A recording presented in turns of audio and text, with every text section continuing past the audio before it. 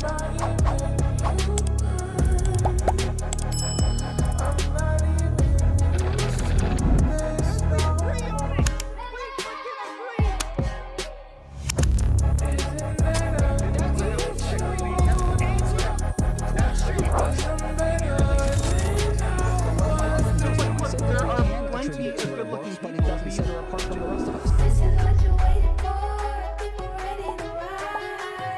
me a break. You can't say the color black without walking on eggshells.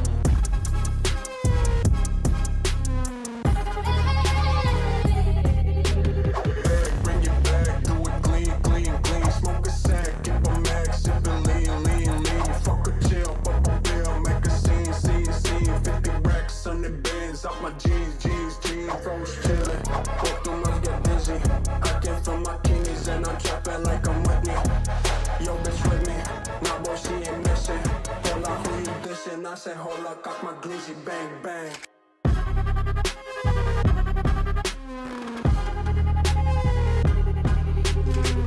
I said, hold up, got my glizzy, bang, bang.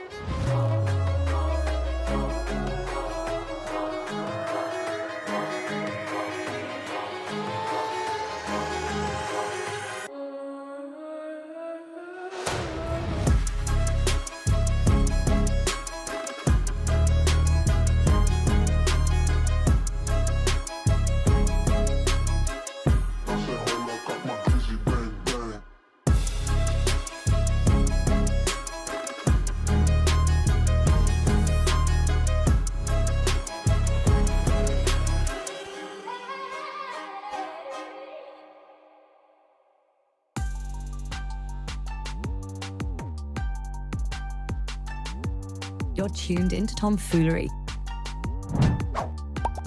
Make sure to hit the thumbs up button and subscribe. And consider donating with super chats, stickers, memberships, or you can even gift memberships to other chatters. Or use the tips link in the description to write a message for TTS that will be read on stream. Hit the like button, or you ain't black. And that's a fact. Jack. Enjoy the show.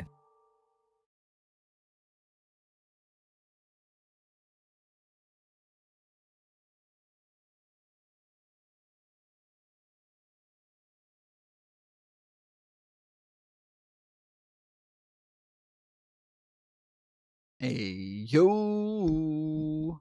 Wicked, wicked. What up, fools?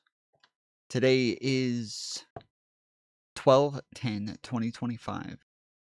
It is 7:50 p.m. Eastern Time here in Atlanta, Georgia. How y'all doing? Of all the different colored like logos and backgrounds and everything that I have, this one is probably my favorite. This is definitely one of my favorite ones. I should probably make a jacket with this fucking mesh as well eventually, because yes, this is definitely one of my favorites. Shofo.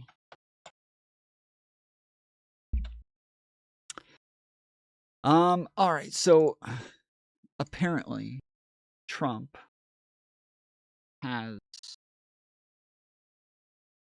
recently seized an oil tanker off the coast of Venezuela. Apparently, their excuse for this is that the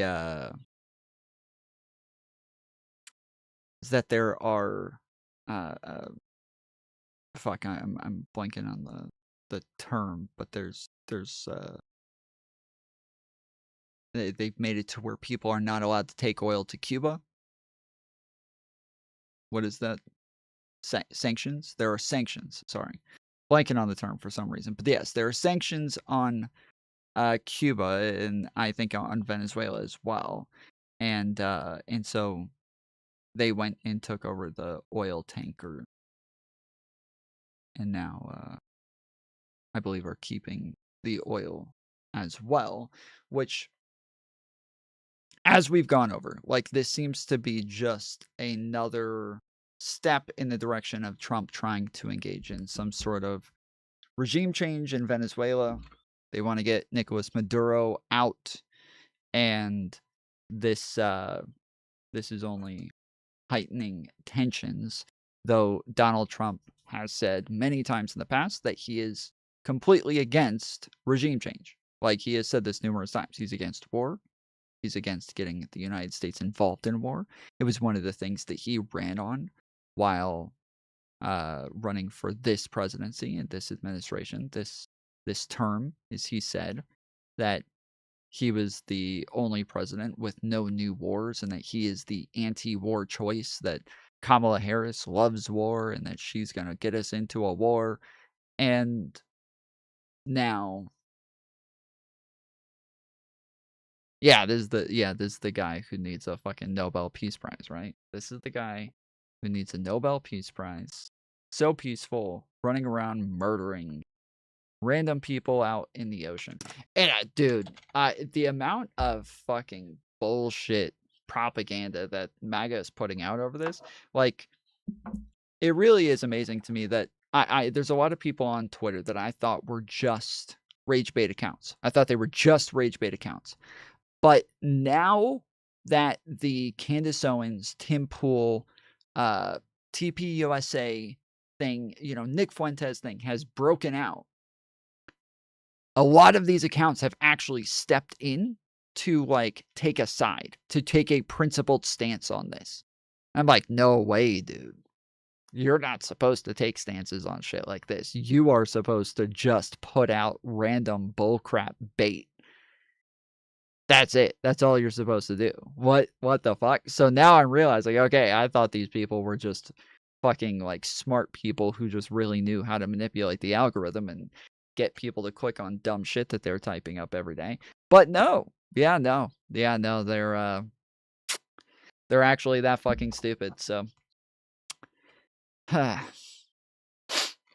right. But yeah, this is one of the videos right here that I came across. Drug smuggling is not terrorism. Even if the boats in the international waters that we are illegally blowing up had drugs on them, it would not justify blowing them up. I fear liberals have lost the plot. I mean, imagine being so against this administration and Donald Trump. You're fighting in favor of drug smugglers. You're fighting in favor of drug smugglers, dude. You're fighting in favor of drug smugglers. Like, this is the best they can come up with every fucking time. Every fucking time. This is the best that they can come up with.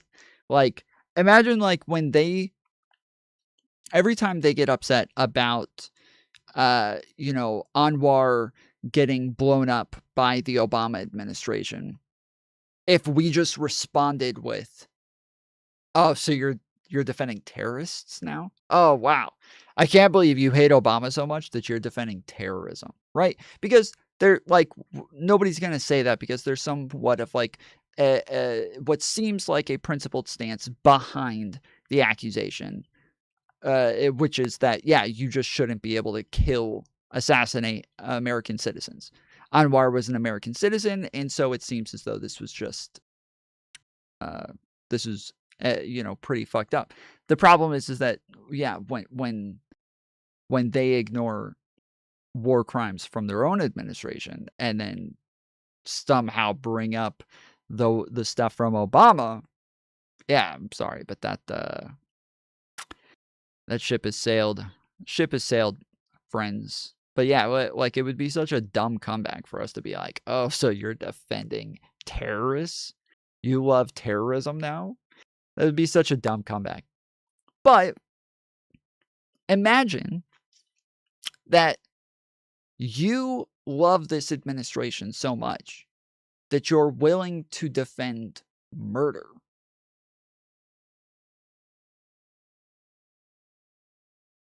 That is actually happening. This isn't a straw man of like, oh, you're willing to defend drug smuggling now. This isn't a straw man. They're actually just defending murder. Like that's all they're doing. They are just defending murder. That's it. That's all it is. It's just defending murder.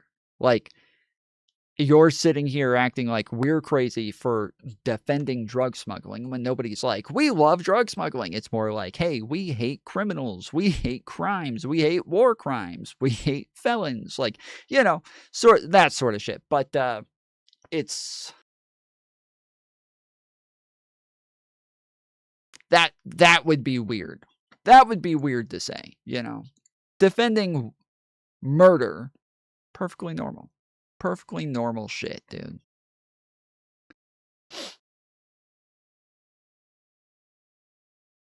You are pro-Israel, so in some ways, you're tacitly a Trump supporter.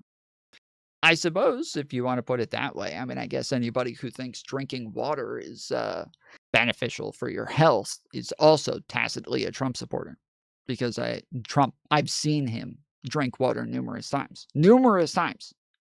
At campaign rallies, at speeches. Lots of times he has a glass, sometimes a water bottle. Sometimes he literally has a nice crystal goblet that he drinks water out of. And so I suppose, yeah, if you think drinking water is, if you agree with drinking water, then you're kind of, you kind of agree with Trump. King tipped $5. The right and Trump, the illegals are trafficking drugs and killing our people. Trump kills people with little to no evidence of drug trafficking, also pardoned the founder of Silk Road and a foreign drug trafficker. The right, cricket emoji, cricket emoji, cricket emoji. Yep. True and true. I mean, look, listen, at least when it comes to drug smugglers, at least when it comes to drug dealers, at least at the end, somebody's getting high. All right? Like, maybe they overdose and die and shit, but they were probably really high when they did, right? Like, at least we get some sort of benefit out of that. Trump's just murdering people and nobody even gets fucking high. So, it's not even the fun kind of death. Bullshit.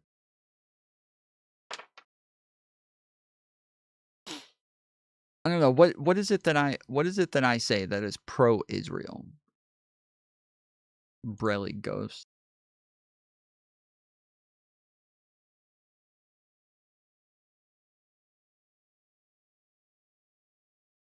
What of my positions would you consider pro-Israel? What up, Juna? You've always been a raging Zionist. Yes, raging.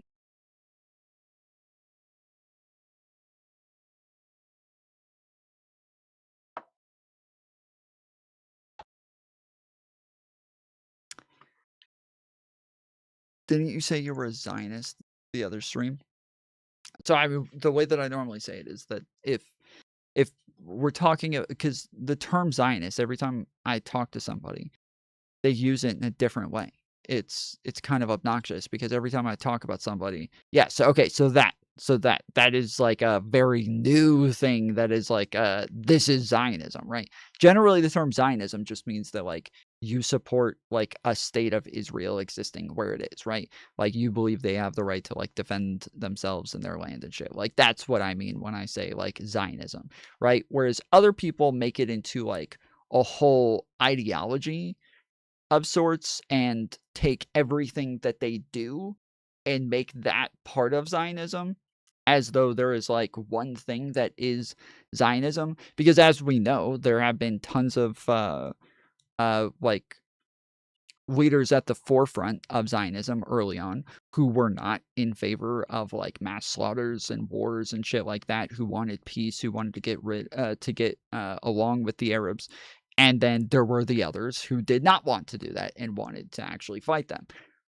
And what people do is they just look at just the ones who wanted to fight, just the ones who wanted to kill everybody, just the ones who had this like more murderous intent. And they say, well, this is Zionism. So, okay, but the other people called themselves Zionists too. They called that Zionism too. And they still call that Zionism today. They still, the ones who are more peaceful, they still consider themselves Zionists. So I totally reject the idea that that is Zionism, right? This is like if we're saying that because historically socialism has had like a bunch of murderous dictators, that socialism is murderous dictators, right? That like being murderous dictators is part of socialism, right? If I said that to a socialist, they would laugh. They would be like, oh, you must be a fucking boomer Republican, right? You just think that just because that's historically been how it works, that's essential to the thing.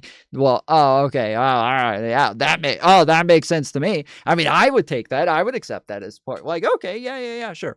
But the same people who are socialists normally are the same people who decide to take what Zionists have done and make that essential to Zionism. And I think, wow, dude, it's a little odd for the same people who reject that sort of thought process to be using that exact same thought process. It's a little odd, a little strange, but I don't know. Who knows?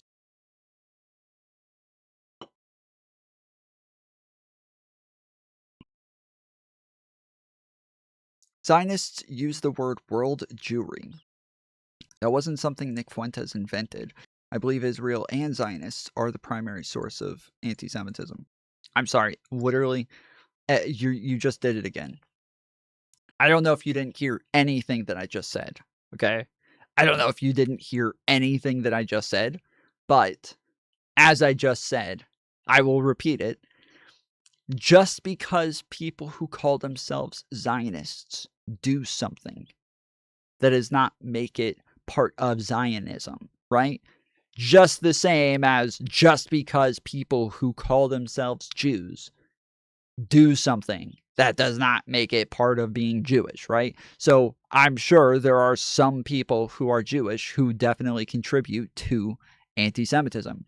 I could name a Mexican who definitely contributes to racist, anti-brown beliefs. His name is Nick Fuentes. So I can name people who do these things, but it doesn't mean anything. Like it doesn't, this is like this is white noise. It's like a MAGA doing Trump apologetics. What is white noise? What logic is white noise? You're using a fallacy as a thought process. I just explained how it's fallacious, and then you call that white noise. Anything that does not just completely 100% agree with the dumb shit that comes out of my mouth is white noise. That's the angle you're using? I've run into this twice this week now. This is something I don't normally run into, but normally if you say like, oh, that's a fallacy, people will either be like, no, it's not fallacious, or they'll be like, oh, okay, I see what you're saying. Okay, yeah, I won't use that argument anymore. But twice in a week now, I got people who are like, oh, that's a fallacy? Puh, I don't care. Who cares? That's dumb. It's dumb to point out fallacies. Like, okay, so you're admitting that you're wrong and illogical, and you're sticking to it. It's a choice.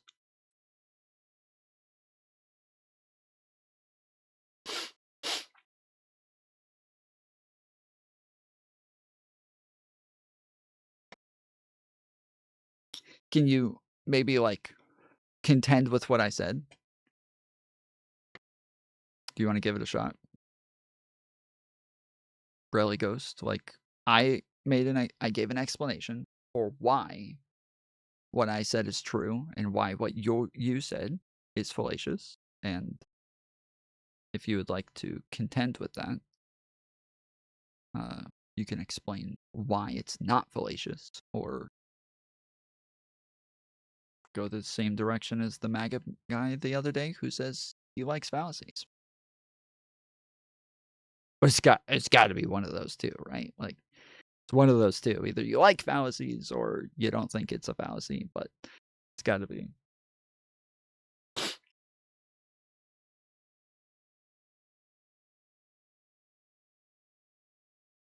President Biden left President Trump with an absolute economic mess. President Trump met with a group of great farmers from around the country and announced $12 billion in relief for them. This is a big deal, and it's also not funded by tax dollars, it's funded by tariffs. Whew, okay. So this just so happens to align with something that I wrote yesterday.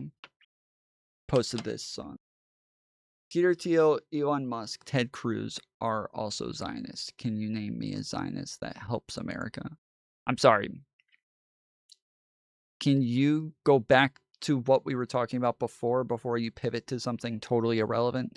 Can you go back to what we were talking about before where it comes to what Zionism is, instead of something that has absolutely nothing to do with what Zionism is? The question was about whether or not I call myself a Zionist. Even somebody in chat said, I don't know if Kevin was joking or not, but they said, you know what we mean. So I'm contending with the idea that Zionism is a genocidal, murderous ideology. Okay, you were joking. Okay. So I gave that contention, and then instead of you engaging with what it is that I said, you pivoted to whether or not Zionists help America. That's, I don't know how that's relevant in the least, but so you're not a Zionist. Are you confused by what I said, Brelly? If you're confused, I will re-explain it. If you can just ask me to re-explain it, or say you weren't listening, or that you don't understand the words or whatever. Like, just say it. But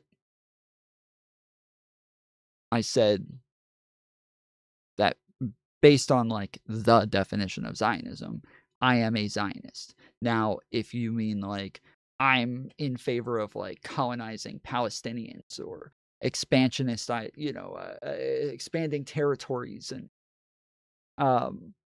like all, no, like I'm not in favor of those things. But am I saying, as I said, like if I call myself a Zionist, I'm saying that like they have the right to exist and that like they're allowed to defend themselves and shit like that. That yes, in this sense, I am a Zionist. But that when people try keeping genocide as part of the definition of Zionism, that literally doesn't make sense. I explained why it doesn't make sense. So I don't know which direction you want to go here, but try to keep it on topic. try to keep it within the realm of making sense.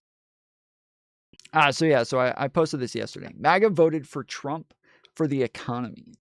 U.S. GDP growth has slowed significantly, with quarter one going negative 0.6 points, or 0.6%, and the year being down around 1% less due to tariffs and labor shortages. The initial projection for job growth was 78 million for the next 5 years and has dropped to 5 million for the next 10 years. Can you imagine? Job growth was supposed to be 78 million over 5 years and is now 5 million for 10 years.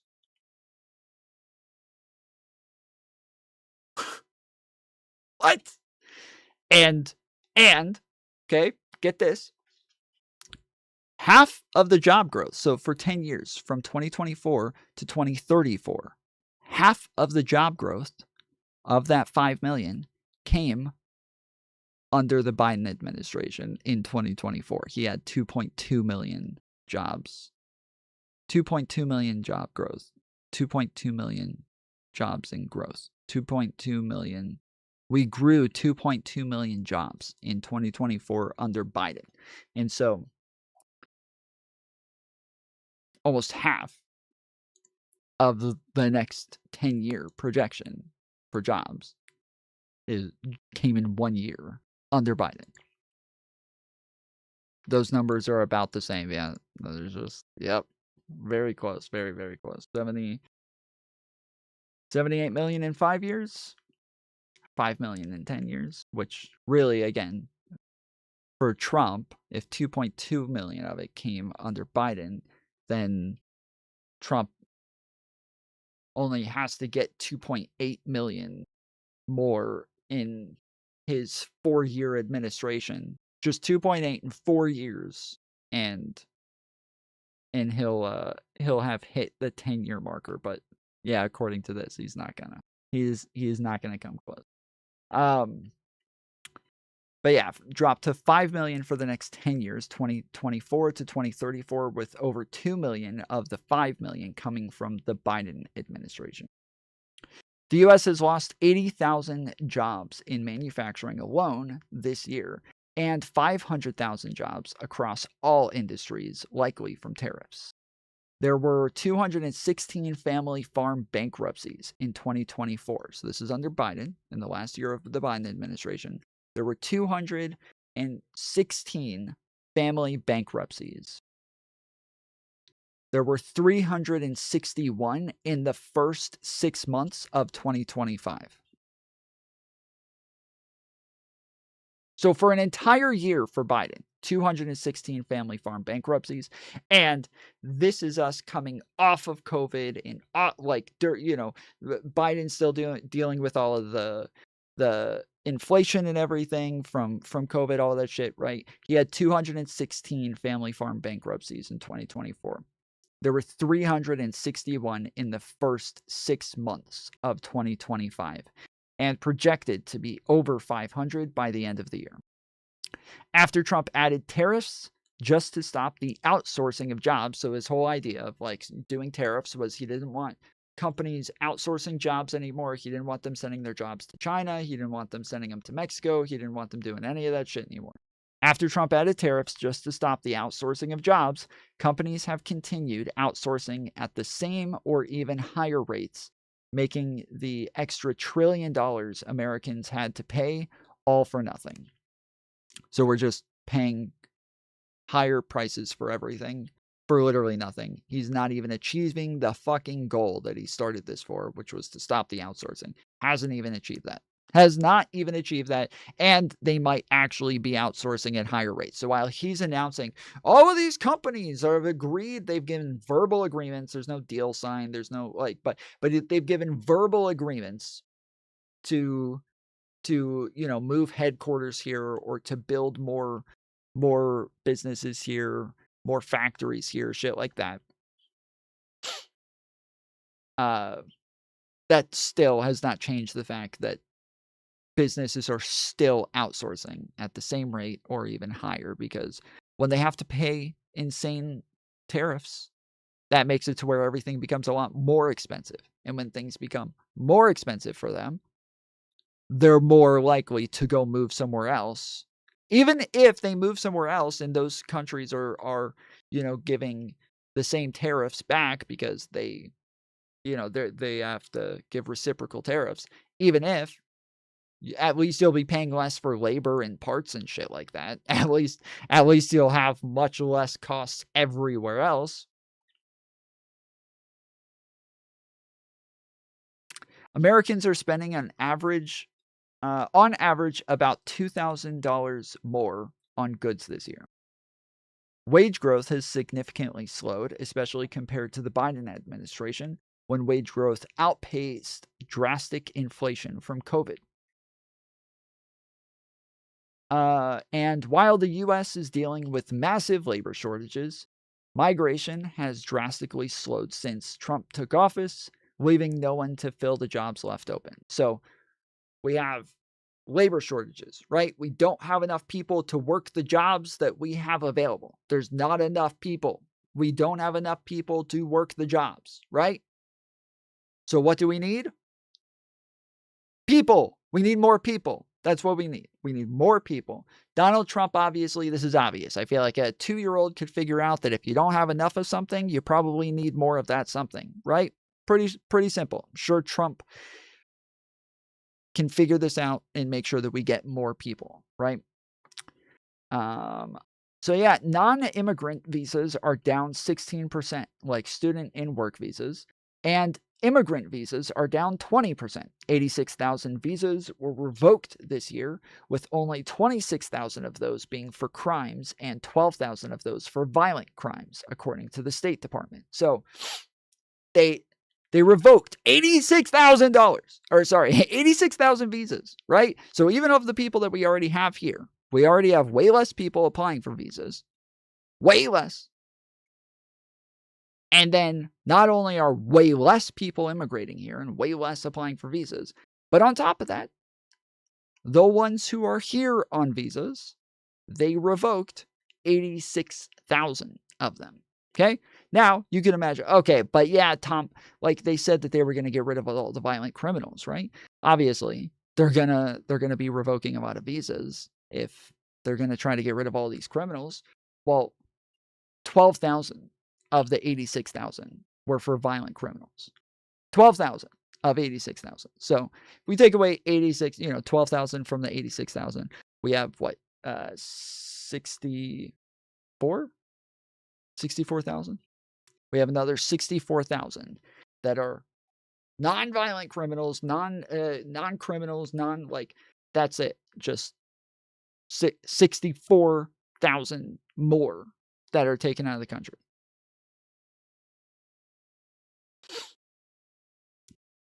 The Trump administration has also said they are reviewing green cards and people with temporary protective status, plus ending parole for refugees and asylum holders, potentially adding over 1 million more removals of workers from the country. So we don't have an exact number on how many have left due to them ending TPS, them revoking refugee status and revoking asylum statuses. We don't have the numbers on this, so we don't know. But we do know that they have said that they are reviewing millions of these. So yeah, they could end up with up to 1 million more. So we are.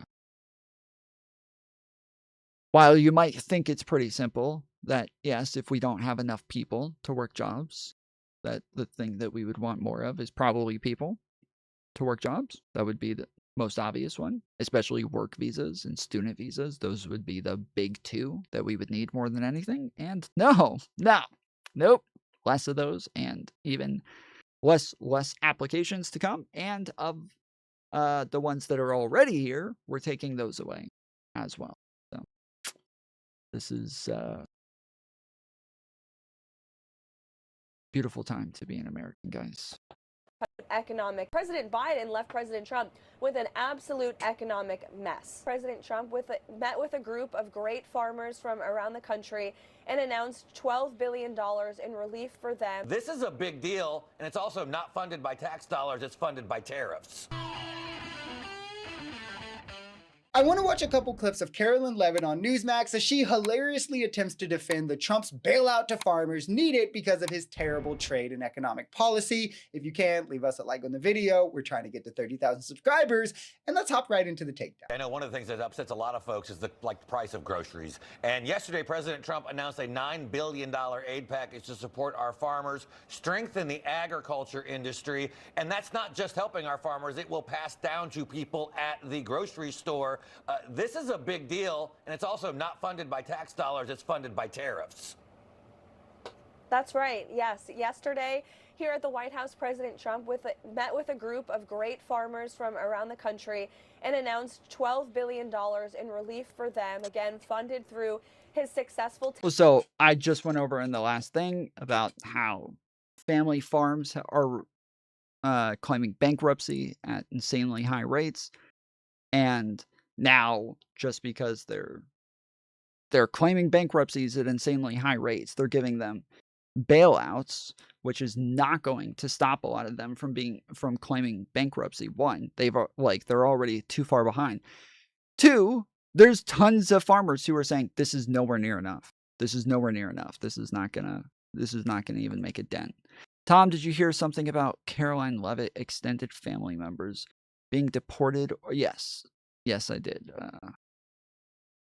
I did hear this. I don't know if it's true. I have not looked into it. I did see the video of her nephew's mom getting pulled over kind of out of nowhere, but I don't know if it's actually her nephew's mom. I don't know. I'm not sure.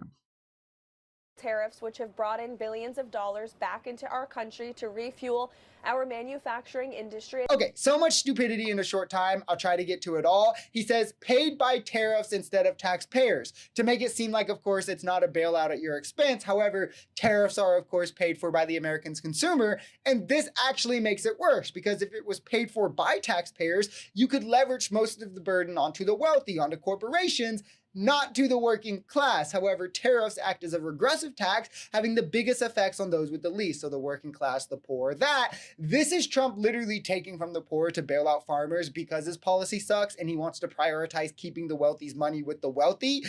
Then she says what tariffs were successful in like booming the manufacturing. Manufacturing is down. We had 3 or 4 consecutive months of manufacturing job loss under Donald Trump, the worst numbers since I think COVID. I don't know what that could even mean. Another huge win for our farmers following his successful meeting with President Xi in South Korea, where Trump convinced President Xi to continue purchasing or begin purchasing again American soybeans, which is something China wasn't doing under the last administration because they had no respect for our President Biden or for the country at the time. But now they know President Trump is not messing around. He's going to stand up for American farmers and American families. And so those purchases have begun. It's funny because China is promising to buy 12 million metric tons of soybeans from the US. Again, promised. But even that, like if they do it, is only half of the typical annual volume. It still leaves farmers struggling with soaring prices for things like fertilizer, repair parts, or even seed. They're still just going to be going to these markets breaking even or hoping to. It's also, of course, well under what we were seeing regularly under Biden, of whom they're unanimously trying to blame for this issue. I guess every single problem ever tracks. Yeah, you can see. They said in the beginning that this is that Biden left them with this issue, but you can see so we have 2018 under Trump. He imposes his tariffs in his first administration, drops down 2018. Then 2020, we got Biden back in. We're back up. We're back, baby. And then by 2024, we have another drop off a fucking cliff. So, yeah, sorry, but definitely not the Biden administration. Definitely not Biden's fault. Whom they're unanimously trying to blame for this issue. I guess every single problem ever tracks back to Joe Biden somehow. Not a single problem is actually their fault or something they fail to properly address. It sounds almost unbelievable, huh? Gas prices are at their lowest point right now than they have been in 5 years, and we do expect them to continue to decline as long as President Trump is here to drill baby. Well, it's okay. It's let's see.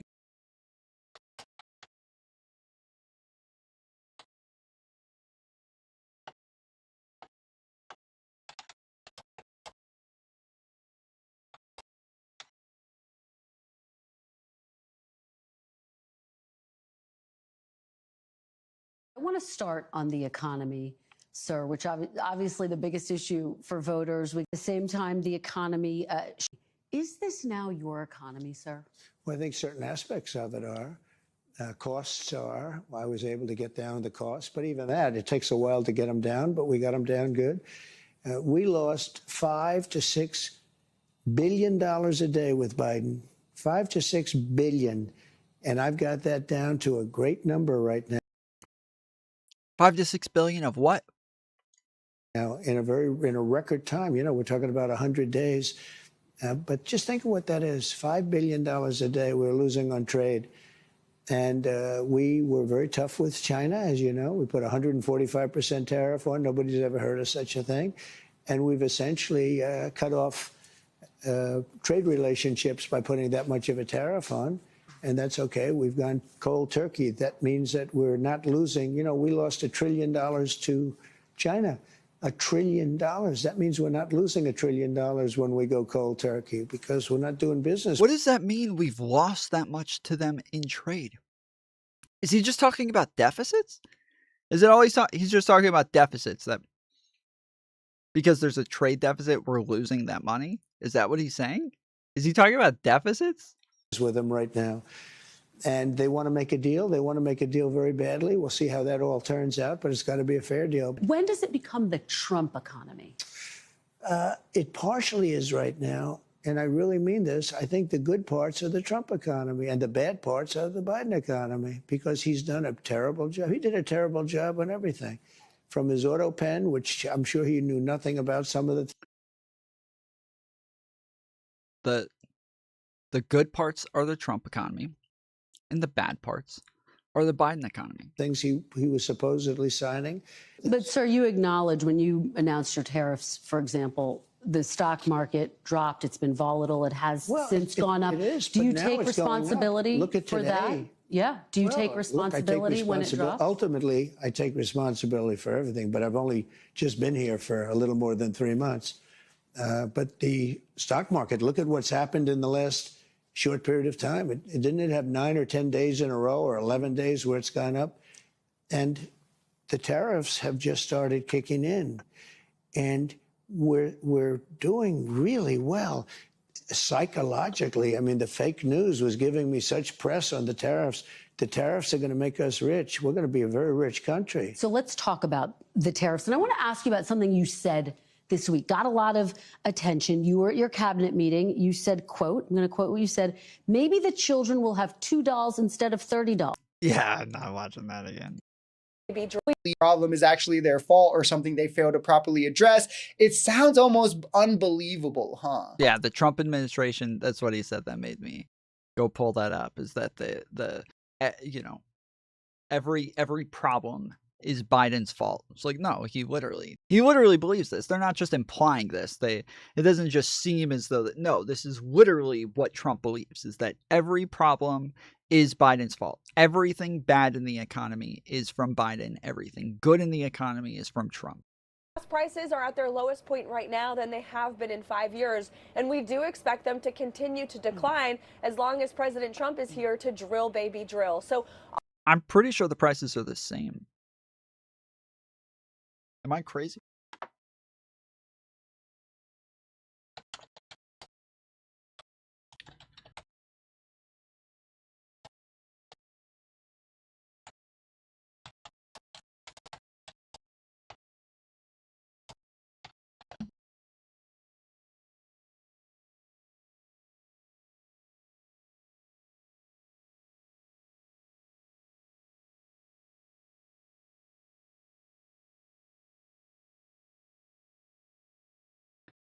I want to click on this, but I know Statista will block the image as soon as I click on it and make it to where I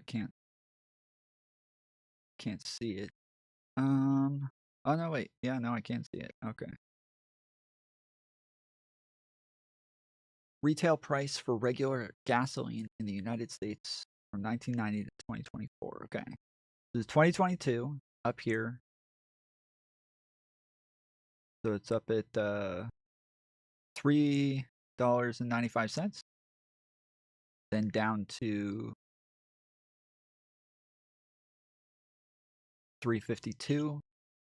2024, $3.30. Okay, I think it's probably around like $3.10 right now, I would imagine.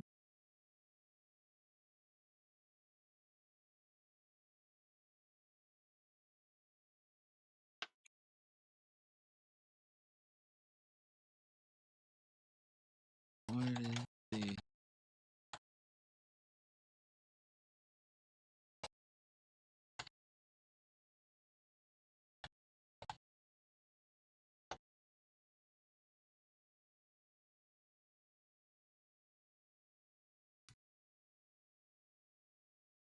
current for regulars? $2.78. Okay, yeah, no, it is pretty far down.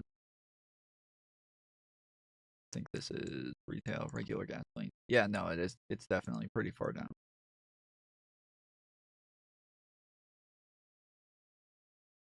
Yeah, $2.78.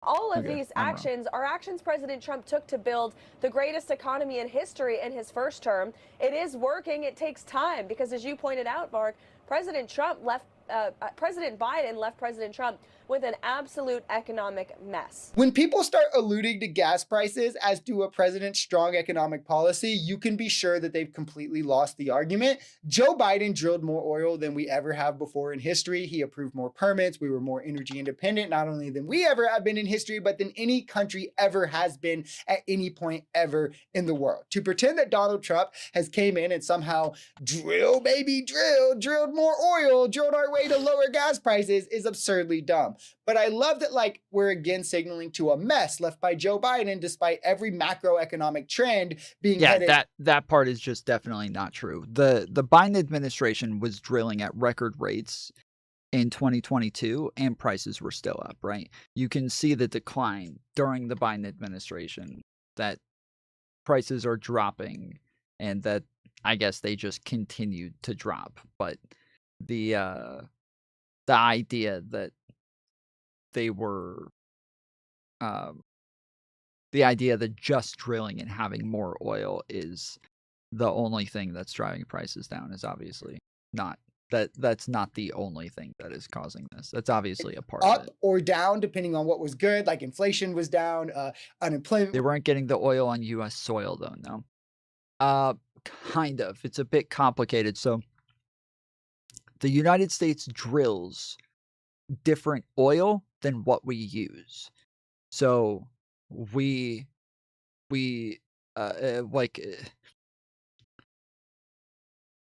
yeah, we drill different types of oil than what it is that we use. And so we trade our oil with other countries who use our type of oil, and then they give us their oil that we use. And that's why, like, Canada is like one of the biggest providers of oil, is because yes, we are trading a large percentage of our oil to other countries because we don't really use, I forget what it's called, like dark hard oil or something like that. But yeah, so the oil that we use, we did not drill, but we use shale, and then we don't use crude, I believe. And so we trade crude oil for shale, I believe is what it is.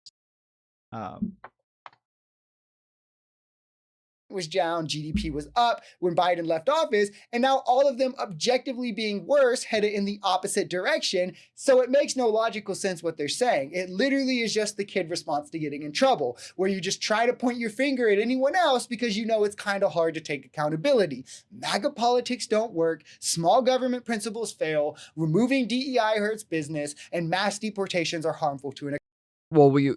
Well, that's the point, is that we get oil from other countries and then we refine it, but our refineries don't refine the type of oil that we drill. So that is our problem, is that our refineries are not made to refine the type of oil that we drill. So other countries send us their oil, and we refine that. Whereas the oil that we drill that we don't refine, we send it to other countries that does refine that sort of oil. So, yeah.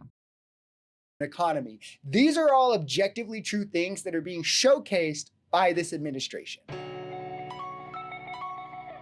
Okay. Yeah, I don't know who this is. I just I saw their video and clicked on it. Thought it looked interesting. Wanted to see what it was, what it do, what it is.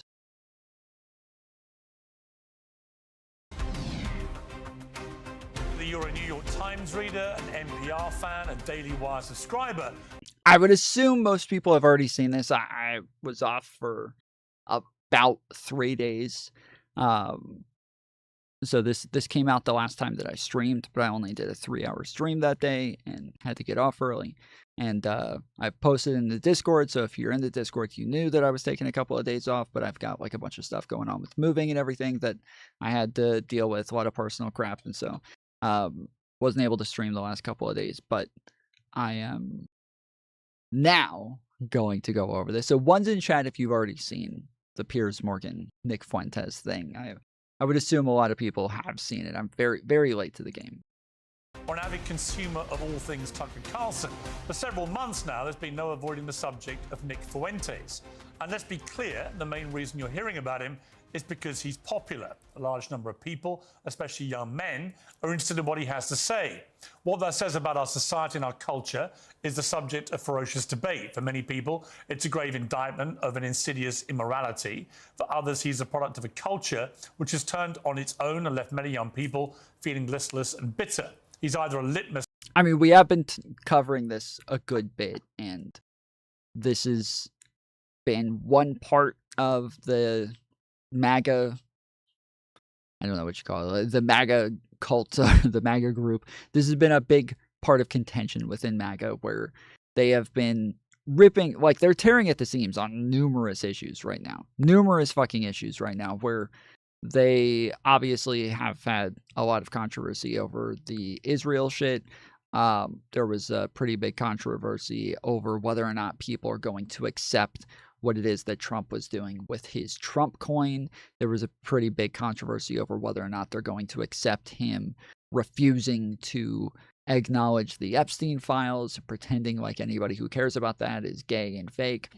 Then there's the Charlie Kirk thing with Candace Owens, where she's saying that Charlie Kirk was killed by TPUSA, and that now there's a lot of people who are upset with this, and then that has turned into a beef. Aram Sound tipped $10. Stop pretending you have a life outside that room. True. True that. Thank you, Aaron. My bad. I will not leave you guys again. I'm sorry. I love you. But yes, that has turned into a beef between Candace Owens and Tim Pool, who are now, at each other's throats, and people are taking sides over that issue now. So yes, it has been a lot. It has been a lot of beefing in the cult. It is they don't know which direction to go. And as I've said, like Candace Owens is, this is just where MAGA leads. When somebody like Trump comes around and he tells everybody not to trust institutions, not to trust the experts, not to trust the authorities, and then he gets to make up anything he wants. Well, now other people also get to make up whatever they want. Now, other people also get to just say random bullshit. Not just Trump. Tons of people. They can all just start saying random bullshit, and now everybody in MAGA will start to believe whatever it is they're saying, as long as they're saying that, like, this goes against the official narrative. This goes against the authorities. This goes against the deep state. This is, they'll start to buy into that shit because this is what they built. Is just a bunch of brainless retards who don't know how to assess information. They just believe what it is that they're told from somebody that they trust. That's that. So this is exactly what it is that they asked for. And I don't know if you guys have seen, but the shit with Candace Owens and Tim Pool has been getting heated. Tim Pool had a very long rant a couple days ago about how Candace Owens is a cunt and shit like that.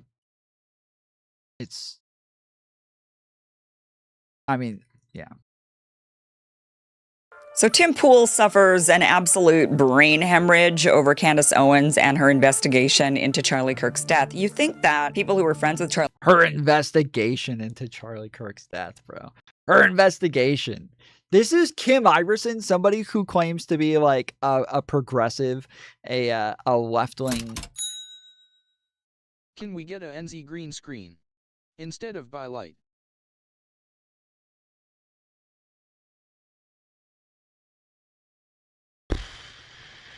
Maybe. It is one of the possibilities. I probably wasn't gonna do like blue and pink lights again, but I'm not sure. We'll see. It just depends on like what my setup is like and what the possibilities are. I got to get there first and be able to kind of assess what I'm able to do before I before I make any commitments. But that is definitely one of the possibilities, is just using a green screen instead. We talked about this the other day, so yeah. But thank you to good sir Short Stack the Goblin for $2.14. My man. W's in chat. Charlie Kirk would actually want to see... Yeah, anyways, this is Kim Iverson. She claims to be a left-leaning progressive and somehow is always defending the most ridiculous nut jobs on the right. Always, always, always. So she calls what Candace Owens is doing with Charlie Kirk an investigation. So Tim Pool suffers an absolute brain hemorrhage over Candace Owens and her investigation into Charlie Kirk's death. You think that people who were friends with Charlie Kirk would actually want to see a full investigation and not just buy the official narrative where there was really no investigation, but instead it's fractured the right, and people like Tim Pool are having an absolute meltdown saying that she's ruining everything and it's going to be all her fault when Republicans lose in the midterms. If the Republicans lose in the midterms, I believe that Candace Owens is wholly responsible. She is a fucking scumbag, okay? And she's getting worse every day. And she crossed the line. She continually crosses the line every day. At a certain point, I'm like, holy shit. We're gonna lose the midterms. We're gonna lose the midterms, then we're gonna lose in 2028, and it's because she's a piece of shit. She says the stupidest crap, and now everybody's running around divided and broken. Where do we begin with this one? He's saying, oh, Candace Owens is to blame, essentially, for the failures of the Republican Party. That it's not all of the failures that have happened since Trump has been elected. People elected Trump hoping for change, right? They didn't want any more regime change wars. What did they get? More regime change wars. They wanted truth and transparency. What did they get? A bunch of lies and cover-ups. They wanted the Epstein files. What did they get? Now Trump's saying it's a hoax. It's a hoax. It's a Democrat hoax. More of the same. More of the same. And actually, more of the same and even amplified. They wanted to see the end of America's endless wars and support for Israel, and instead, what did we get? Complete support for Israel. It became more and more obvious that our politicians, including Trump himself, are... Bro, nobody voted for Trump thinking that they were going to get less support for Israel. Nobody voted for Trump thinking that there was going to be less support for Israel. Nobody. Okay? Nobody voted for Trump thinking Trump is going to be the one who's going to have less support for Israel. Nobody thought that, okay? Trump ran saying that he was the best president in history for Israel, okay? This was his claim. This was part of his campaign, was that he was the best president for Jews, okay? Nobody thought that this guy was going to be anti-Israel or move away from Israel. This is part of why he wanted people to vote for him, is because he was going to be the best for Israel. are bought off by the Israelis. Here's Tim Pool thinking that, no, it's just Candace Owens. Yes, he is the one who moved the embassy to Jerusalem. Correct. Questioning why Turning Point isn't doing an investigation into the death of their best friend. And he's sitting there saying that is what's tearing the right apart. It doesn't have anything to do with just the absolute and utter failures of the Trump administration, people not getting at all what they voted for. You cannot blame the voting population. Voters actually voted for change. Trump just didn't deliver it. He has instead done the exact opposite. But oh, no, it's Candace Owens' fault. Tim Pool has ended Yep. Kim Iverson. Fucking nut. up making sure that he colors within the lines. Support for Netanyahu, meeting with Netanyahu in secret meetings, and supporting the official FBI narrative of I don't think he's ever shown support for Netanyahu. I don't know where the fuck she got that from. He did go to a meeting with Netanyahu. I don't know that he ever supported Netanyahu, but for somebody like her, I guess that's the same thing. If you're going to call what Candace Owens is doing an investigation, you're probably not going to understand the difference between supporting Netanyahu and going to a meeting with Netanyahu. Charlie Kirk's assassination when absolutely none of it makes any sense. That is why you're losing the midterms, because of people like you. So Tim Pool. Yep. I can't believe that she's actually like supporting this at all. But Nick, part of why Tim is saying that he's like super upset about this is because he said that he got shot at, right? He says he got shot at, or his house got shot at, that they have a bullet in the kitchen that came through the window or something like that. And he says that he got shot at. Apparently, this is the second time that he's claimed that his house has gotten shot at. No, he said there were shots in his property. No, he has said that his house got shot at. And he said that he thinks it was because of Candace Owens. He thinks that she was the cause of this, that because she kept claiming that he was like benefiting from Charlie Kirk's death. That was part of his rant there, is that she put him on the thumbnail and the title says who benefited most from Charlie's death. He thinks that that is part of why somebody may have taken a shot at him. This did pop up though. Yes, this is Deputy Hutchinson from Jefferson County Sheriff's Office. Yeah, hi. What can I help you with, sir? So my name is Adam. I go by Adam the Angler online. I run like a very small content creator, accounts on like X and YouTube and whatnot. Anyways, Tim Pool had put out a post on X on December 6th around 8 a.m. saying that there was a... He only changed it to he got shot at when twisting her words into a straw man he could deny.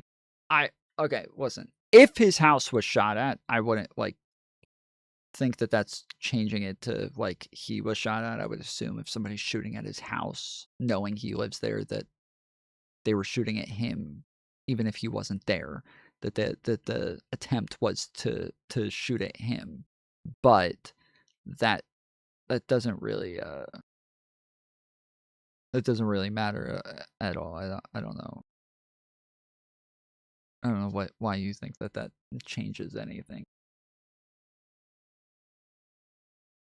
Shooting that took place at his compound, I guess, his residence / business.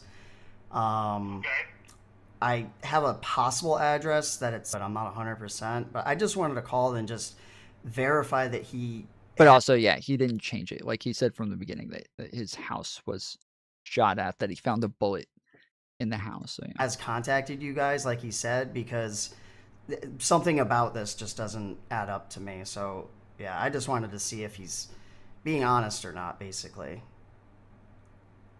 I mean, the only shooting I'm aware of is the murder that we had up on the mountain last month. I'm not aware of any other shootings. Okay, yeah, no one would have been hurt necessarily. He said in his post that it happened around 1 a.m. on the 6th of December, saying that someone approached his property and allegedly fired 3 shots. I mean, this is what I said initially. I was like, if this actually happened, the first thing that I would have done if I was him would be to call the news. And I haven't seen any actual news agencies report on this. He just posted it on Twitter saying that it happened. But then I did see Fox News report on it. So then I thought, oh, okay, so maybe they are reporting that it did happen. They said that, like, they didn't just say that, like, there was a claim that it happened or that Tim says it happened. No, they said, like, that his house was shot at. But it seems as though Fox just did not actually look into it at all, because the thing is that there's no like evidence that he filed a police report or anything. Like, there's no evidence of anything. So I don't know why the fuck Fox News just ran with a fucking story without any evidence. But no verification. It is what it is. But then he said that, what's that? What's his name? Tim Pool. He's like a fairly large content creator. He covers a lot of like geopolitics and whatnot. Okay. And so I believe he lives within your jurisdiction, as far as I can tell. So I just Yeah, like. so there are no calls associated with him. And a report was taken. So. I'm sorry. What? Say that again. You said a report was taken. I said I just ran his name in local. So if there had been if he had reported a shooting that we responded to in Jefferson County, it would have shown up in my system. And when I just ran his name, there's no calls associated with the shooting. Yeah, there's nothing for shootings or. And when I run his address, there's nothing coming up for it. So this is a little confusing because he says two things. So the cop says at one point, nothing comes up, at least for shootings. So it makes it sound like, okay, so there's stuff there for Tim Pool, just not for shootings, which means that he did get the right, like, jurisdiction. He did get the right county. He did call the right place, and that they at least have something on his name. It sounds like there's reports from him, just not specifically for a shooting. But then right after he says nothing is coming up for him. So okay, well now it sounds like there's literally nothing. Which one is it? Is there something there, just not that? Or is there nothing there under his name? Which one? Huh. Well, okay. I appreciate that. We'll see if he produces something more on this alleged shooting. Because he's literally put nothing out other than saying there was a shooting and that he was in contact with police. And I've called you guys. You haven't heard of anything. And I even just talked to an officer with the Harvest Ferry PD and the incorporated city part or town part, and they said they didn't have one either. So I'm starting to lean towards this might be a hoax.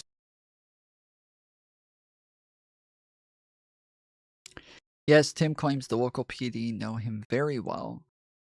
They would know exactly who he's talking about just by his name. He had more than one address in that area, if I remember correctly. Maybe, yeah, because it seems as though like he has been swatted a couple of times, and so, but I also know I am fairly positive in it, like his actual studio is also his house. Like, tons of people who have been there have talked about the fact that when they go in there, like, this is his house. It's a whole fucking compound that he has, like, everybody who was part of the show, like the producers and the co-hosts they all have rooms there that, they got their skate park. They got, like, massive amounts of security and shit there. Like, it is like a massive, like, bunker compound that exists. And so I'm pretty sure that, like, all of this Tim versus Timothy, well, that's what I was wondering too, but I would assume the cop would have thought of that. I'm assuming the cop would have thought of that and searched both, but yeah.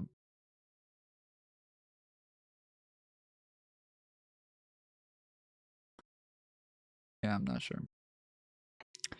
So yeah, so apparently he's claiming that this is because of Candace Owens, and this has been, there's been people kind of all over the place taking sides over this entire thing. Obviously, Candace is a fucking nut job, and I don't I don't know where to, like everything that she's put out has been pretty much bullshit. Like pretty much across the board, it's been bullshit. So as you power, scared that she'll put you on her thumbnail and claim you benefited from Charlie Kirk's assassination, which he's doing to me right now. Yeah, that was the... I'm done with these people. She has security, just not on the level of you. Oh, yeah, the one fat guy you mentioned with no wall and no barrier in a suburban neighborhood with neighbors shouldn't give two no one's out for her. She's lying about all of this. You told me you went to her house and... Yeah, like I agree with everything that Tim's saying here about Candace. Like I agree with him across the board. I think he's correct. But he is so fucking theatrical. Oh my goodness, dude. He is so overly performative and soy about this thing that like, damn, bro, just like, I don't know, being normal for a minute. Like, but normally if this wasn't like a thing that he ever did before, I would think, okay, well, if he was shot at, like it would make sense that he would act this way. The problem is that he gets this way over other things. Like he screamed and yelled at other people about like them being fascists because he didn't know anything about the January 6th shit and was proven wrong like 5 minutes later and refused to apologize. So like I just yeah, I don't know. I think that he's like essentially the narrative that he's running with, or the essence of what he's saying is true. I agree with him. He's just such a fucking douche, bro. And she's got a 4-foot wall and one fat guy, and she doesn't give a about her security. Meanwhile, I get bullets fired at my property, and I have to go live in the middle of nowhere. And I got strangers coming up to my house in Maryland, breaking in. I got people showing up and beating up the residents who try to live there. How the am I even supposed to sell this property? So there's a lot to unpack there. First and foremost, what you are seeing right there is not a display of testosterone. Men that speak to women like this are not tough guys, okay? What you are... Men who speak to women like this. Holy shit, dude. She is the most manipulative fucking cunt of all time, bro. She is the most manipulative piece of shit. When he first had this like whole rant and everything, and it started to go viral on Twitter a couple of days ago, she quote tweeted it on Twitter and said, guys, I am not going to use this as a internet political moment or a gotcha. Okay. I can, she said like everybody can tell that he has a lot going on right now and that there's something not right with him. It's hard running a business and he seems to be under a lot of stress. So I think we should all just pray for him. Holy shit, dude. Holy shit. You are the most manipulative fucking loser, dude. What the fuck? Like that's seriously, you're going to say where you quote tweet the video, you quote tweet it and then say, I'm not going to use this as a gotcha moment as you sit there pretending to be the bigger person, right?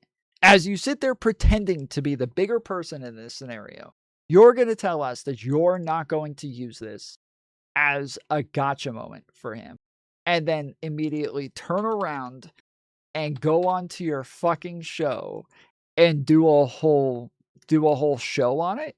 Like you're not going to use it. You're not going to do it.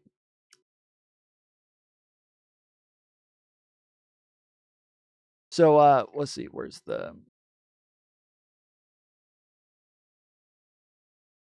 Yeah, here it is. So this is from Candace Owens. She quote tweets the video. Remember, she quote tweets the fucking video and says, he is genuinely not well right now. I wouldn't turn this into a cheap internet moment.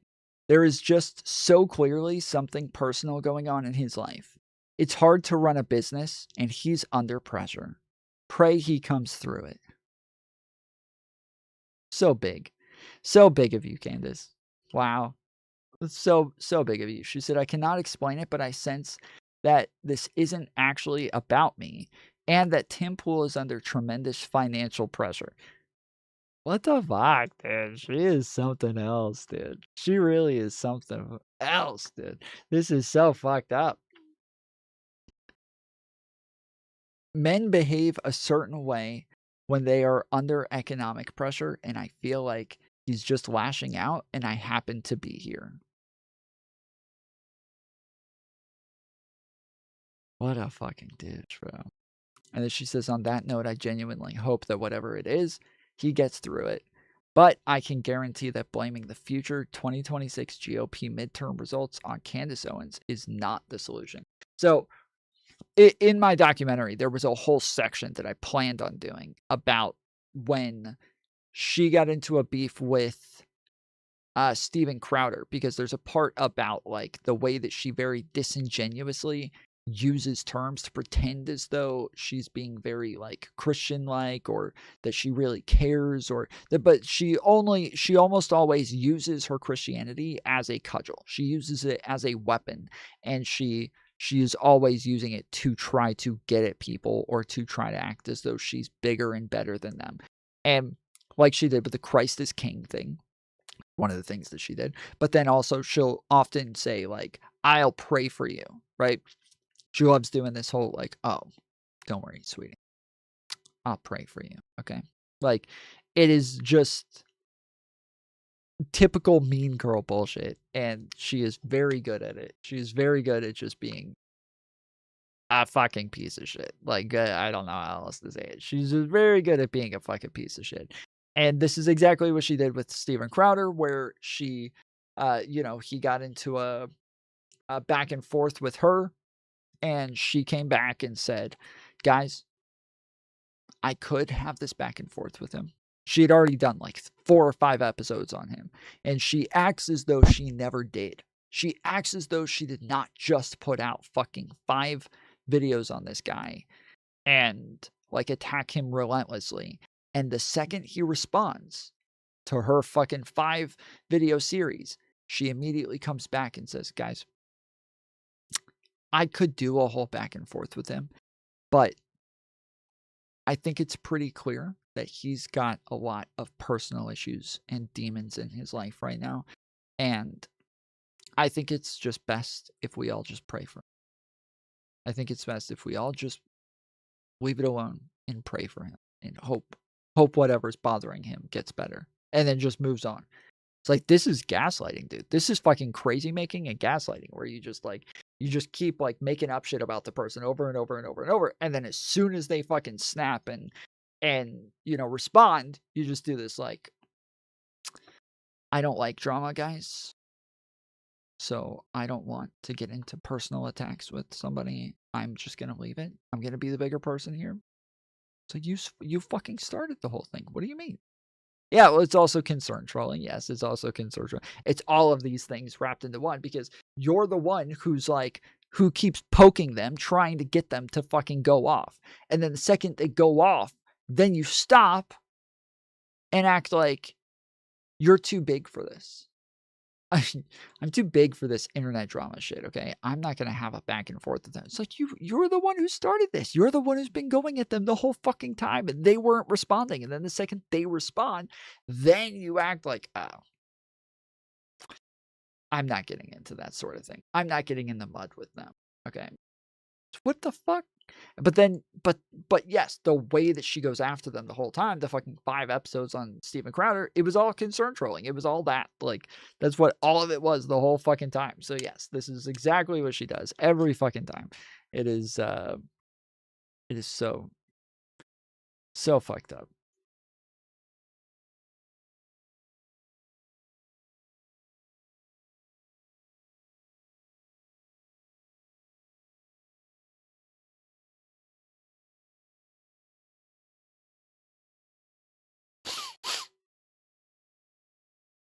Tim Pool said, he posted a bunch of stuff about Candace Owens. It says, Antunes said, Candace Owens' new video, Who Benefited from Charlie Kirk's Assassination? Meanwhile, her last 20 videos with millions of views, each all about Charlie. Huh. Interesting. Because this is like this is the major like attack against her, is that she's just trying to benefit off of Charlie Kirk's death and turning it into a big conspiracy theory so that she can benefit off of it. And she has, like, this is undeniable. She has definitely benefited off of this. She has gained millions and millions of views off this. Lots of controversy. Everybody's talking about her.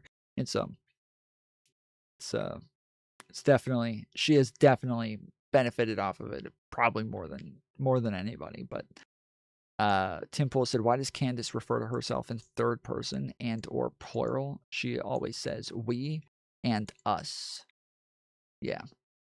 Yep. Well, she does when she says, like, we looked into this, we vetted this, shit like that, which, yeah, she does say that. So,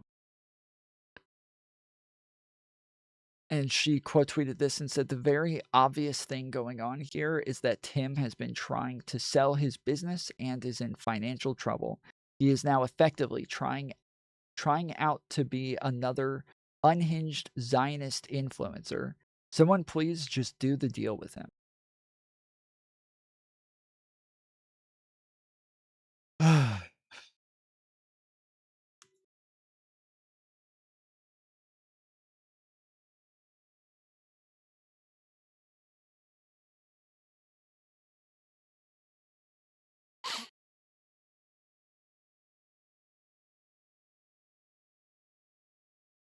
So yeah, this is all strange as fuck. But Tucker Carlson recently did a interview with I can't remember this motherfucker's name, but this guy, whatever the fuck his name is, Theo Vaughn, and apparently said something that people thought was controversial. So Who was Charlie Kirk? Yep. Oh, Yep. really? Oh, yeah.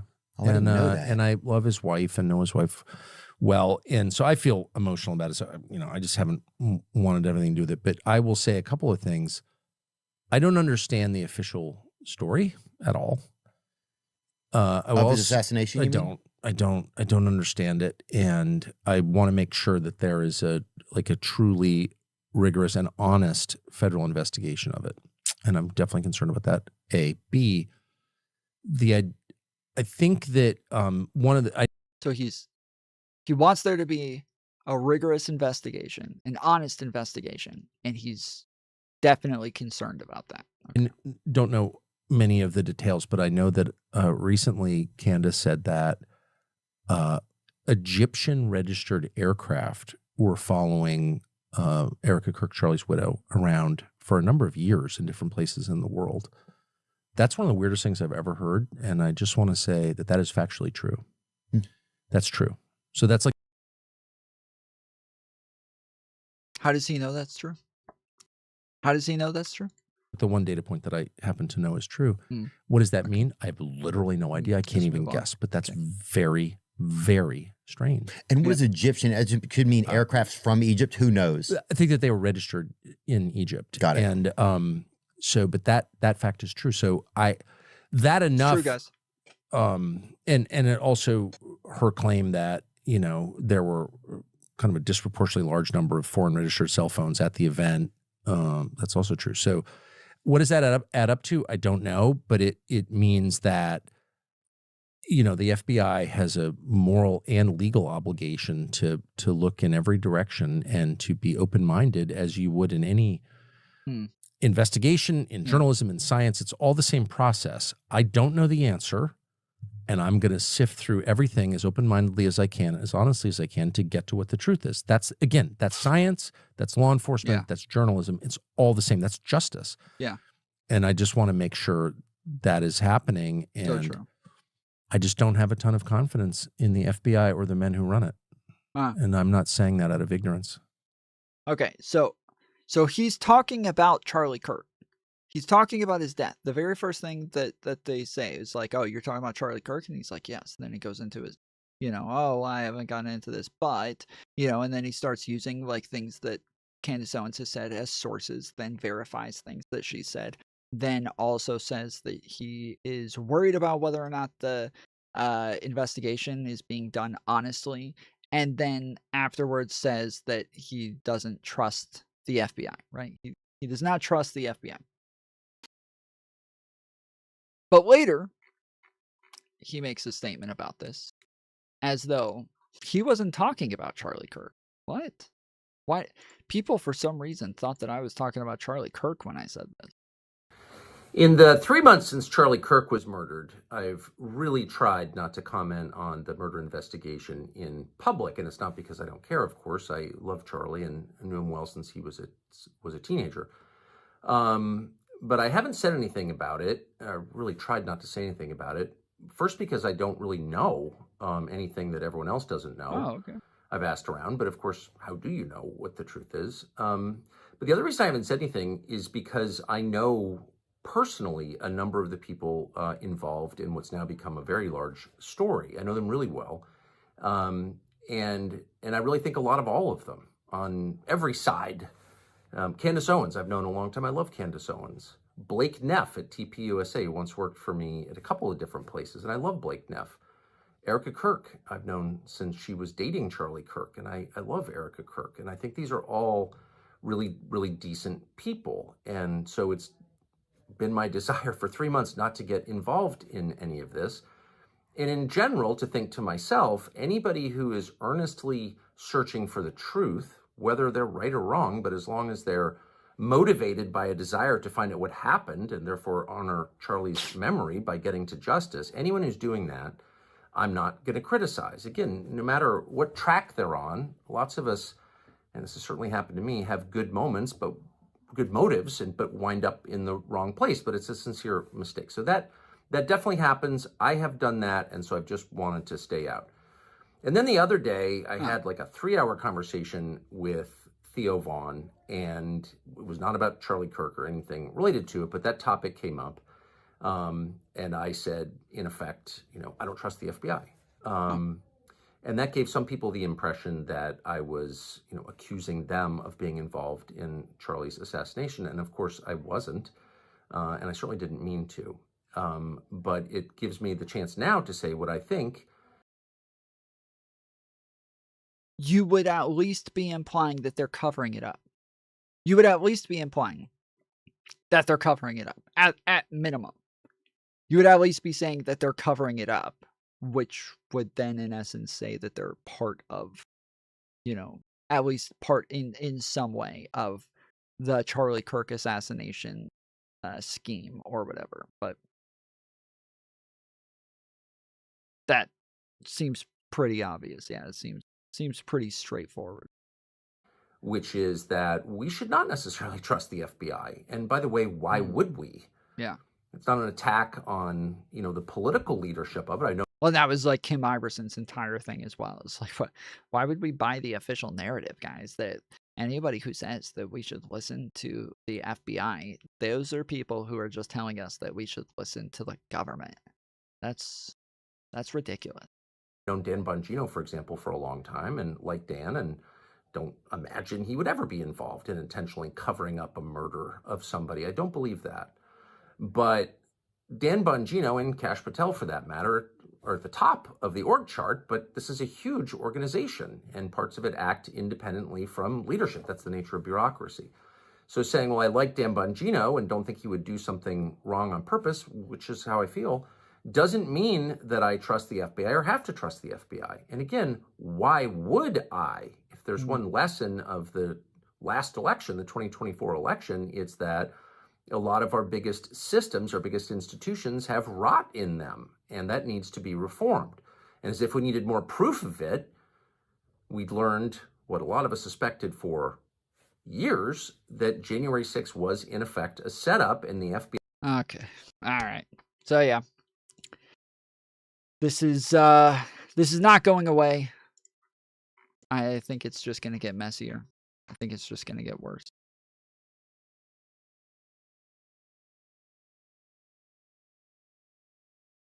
Come after me, call me names, I don't care.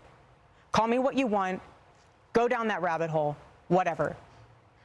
But when you go after my family, my Turning Point USA family, my Charlie Kirk Show family, when you go after the people that I love, and you're making hundreds and thousands of dollars every single episode going after the people that I love because somehow they're in on this, no.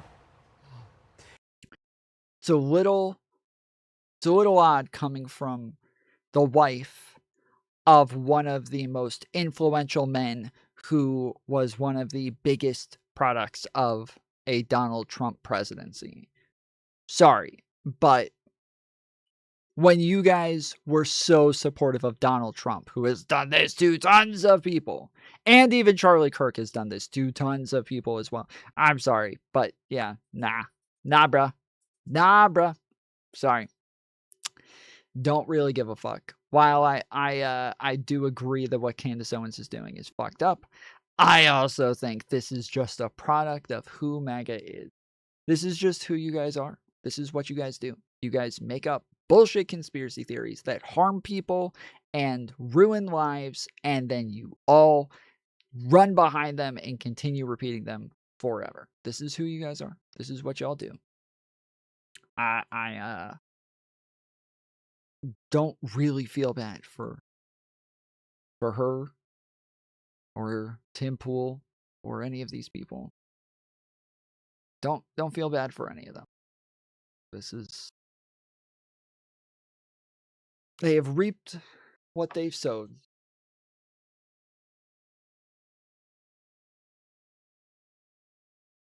All right, let's get to the interview. I got to change my shirt real quick, so I'll hit play and be right back.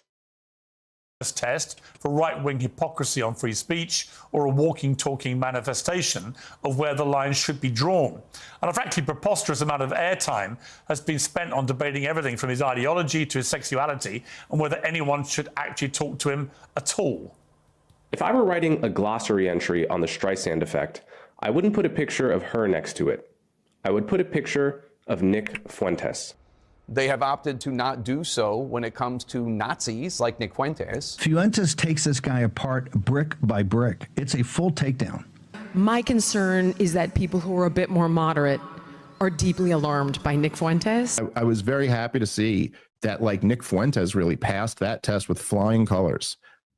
That fragmentation is being caused purposefully by a splinter faction of people led by a young man named Nick Fuentes. That's the war. Can you get the beef prices down? Not crazy things that Nick Fuentes or these other loons say on social media. Well, it looks like all the screaming about Nick Fuentes on the internet is finally dying down a little bit. So now we had on this guy, this Fuentes guy, and never challenged him. You should have Nick Fuentes on your show and you could ask him questions about that. The truth is, it doesn't make a lot of sense to spend all this time talking about Nick Fuentes, but not actually to Nick Fuentes. People who say you shouldn't give him a platform overlook the very obvious fact that he already has a platform of his own, which is often bigger than most of the people complaining, and he uses it to speak unchallenged to his many followers. It's on that basis that I've invited him to appear live and uncensored on my platform, and Nick Fuentes joins me now. Nick Fuentes, welcome to Uncensored. Hi, great to be with you. I don't know you. I don't think we've ever met. You can correct me if that's wrong. I know about you. I know that increasingly people are talking about you in a more mainstream environment than you may be used to. So for those of you who know nothing about Nick Fuentes, I want this to be an opportunity to get to the real person. I don't know who that person is, but I do want to use this opportunity to get there. I've seen you talk, as we prepared for this, in exchanges with people and on your show, saying you fear it's going to be very hostile, it's going to be an ambush, all those kind of things. I don't intend it to be overtly hostile. I don't intend to ambush you. I intend it to be an examination of what you said on the record, an examination of what you believe or what you say you believe, and an examination of what your rising popularity says about the state of the conservative movement in America. So those are my goals from this interview. What are your goals? Why are you doing it? I thought it'd be interesting. And, you know, you've talked a lot about me on your show over the years, and this is the first time you actually extended the invitation. I think it might be the second, actually. I think we talked about doing it during A24 a few years ago, but you've talked a lot about me with the panel, and now you've extended the invitation to talk to me. And I think it'd be interesting for me to maybe clarify some positions and maybe get to know you a little better as well. So I'm looking forward to it. There is a belief that you have two personas. There's one that you roll out now for podcasts and for shows like mine. This is, yes, I showed you guys this video the other day where the guy talks about the fact that Nick Fuentes has two personas, one that he puts on when he's on podcasts and one that he puts on when he's back on his own show. This is something that is like extremely, this is a video that's going viral, and it was the video that he just played a second ago, where the guy says that if I was going to have a picture of the Streisand effect, I would have a picture of Nick Fuentes, not Streisand, right? So he's referencing that video right now because that's what the majority of the video is about. Where you come across as reasonable. And then there's your show on Rumble, where you often come across as having, you know, a very unreasonable view on things. This is what Coleman Hughes said about you. Nick Fuentes knows exactly what he's doing. He is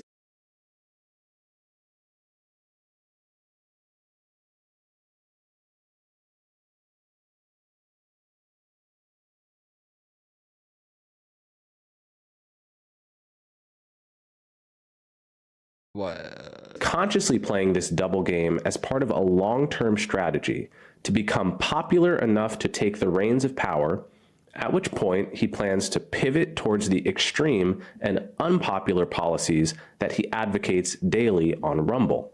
And I've actually talked to his viewers about this a couple of times and said, like, hey, how do you feel about the interview that Nick just did where he didn't actually, like, stand up for y'all's views at all? He didn't stand up for the things that you guys believe. He didn't stand up for your, like, main, policies and things like that. And every time Groypers say, oh, we understand what it's like. We know that, like, he has to play the part in order to get more people to come watch him. And so we're just glad that he's getting a platform and we're happy for him. Like, they all get it. Like, they all know what he's doing. They all know what it's like. There are some that get upset with it. There are some that are upset that he doesn't actually stand by what it is that he says all the time. But the majority of them, no, they're fine with it. So first of all, what is your response to that?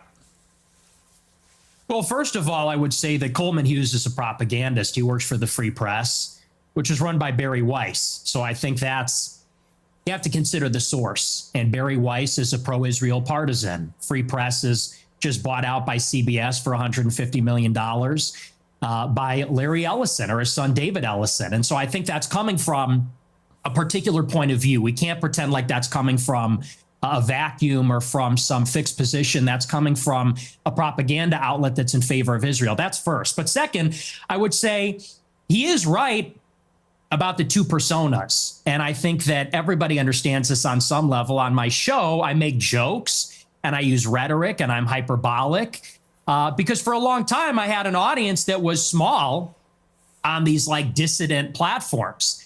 I was on D Live for many years. A lot of people don't even know what that is. And so I had a small following and we had sort of like an in-group sense of humor and memes and things like that. And you talk about it one way on a freewheeling live stream when I'm by myself and I'm ranting and we make jokes and we play devil's advocate. We play with different positions. But then when you sit down in an interview like this one and people ask me a good faith question, what do you actually believe? Well, then I clarify and I say, well, here I'm not joking. Here I'm not being hyperbolic. I'm not being rhetorical. I'll tell you precisely what I believe. As far as this idea that I'm going to get power and then turn into Hitler, that just sounds totally insane to me. I'll be honest. It just sounds insane. Do you have aspirations for political power? Not really. I think that if I wanted to run for office, I wouldn't say a lot of the things that I say. I don't know that. Yeah, a bunch of people say that like he's going to be president someday or he's going to run for president someday. My first thought is normally exactly that. Like with the stuff that he says, I don't think that that's ever going to happen. I don't think that's even a possibility. I doubt he even wants to. And he says stuff like this all the time where he says, like, yeah, if I was going to run for office, I would not be saying the stuff that I'm saying out here. But then I think, oh, wait, Donald Trump is president. Never mind. Well, that doesn't, that doesn't matter anymore. So, yeah, who knows? We'll see. A lot of people would vote for me. I tend to offend everybody, even a lot of people that like me. So no, I'm a truth teller. I like to tell the truth. I like to do my live stream. Who is Nick Fuentes? Tell me about your upbringing. I know you grew up in the suburbs of Chicago. Tell me about your early years. Or early how? Like my childhood or a little bit later? Yeah, your childhood, yeah. Well, I grew up in the suburbs of Chicago in LaGrange Park, as you say. My parents are ethnics. My father's half Mexican, half Irish. My mother's Italian. And they both came from a pretty rough upbringing themselves. They both were raised by single mothers, not because of divorce, but because both of their fathers had died. They endured a lot of dysfunction. And I think that's one of the reasons they came together and they related to each other and they wanted to create a normal upbringing for their children. They wanted to have a normal family life. And so they moved out to LaGrange Park away from the city. And they raised me and my sister and really put us first. I think that's a big reason why I tend to have a lot of these family values or Christian values. My mother quit her job and stayed at home to raise us. And so I have a very close relationship with my parents, with my sister. We're a very tight family. And we grew up in a pretty idyllic town. And maybe we can sort of get into a conversation about politics from this. I loved my upbringing. My mom stayed at home. My dad was working. We're in a mostly white suburb in Chicago. Everybody was maybe half Catholic, half Protestant. It was a baseball town. I played baseball for many years. In Chicago, we love our hot dogs. We have our baseball parade and get a hot dog. And so I love where I came from. I love the city. It's a working class city. I love the people here. They're very good, humble, down to earth, decent people. And I guess I don't like the colors of the paper game. I feel like they're a little too yellow and blue, especially with the pizza that I'm making all the time. Like it's just a little too much. So I thought I'll just make it a bit more purple and blue for a bit. We'll try this out. Change some of the colors on the game for the stream and see how this goes. Maybe this will be a little bit prettier for a while. So we're gonna give it a shot. Why not? I had my political, not to jump ahead, but this is a big part of where my political awakening came from. I sort of left this bubble, if you could call it that. When I went to college in 2016, I went to Boston University and I read a lot of things online and I realized the country does not look like LaGrange Park. It doesn't look like Western Springs or Hinsdale or Elmhurst. It looks very different. The country's undergoing a radical transformation because of immigration. And so I saw that and I said, this is not really a desirable change. I don't like the south side of Chicago or the west side or LA or certain parts of Boston as much as I like where I came from. And I guess that's what made me an American nationalist. I said, I want to preserve my home and the things that are familiar to me and the things I like about my home, what makes it America. So that's a little bit about my background. I don't know where you want to go with that, but that's kind of where I came from. My first obvious question is, were your parents immigrants to the United States, or were their parents, or were their grandparents? In other words, at some stage, I presume, there were immigrants in your family who came to the US. Is that correct? There were. I believe my mother was fourth generation and my father was third generation. So their ancestors came here on my mom's side in the 1860s, I believe, the first wave of Italian immigration. My father's ancestors, I think they came around in the turn of the century in 1900. So your view of immigration, and we'll get to the specifics about your views on immigration, are they not affected at all by the fact that if it wasn't for immigration, you wouldn't exist as an American? Well, I would certainly exist, but like you said, maybe not as an American. Certainly that's influenced in some measure. I don't know if you'd consider the butterfly effect. I don't know that your parents would have ever gotten married, or nor their parents ever gotten married if their great grandparents hadn't immigrated here. But I think that the kind of immigration that we had for a long time in the country, it's different than the immigration that we have now. And let's just say for openers, it's different immigrants. They're coming from a different place with a different culture, a different religion. it's not the same as it was. So first, you have a qualitative difference. My ancestors, for the most part, I have 3 European grandparents from Ireland and Italy, 1 from Mexico. They came from Europe. They came from a society where there's a common ancestry, there's a common religion, common civilization. The people that have come in since 65, since Hart-Celler, they're coming from China, India, the Northern Triangle, Mexico, Venezuela. And so first, they're just different people. Secondly, it's a quantitative difference. There's way more, and it's an unceasing, always increasing wave. For the first 3 or 4 waves of immigration, you would have a major influx of immigrants and then it would stop. And then you'd have another wave and then it would stop. This one, it just keeps going up for 35 years and it's too many. So that's really where I would draw the distinction between maybe where I originate from. I would even just simply call that immigration. What this is an invasion. It's a completely different policy. But you mentioned, can't even call it the same but thing. you mentioned Mexico in that list, and your father is half Mexican. So, yeah, I mean, by your criteria, part of the invasion would include your father, presumably, and his immediate descendants who came from Mexico.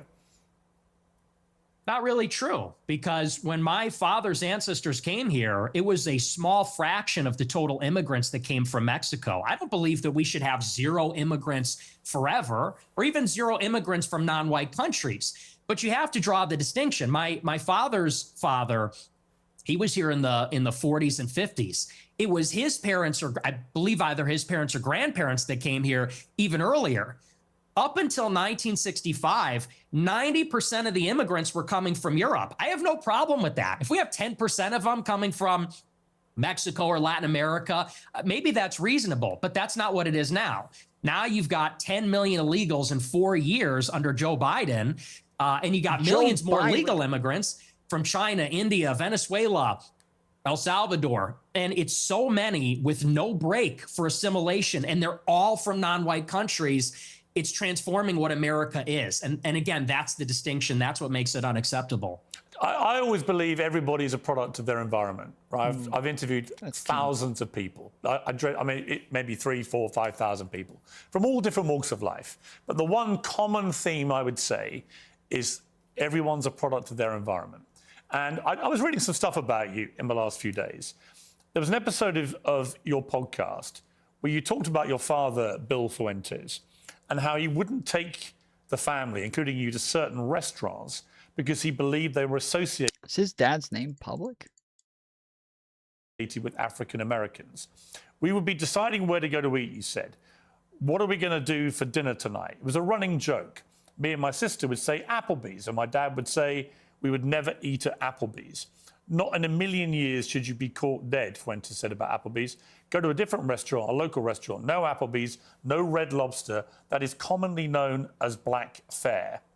And you also shared another story about your family and restaurants. Said, before me and my sister were born, my family had a saying about Olive Garden that contains the N-word that we're not allowed to say. So my question, based on that anecdote that you say on your own podcast, is do you think you grew up in a racist environment, that your father was inherently racist, and that inherently? Why do people, why? Like, truly, why? Why when people use the word racism, why do they always want to throw the term inherently in front of it? Why do they always want to say something is inherently racist? There's like nothing is inherently racist. No person can be inherently racist, especially. Why do they always say inherently? I don't hear it that often. Oh, I do. It's it's infuriating. I feel like I have to like pause and talk about it too consistently to say that I barely ever hear it. I think it's fairly common that people just throw out inherently racist. That things are inherently racist all the time. Why? Inherently? What the fuck? that thought process moved to you? Well, I would say it's a new low. I've been attacked for being a racist many times, but to attack my father, to attack my parents based on anecdotes, I would say that's sort of a new low. Hang on, it's your anecdote. Yeah, but he's not here to defend himself. You are. And my parents are. You told the story. Yeah, it's your fucking story, Nick. What do you mean? And I will, and I'll I'm defend not trying them. to I'll ambush you. defend As I them. said at the start, Nick, to be clear. No, it's not an ambush, Nick, but to be clear, I think I'm everybody not understands. ambushing you. I'm literally reading an anecdote that you revealed on your podcast. It's you that's put it in the public domain. I know. I'm simply asking you whether my assessment of that, which is that your father didn't want to take you to certain restaurants because of what you refer to as, they were commonly known as black fare, whether that attitude to African Americans in that instance permeated to you. It's a reasonable question. Yeah, no, like I said, I think everybody knows what that is, but I'll address it. I'll engage with it, and I'll defend my father from the charge of racism. Sure. No, my parents are not racist, and they've never been racist. I'll tell you about my parents. They used to have a school in Chicago in the South Loop where they instructed people on how to shoot firearms. It was a security school, and most of the clients were black. And I believe actually one of their clients was Larry Hoover's son. I see. This is what I'm talking about. This is what I had a conversation with somebody the other day where I was talking about the fact that when we call everything like, racist, we make it all about hatred. I think that we're overly dumbing down racism to like a childish perspective. And this is why people can use the like, oh, I have black friends, or I have, his parents taught black students. They accepted money from black people. They didn't do Jim Crow segregation and not allow black people inside their business.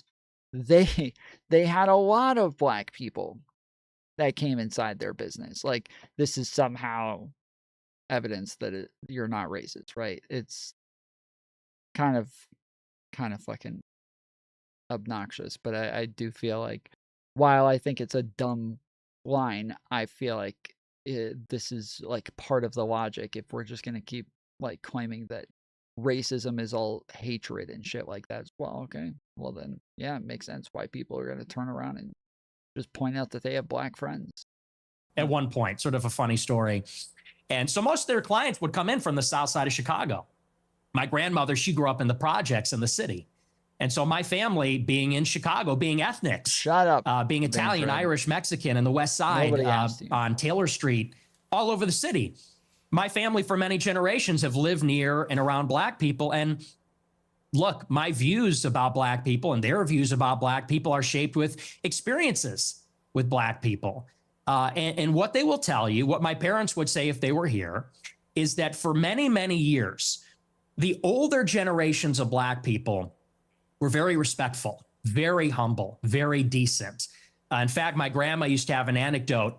She grew up in a lot of dysfunction. Her mother was mentally ill, and they would be having dinner in the projects, and there'd be so much chaos and dysfunction and disagreement and fighting. And she would look across the way out. There is hatred involved, but it's not always hatred. It can be pure ignorance without hate.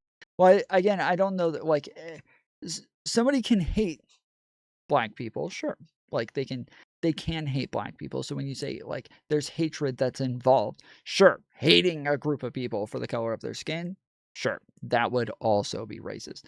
But, I mean, as I normally say, racism, like any sort of, like, bigotry, all of this is just based off of some sort of discrimination. And that if you hate a group of people for the color of their skin, that would fall under some sort of unfair discrimination. And so that would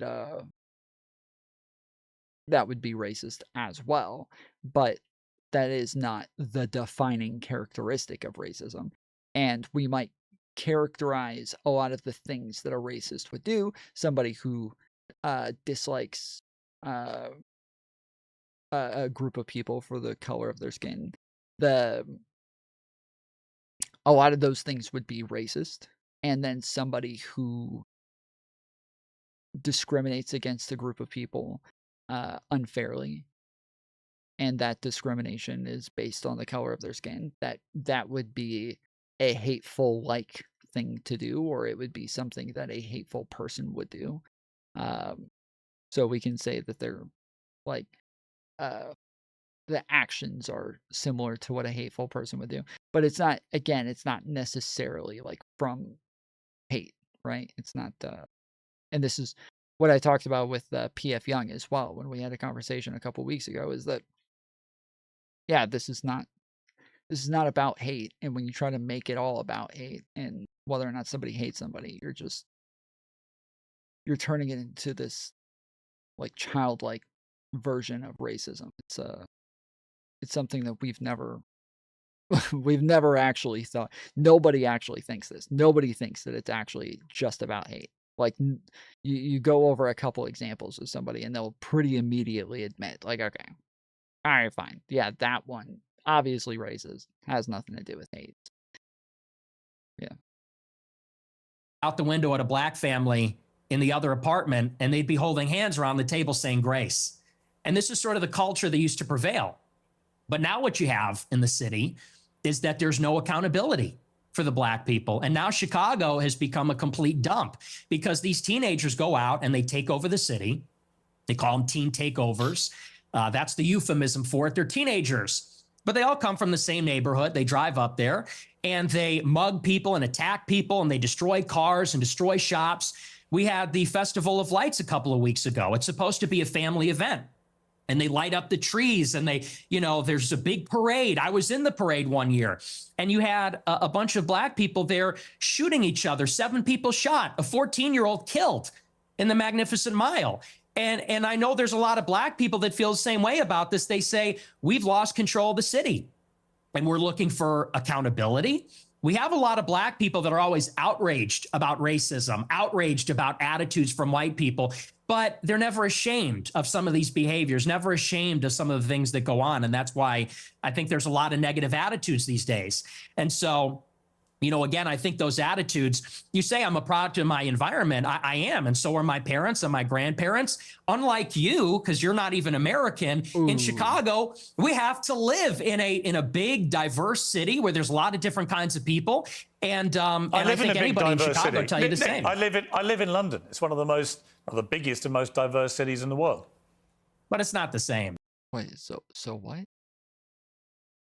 Why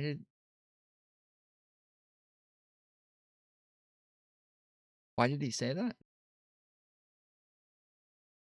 Because Nick said he's not American, that he doesn't understand like what it's like to be in a big diverse city? Or yeah, Piers doesn't even go here.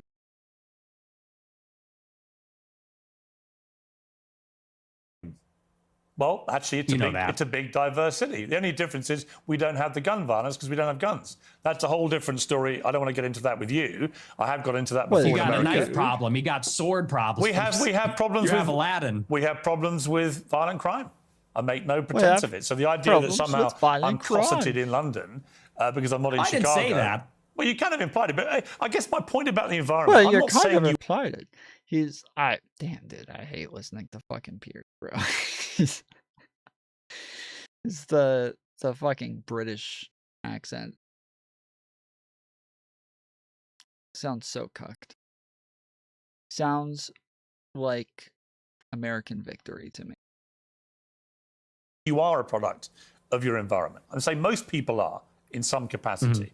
When I read that anecdote, it's just to remind you, it's not something I have put out there. You told this story, right? And you said that you said this. We're looping. You said this already. But you haven't really directly, I think, responded to it, which is whether your father would not take you to certain restaurant chains because he associated them with black Americans. Is that true? No, well, see here, if you're in America, you would say that Olive Garden is not real Italian food. Applebee's, TGI Fridays, this stuff is a load of crap. My dad was just a food snob, but no, it's got nothing to do with that. My best friend in first grade was a black guy. We're not a racist family. So okay, so when you told the story, I'm just curious. So when you told that anecdote, which clearly on the face of it is racist, right? You're basically saying your father made racist decisions about where you would go as a family to eat. Are you saying? No. Well, I'm just going to ask you a question. Are you saying? Well, Nick obviously just disagreed with whether or not that would be racist because he just said that it's the same where if you go to an Italian restaurant and they don't have Italians working there, that it's not real Italian food. And so it's not, that's a thing against white people that he would, and it's a fairly good example. I don't think it actually compares, but it sounds as though Piers is not going to actually engage with that after just accusing Nick of not engaging with what it is that he said. He's Piers is the fucking world champion of not engaging. So that when you told that story, you didn't mean to infer that he was racist? And do you understand why when somebody like me reads that anecdote for the first time, as I did this week, I reach a different conclusion? Well, I understand what you're doing, which is a sort of making of a murderer. How did he become racist? Well, his father didn't eat an Olive Garden because he said that's not real Italian food. Hang on, can I? What's with the interruptions? Can I explain? I'm literally reminding you of something you said on your show, which led me to conclude a certain thing. If I'm wrong, tell me. Yeah, it was said in jest as a humorous anecdote, and now you're trying to spin it into a narrative, which is his parents are racist. He comes from a long line of racists. And I think everybody knows my parents are boomers. And these people come, well, you're a boomer, I guess, too. I was just about to say when he says, yeah, you know, everybody knows, like I was about to say, he's gonna say, like, they come from a different generation, like blah, blah, blah. But that is the idea, is that they come from a generation where they're kind of racist. Like, that's kind of the idea. It's like, yeah, we understand, like, they don't have, like, the knowledge or the understanding of, like, the socioeconomic realities that the rest of us can kind of agree with, and they didn't, you know, they just didn't really have even like these narratives or these this was not common to like even think about, like, you know, systemic racism or shit like that, right? But that's why they're racist. Like, it's yeah, that's why they were a little racist. They said some racist shit. Yeah. And in a I'm way, 60. right? You were born I'm in 60. what, 19? Yeah. So you're a boomer also. Or maybe you're a Gen Xer. I suppose it's sort of on the cusp. But it's a humorous anecdote. These are kind of the attitudes of baby boomers in society, but you're trying to spin it into a narrative, which is you're a product of your environment. Your dad's racist because... What do you guys think about the color change? I like the color change. I'm looking at it on my phone, and it looks like a blueberry of sorts or something. It looks like whatever it is that turned the girl blue in Willy Wonka. It looks like some sort of berry, like a blueberry. You know, it's instead of a pizza, it kind of looks like a blueberry. Kind of looks cool. Because of this joke, now you're a racist, and I don't think that's a fair characterization. Okay. People can make their own minds up. They can go back and listen to you say it. I mean, the beauty of what I'm going to talk to you about in this interview is that almost all of it is just going to be reminding... Although I now see that the cancer kids look like they're fucking from the Blue Man Group, so maybe not the best. You what you have the said schnozberries and asking like you what you meant. Your position about know. that story is that it was a joke. Okay. I want to come to something else you said. What the fuck is a schnozberry, anyways? Is that a thing? Is that a real berry? What the fuck is a schnozberry? What is that? What the fuck is this St. Jude's head? It's that I changed the colors, okay? It changed the colors. It changes it for everything. I didn't just change it for the game. I just changed like the gamma for the share screen on OBS. So it's just turning everything blue and purple. So it's just, yeah, maybe not the best choice now that I'm thinking about it, but I like it. So I'm going to leave it. I don't give a fuck. I get it. It's racist. This is where you talk about Jews, women, and blacks. Let's just take a listen. They're always coming up with, no, it's not the Jews. No, it's not women. No, it's not blacks. It's actually really complicated. No, it fucking isn't at all. Jews are running society. Women need to shut the fuck up. Blacks need to be imprisoned for the most part. And we would live in paradise. It's that. For the most part, bro. It's such a ridiculous fucking statement. For the most part. Blacks need to be imprisoned. For the most part. What the fuck, dude? This is such a ridiculous thing to say, dude. It is such a ridiculous thing to say. For the most part. The majority of black people never even go to jail. The majority of them are never even getting arrested. What are you talking about for the most part? Give me a break. That's simple. Okay. Would you like to clarify what you meant there? That's all true. That's 100% true. Everything I said in that clip is true. Including that blacks need to be imprisoned for the most part. Yeah. Yes. But all of them? Yeah. No, for the most part. What is the... Well, for the most part. All of them? What do you mean all of them? He just said for the most part. You just said for the most part. Why would you ask all of them afterwards? What do you mean? You said for the most part. Most part mean what percentage of American blacks would you like to see in prison? Whatever the percentages of the murderers. I think it's 1 in 20 black men will commit a murder in their life. 1 in 20. Nick, I think somebody missed math class when you guys did addition. I think somebody missed all of elementary school somehow. What the fuck? What is that, 5%? What, you think 5% is the most part? 5% is the most part, good sir? Is that... okay. 5%. Lifetime, so maybe let's say that, 5%. Oh, so you're talking about black people who murder people? Yeah. Oh, absolutely, yeah. But you didn't say that. That's You the just crime said problem. blacks need to be imprisoned for the most part. You didn't clarify that you were talking about black murderers. Right. No. It's, you know, it's such a niche position that, of course, you know, he didn't know if he needed to. It's just it's a rare thing that people think murderers should go to prison, you know? It's not common. So how are we supposed to know? How are we supposed to know what you meant, Nick? It's a very rare thing that people think that murderers should go to prison, you know? He was taking an extreme position here. It's a very, very out there take to think that murderers should go to prison. He could have just said murderers should be locked up, but he said black people. And then when you ask him how many black people should be locked up, he says 5%. 5%. 5% is for the most part.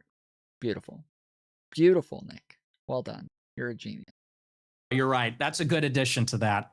That's a great point. Do you think it's funny or?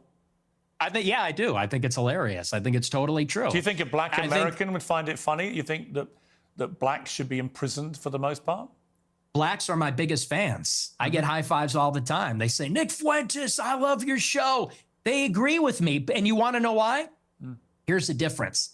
Black people are the most victimized by other black people. You think black people want to live in the hood and the ghetto and get shot all the time? That's what happens in the south side of Chicago.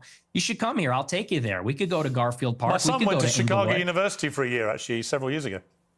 Yeah, that's a bubble. That's a bubble. You think you're in Chicago and Hyde Park? You don't know Chicago. Go a little bit west, see what it's like over there. And I'll tell you, black people agree with me because they're tired of it too. And maybe not most of them, but a lot of them agree with what I say about that because they know how it is. That's why the first thing they do when they make a little bit of money is they go and leave. See, he keeps doing this where he says, like, black people love me, right? Black people love me. This is a very general statement about black people, right? It's not, he didn't say like, well, there are some black people who like me. He's making a very general statement about black people. And then right here, he admits, okay, well, probably not most of them. Most of them probably don't agree with me. Well, earlier you were saying black people love you. Now you're just saying most of them probably don't agree with me. But leave to another neighborhood. Okay, so what was just remind me again, the percentage of black men who commit murder in America. What was the percentage you gave me? It's 1 in 20. 1 in 20. It's 1 in 100. No, it's 1 in 20. No. I'm pretty sure it's 1 in 20 who have committed some sort of felony. I'm pretty sure it's 1 in, or no. It might, yeah. I think it's 1 in 20 who have committed a felony, and I think it's less than that who have committed murder. I can't remember if it's a felony or a violent crime, but it's yeah,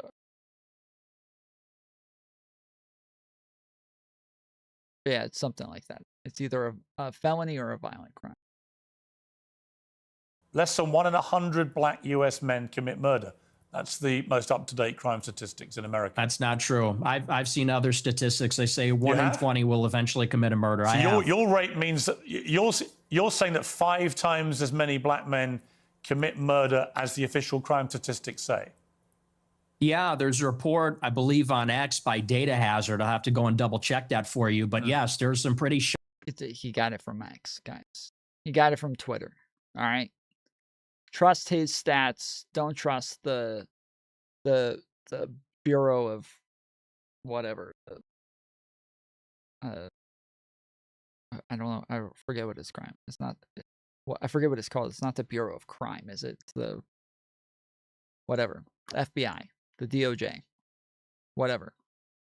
Shocking evidence that says that it's far more alarming than you would think. Stop with this commercial. Okay, but you would accept that the official crime statistics are 1 in 100, or you wouldn't accept that statistic? I don't know. I don't have it in front of me, but I've seen other evidence. Like I said, Data Hazard on X, I believe, produced a report about a year ago. It said 1 in 20. But I mean, whether it's 1 in 20 or 1 in 100, that's a lot of people, Piers. I mean, sure, this is a lot of white problem. people commit murder too. Well, they do, don't they?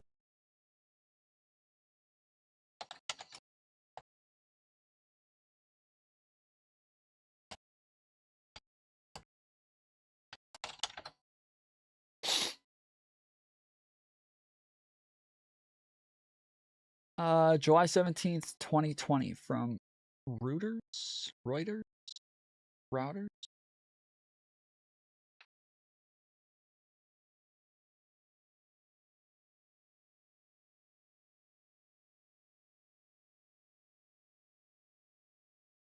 I don't know if it's gonna go.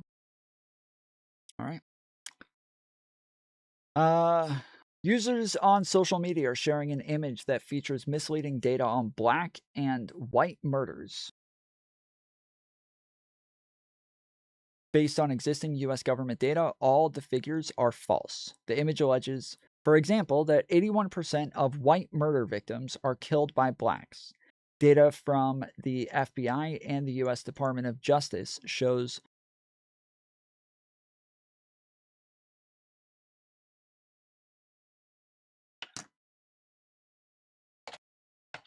this fucking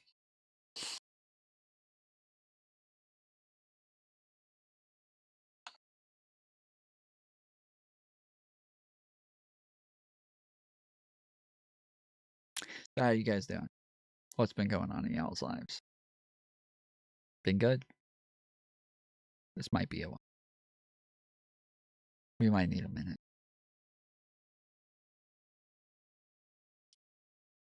All right.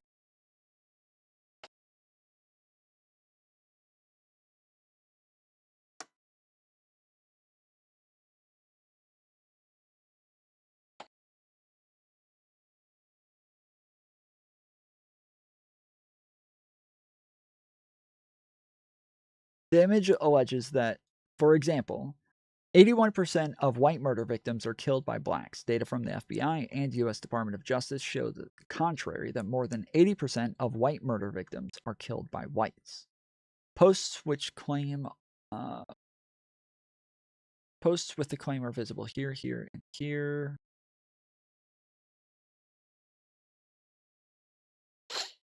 Peggy Hubbard. Pissing off liberals in 3, 2, 1, go. Whites killing blacks, 2%. Police killing whites, 3%. Whites killing whites, 16%. Blacks killing whites, 81%. Police killing blacks, 1%. Blacks killing blacks, 97%. That's nowhere, bro. What the fuck does this even mean? What the fuck does this even mean? Percentage of what? This doesn't even mean anything. What the fuck does this even mean? How can blacks killing whites be 81% and blacks killing blacks are 97%? How, where the fuck, how does this, where, police killing whites is 3%. Police killing blacks, 2%. 2% of what? Of the, like, races of, the demographics of police killings? Like, 2% of what?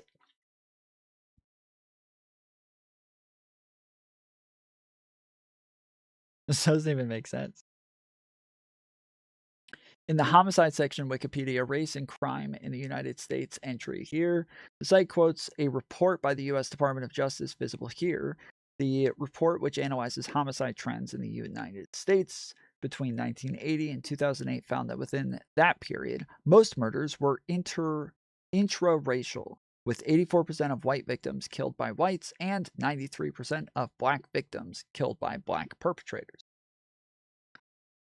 According to the FBI's expanded homicide data from 2018, the most recent report of this kind Reuters was able to find here, 80.7% of the murders of white people were committed by white offenders, 2,677 of a total 3,315, while 15% of the murders of white people were committed by black offenders, 514.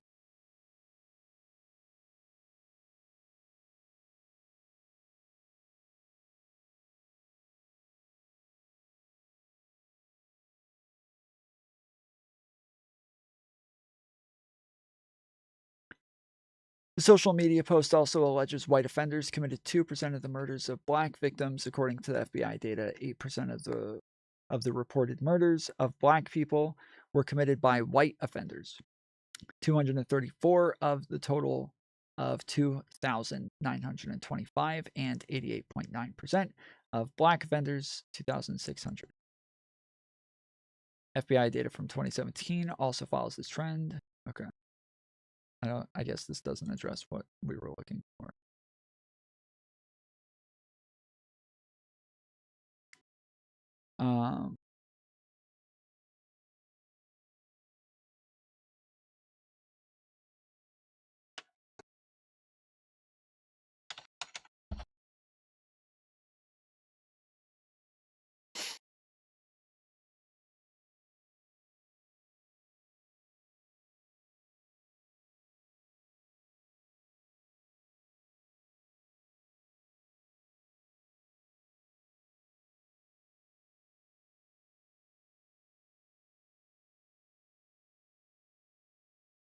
All right, this is it. Ventacil datahazard.substack.com. All right. 1.5% of black men born in 1974 ended up in prison for committing a murder before turning 35 years old. 2.2% of that same cohort were victims of homicide by age 35.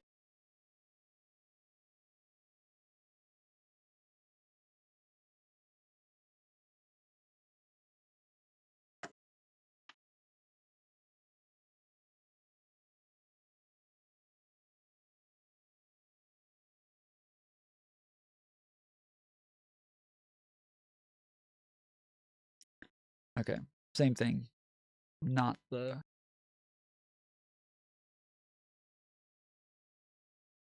data that we were looking for. But, okay.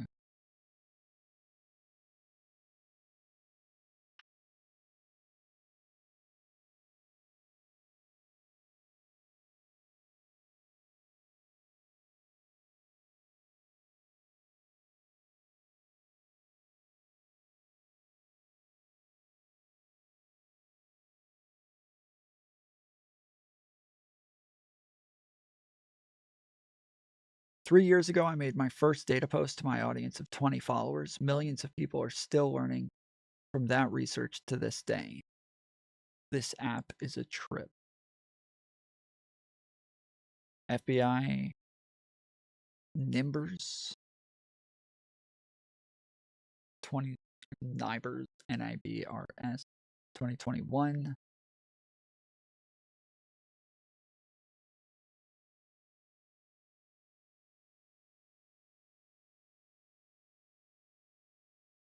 Okay, this again does not. Okay, whatever. Okay, but it's about proportionality. I mean, white people are 65% of the population, blacks are 13%. And I think anybody would tell you that more black people proportionally commit violent crime than white people, and people vote with their feet. People would rather pay a much higher property tax. Most mass what's with the shootings- interruptions? I'm sorry. Thank you. I appreciate that. You know, you look at in Chicago, in New York, these neighborhoods are so stratified. People would rather pay a high tax rate. They'd rather pay a much higher property value to live in a less diverse, less black neighborhood because they don't want to live around the violence. And I think that when you look at even on the public transit, the subway, the blue line, you know, people don't want to go there because they know who occupies and menaces the public transit. It is these people like Daniel Penny had to deal with. It's people like Irina Zarutska had to deal with. And that's just the uncomfortable reality. You've also said you don't want to live near black people. Let's take a listen to this clip. I'm a new generation of white person. I'm not living around blacks. Sorry. You know, I want white kids, and I don't want my white kids bringing home black people to marry. It's racial for me. And call me racist. Oh, very Christian of you. I don't give a fuck. I mean, it couldn't be clearer, really, unless you want to say that's another of your jokes. But you're basically saying, yeah, I'm a racist, aren't you? Yeah, I'm fine with that. You're fine with saying you're a racist? Totally. I think everybody's racist. I think everybody, if we're being honest, is racist. I think everybody, the only people that aren't racist or pretend not to be are white people to their detriment. Everybody else is racist. But earlier in the interview, you really got aggrieved at the idea that your father was a racist. You wanted to make emphatically because sure my father's... He's not. Because my father doesn't share my same views on that. So he's the exception to the everyone's a racist. Well, everybody's a little bit racist. You're right. So maybe everybody... The difference is you're attacking my father. You know, he could get fired from his job. I'm not attacking your father. You are. No, I'm not. I don't know your father. And to be clear, I have no knowledge about him at all Well, then let's leave him out of it. Let's leave him out of it if you don't know him. Hang on, Nick. Well, you put that story into the public domain on your show. I'm simply reminding you of what you told everybody, millions of people, about your father. If you now want to retract it, fine. If you want to... Yeah, this is like an obvious thing. Like he's not attacking his father. He's bringing up Nick's words and asking Nick about what it is that he said. Like, if you don't want people talking about your father, you probably shouldn't bring him up. Like, it's you know, kind of fair game. Say it was a joke, which is what your position was earlier, fine. But I'm allowed to put to you things you've said publicly. That's not unfair. That's not me targeting your father. You put that story about him out there. You know what you're doing. You know what you're doing. I'm asking you about a pretty shocking anecdote, which to me looked like you were saying your father made decisions about where you as a family would eat based on skin color of people who worked at these places. If you say, or use them, if you say that is not what you meant, that's fine. You can respond any way you like. But the idea I can't ask you about it without you saying I'm attacking your father is ridiculous. Well, you are, and you know what you're doing. And there's a political culture in America where if you have the wrong views, you get fired from your job. And my father has... He's such a fucking victim, dude. He's so fucking soy, bro. How can you be this fucking soy and on the internet, dude? Holy shit. Holy shit. Like, oh my goodness, dude. How have you been on the fucking internet more than once and you're this much of a fucking baby, dude? Grow up, Nick. You brought up the shit. You brought it up on your own fucking show. Give me a fucking break, dude. Quit being such a fucking baby all the fucking time. These people, dude, they have to be victims. They have to be victims. They got to find a way to just fucking cry a river every chance they get, because that's the only way that they're able to build an audience. It's just a bunch of other people who love watching somebody else cry all the time. They just have to nonstop cry about some bullshit that nobody else would cry about. No other person would ever think that this makes sense. But, you know, when your whole career is built off being a fucking little bitch baby. That's par for the course.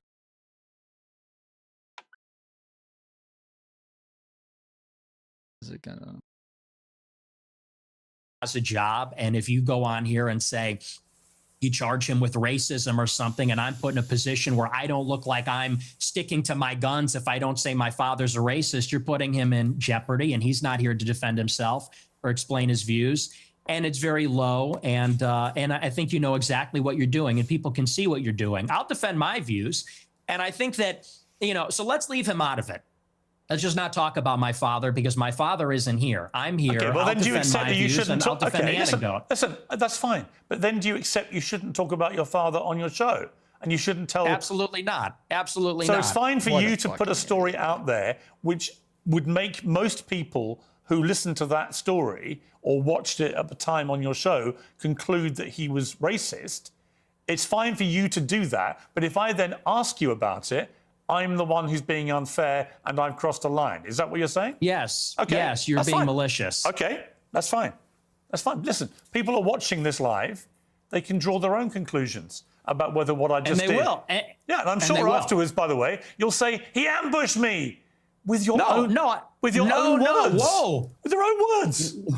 That's a little presumptuous. I'm not going to say it's an ambush, but I think that's a low blow. And I think you know what you're doing, and that's fine. You're a tabloid journalist. I expected that. I don't think it's an ambush because I knew it would be like this. And people will see what you're doing, and I think they'll say it's low. But as far as you want to talk about racism, I do. Let's talk about racism. Let's leave my dad out of it. Look, you've admitted you're a racist, correct? Yes, 100%. Okay. Own it. Okay, that's fine. You're perfectly entitled in a free democratic society to stare down the barrel of his camera and tell me you're a racist. People can judge you accordingly. Many people who have assumed that you're racist will now have heard it from your own lips. That's fine. There you go. That's the point. The point of this interview is to go over the things you've said, which have led people to reach conclusions about you, and to ascertain. You're not allowed to go over the things he said, Piers. You're not allowed to. Everybody knows what you're doing, bro. When you ask him about his own statements, everybody can see what you're doing, dude. It's messed up. You can't bring up his own statements and ask him about them. Everybody can see what you're doing, Piers. Come on. Give me a break, bro. It's so fucked up. Ascertain whether those conclusions are fair and reasonable or not. That's it. Thank so I want you. to play you another clip. This is what you talk about why white people are justified in being racist. Let's take a listen to this. First, white people are every single bit justified in being racist. Every single bit justified, to the extent that that means going out of your way to avoid black people when you see them. You stand by that? Absolutely. Absolutely. Absolutely. So white people should go out of their way to avoid black people when they see them? Absolutely. They would be wise. Why? Because it's a lose-lose proposition. If you're Irina Zarutska and you don't walk the other way, you get stabbed to death and you die. If you're somebody else and you walk on the subway and you stand near a black person or something, maybe it's fine. It's a lose-lose proposition. So while again, yes, black people commit much higher rates of murders, the difference per individual is like, it's so insignificant. It is so insignificant. By far, the majority of white people are around millions of black people throughout their lives and never get harmed by any of them. By far, the majority. Every fucking white person in America, like, has been around black people. Very few of them actually end up getting fucking hurt or killed or anything like that. It is such a dumb fucking proposition to act like this is like, because the small minority of people end up having some sort of issue, that they ought to just never be around black people. You would literally, like 90% of people would not make their lives any safer whatsoever. It's so stupid. It's so fucking dumb. So no, I think that white people have been beaten into submission, that we're afraid to tell the truth about it. And the truth is that when you go into these major cities like New York or Chicago, I think it's funny that he's acting like white people are afraid of shit and he's the brave one out here while he's scared. He's fucking terrified of black people. He's fucking terrified of black and brown people, to where this is like half of what he talks about all the time. It's just being scared of everybody else. Yet he's the brave one, guys. He can sit on the fucking computer on the internet and cry all day. This makes him the fucking brave one out here.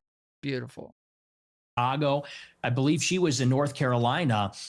Nick has committed more violence than the majority of black people. Just so everybody, like, just so you guys understand, okay? He whines and complains about black people all the fucking time, okay? All the time. He is more violent than the majority of black people. He'll bring up all of these fucking stats and everything all the time. Nick Fuentes is more violent and has committed more violent crimes than the majority of fucking black people. You would be safer around the majority of black people than you would be around Nick Fuentes. This is fucking insane. The fact that he is still sitting here whining and crying like this, when this motherfucker went and battered a fucking 40-year-old woman and robbed her. This motherfucker kicked an old woman down the fucking stairs after pepper spraying her in the face, and then walked down the fucking stairs and stole her shit. Nick did this. Nick Fuentes did this shit. And this is just one instance. This is one instance. There are many instances. He assaulted a couple of guys inside of a fast food restaurant. He got in a fight with another guy inside of a hotel. He's like, there are countless examples of Nick being a fucking pansy ass bitch and getting in fights with people, and then he sits around whining and crying about black people after going and beating up old ladies and shit.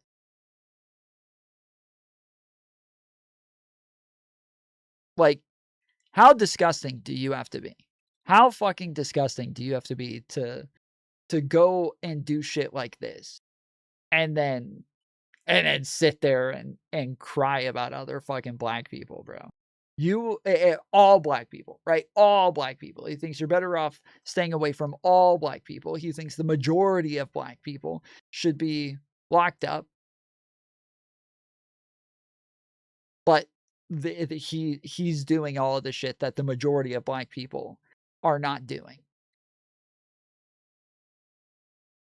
There is a menace, which is young, black, adolescent men. They're extremely violent. And we have been told that we have to pretend like they are every other person. We have to be colorblind to that. And we're supposed to go and be in the midst of all this danger. And I think that at this point, it's gotten out of control. You look at the BLM movement, they said that the reason that black people are violent, or the reason there's crime, is because of police brutality, or redlining, or all these other things. They said we need to get rid of the police. We need to defund them. And a lot of cities did. A lot of cities like Chicago, for example. Mr. Stanford, 3,000 tip $25. Hey, What's you. up, Tom? What Hope up? you been in good spirits, brother. Fire emoji, fire emoji, fire emoji. Let's go. Mr. Stant the Man with the $20 dono. Let's get some cheers in chat, yo. Let's get some W's and some cheers for Mr. Stant the Man. Appreciate it, homie. Let's go. Thank you, sir. I will add it the first break I get. I think I can't tell what the clock says, right? I can't read the clock with the, now that I changed the color of the game. So I will change it as soon as I get a chance. the police change the rules of engagement. They don't chase them. It's not a felony if you steal a certain amount of merchandise. They won't chase them on foot. And now the city's totally up for grabs. And now whether you're in the Gold Coast or whether you're on the Mag Mile or you're in the worst neighborhoods in the city, you might get shot, you might get mugged, someone might run up on you. And I tell my followers, it is better to be perceived as racist or racist and walk the other way and maybe keep your life than to say, I'm a good anti-racist. I don't mind that this person's making me uncomfortable. Maybe he's looking a little froggy. I'm going to sit down because I'm a good person and get stabbed, mugged, whatever. And by the way, this is a strategy. They call it the friendly stranger. There's a crew of them. They do this in Chicago. They stand outside bars, black people. They approach strangers. It's a robbery crew. And they pretend to be a friendly stranger, and then they mug them. And stupid white people say, oh, hi, yeah, nice to meet you. You know, they grin, they laugh, they put up with the nonsense, and then they get mugged, or worse. Sometimes they get executed. And so as a white person... How do you feel about mass shootings at school? I think they're bad. Who do you think commits the vast majority of the mass? Yeah, so this is, if you didn't see this, okay. So this is the video of Nick with a old woman comes up to his door. Apparently she wanted to ask him some questions. Okay, so he had recently made some posts on Twitter about saying like your body, my choice sort of thing. Okay, so he said your body, my choice, and then this went viral. And he was pretty much saying like if you have a baby, I choose whether or not you actually have that baby. Not men get to choose, not women, right? So that was essentially the idea. And a woman who streams on Facebook and does stuff like that on Facebook, she went to his house and she went to ask him about this statement. Hi. Oh my God, what are you doing? He was literally waiting for her to walk up to the fucking door. He was literally waiting for her to walk up to the door. And it's like before she could even ring the fucking doorbell, dude, he's already pepper spraying her.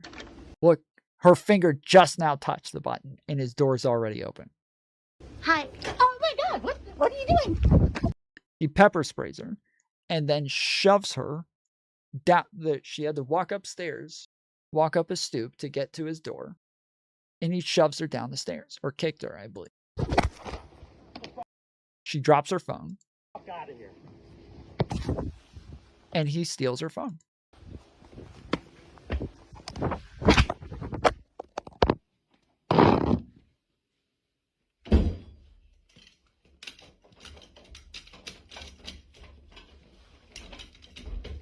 She had been streaming in front of his house, if I recall. Maybe. Pretty disingenuous to miss that context. Wait, why? Wait. Why? Where does, like, where is the rule that, like, if you stream in front of somebody's house, they're now allowed to fucking accost you? When did I miss this? Is that...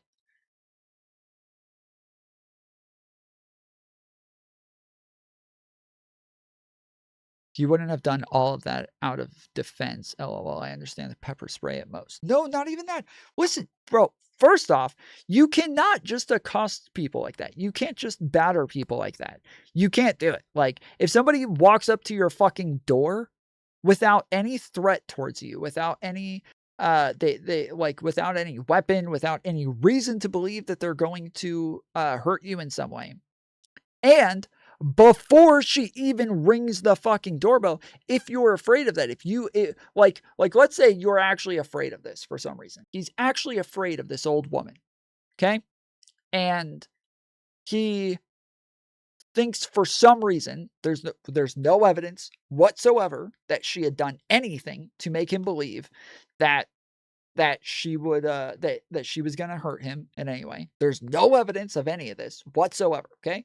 But let's pretend that there was.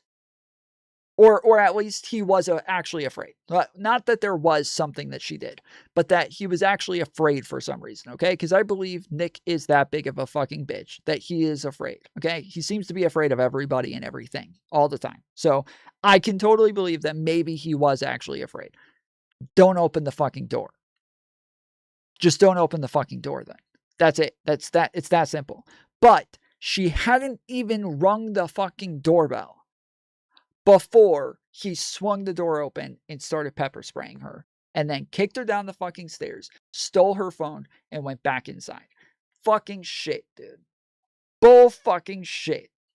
There's no way that any of that is justified. Opening the door, pepper spraying her, kicking her down the stairs, stealing her fucking phone. This guy's a fucking thug. And he sits around whining and complaining about black people being thugs? You gotta be kidding me. This is the most hypocritical bullshit of all time. This is pre-planned. This is pre-planned. He is sitting there waiting for her to walk up to his door so he can swing the door open and pepper spray her. It's pre-planned. He's already waiting for her to do it. And he hasn't even, and she still never did anything to threaten him. So even if she was streaming out there, well, I don't know where streaming became this like different scenario, but yeah, I don't, to me, that doesn't change anything. This is obviously an assault. What if it was a big, huge dude? Does that change it? No. Like, okay, think about this for a second, okay? I don't know where you guys live, okay? But think about this for a second, okay? I want you guys to know. Other people, most people have had people come knock on their door before. And I'm not even kidding. I'm totally serious. Most people have had random people come knock on their doors before. Sometimes they're big. Sometimes they're big dudes. And if you open the door and just assaulted the person, you would still get in a lot of trouble for that. That would still be assault. That would still be like you battering the person. So if it was a big, huge dude, he probably would have come out on his knees, though. You probably actually wouldn't have opened the door if it was a big, huge dude, right? If it was a big, huge dude, he would not have opened the door. He would have stayed inside. But because it was a small old woman, which I saw her, she's literally like 5 foot. Because it was a tiny little fucking woman, that's why he opened the door. Is because it was somebody easy for him to beat up on. That's why he opened the door.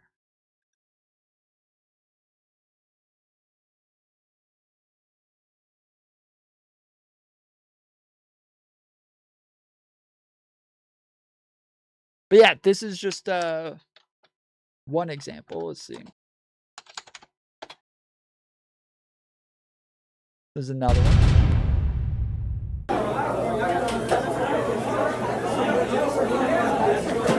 Oh, whoa! I did. You know that. These guys are at a fucking restaurant ordering their food. They're waiting in line, apparently. And he's holding a fucking drink and just throws it at them. Oh, whoa! Now, 2 brown guys in the fucking... It turns out, all right, you can see there's some ketchup up here. I believe the person recording over here is the one who threw like ketchup packets at them or at him or something. He didn't know who threw it. He didn't see anybody throw it. He didn't know what the fuck happened. And he just threw his fucking drink at 2 random guys standing there.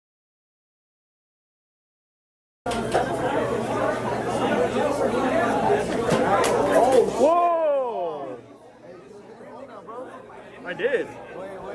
You know that is.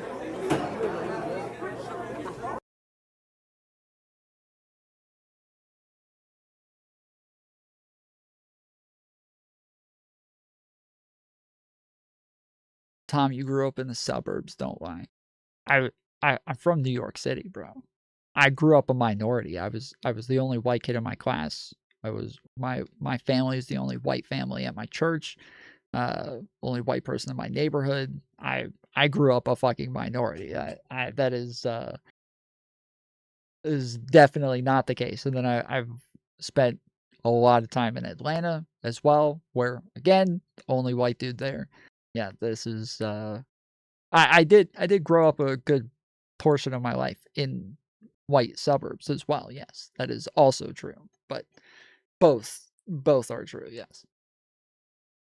So yeah, this another one. I think there's another one of him at like a hotel, beating up some kid.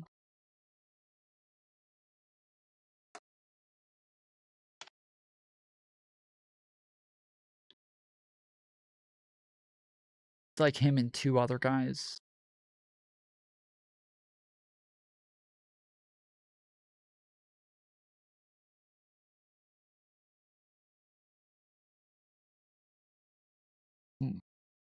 Yeah, I don't see it.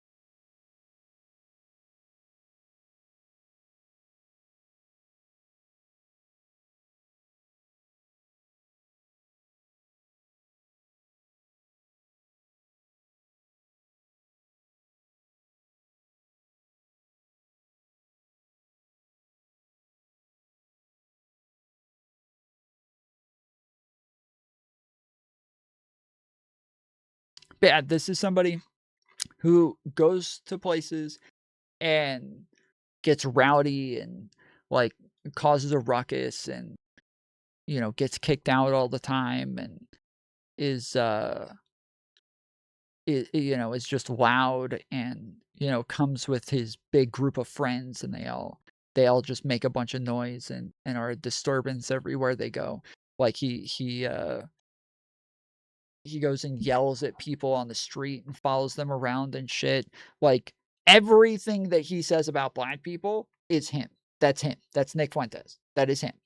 He is somebody who just assaults people and beats people up and batters old women and fucking goes to places and is annoying and obnoxious and disturbance and comes with all of his friends who are all loud and disturbance and shit. Like he's rude all the time and rude to people and like he is everything that he says about black people. He is all of that shit. He is a fucking thug and he is a menace to society. And he sits around on the fucking internet saying that shit about black people. Wow, that is him. That's who he is.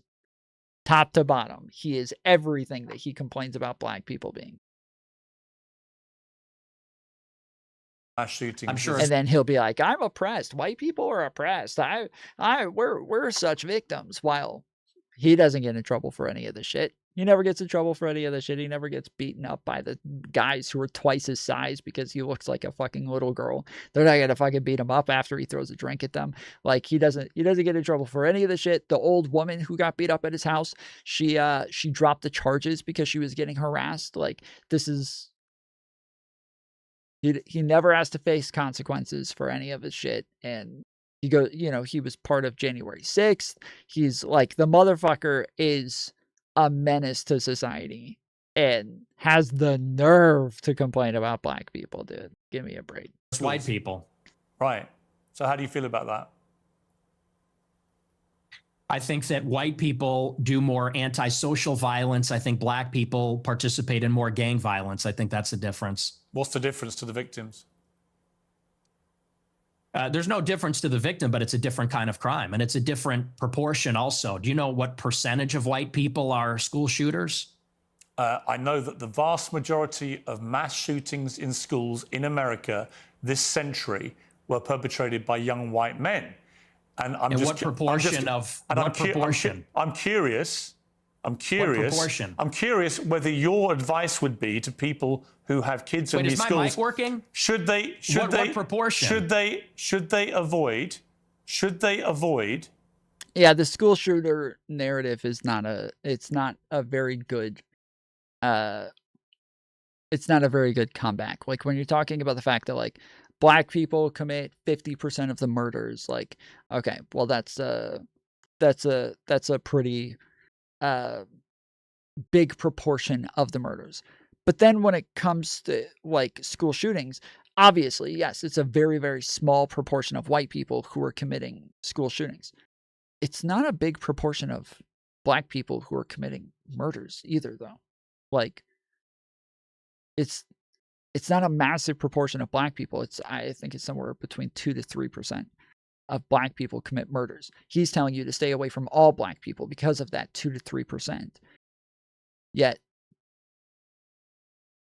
when it comes to white people doing school shootings, now he wants proportions. Now he wants, well, what proportion of white people are doing that? Like, it's not a large proportion of black people who are committing fucking murders, bro.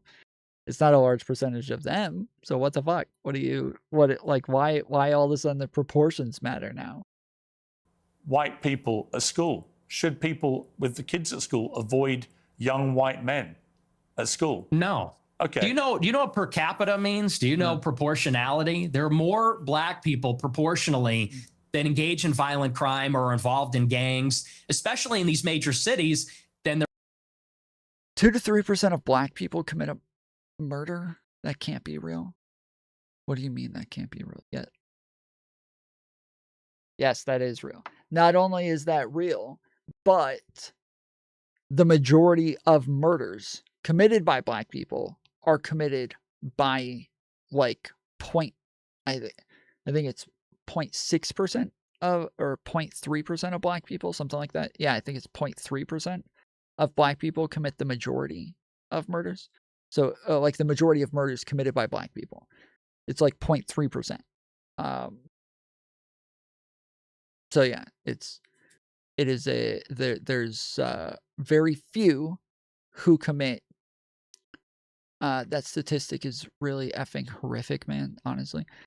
Well, okay, so it's like 6% of Americans commit violent crimes.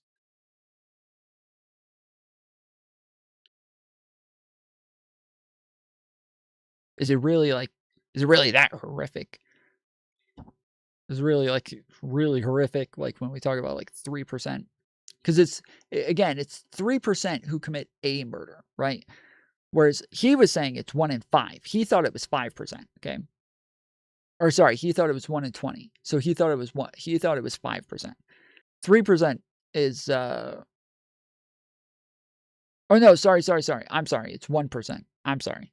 It is 1%. Yes, it is 1%. My bad. It's 1%. And then it's is it 0.06? I don't remember. But there's a very, very small percent that commit by far the majority of those murders. Like, so there's like a bunch, so it'll be like 95% of those people who commit a murder are committing one murder. And then the rest are committing like 10, 15, right? And so it's 5% of the 1% that are committing by far the majority of the murders. And so yeah, I don't know how much that is. If it's like 0.3 or 0.2%, something like that.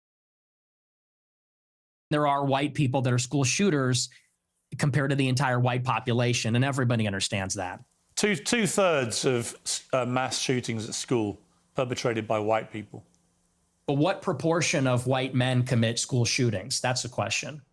I've just told you. It's 60 to 65% of school shootings by white people. You're telling me what proportion of school shootings are committed by white people. I'm saying what proportion of white people have committed school shootings. Are you playing dumb or are you just not that smart? What difference does that make to the children lying dead on the ground? See, now you want to jump on the victims. The difference is you're asking, would you fear white people or black people? And that's the difference. The difference is in terms what I'm saying of to you is by your logic, if we now have agreed that the vast majority of mass shootings in schools are committed by it is that horrific if 2 to 3% of black people commit a murder, and it's overwhelmingly black on black. That doesn't give an entire community much chance. The majority of it is like gang violence, bro. That's why the majority of it is where like the people who are the small percentage are committing like 10 to 15 murders each is because it's gang violence. They're engaged in like killing other fucking gang members. The majority of the deaths and shit are like them killing other fucking gang members. And so it's shit that they signed up for. Like I don't agree with it. It's not okay, but I'm saying like it doesn't say much for like normal average citizens who are just walking around trying to mind their own business and shit. They also sometimes get shot incidentally, but that's not who gang members are normally going after as much. White people and predominantly young white men, then presumably your advice would be to avoid young white men. We need more white on white crime. Well, Nick is doing what he can for equality. Nick is doing what he can for equality. He's a big believer in equity. And so he wants to make sure that white people are committing just as many violent crimes. He wants to make sure we get the ratio back. Because they perpetrate these massacres. But it won't be because they're white, right? So are you playing dumb or are you actually dumb? Maybe it's I'm about dumb. proportionality. Maybe I'm dumb. You are because you're, well, I don't think you are dumb. I think you're smart actually, but you're deliberately avoiding per capita. And everybody knows that's the difference. What proportion of white men are school shooters? It's probably 0.00001%. What proportion of black men have committed violent crimes? It's probably like 5%. I don't know what it is off the top of my head, but it's very high. And I would add to that, even for violent crimes, it is much higher. So for violent crimes, I think it's somewhere around 10%. 13% of black people, I think, are black men go to prison at some point. Or maybe it's 16%. I think it's 16%. 16% of black men are charged with felonies, actually. 16% are charged with a felony. And so I have all of this in my Bear versus Man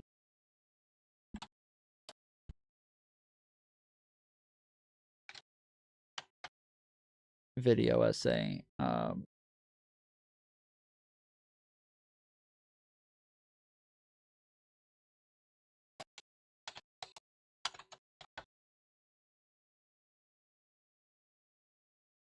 don't know why I searched this on Google.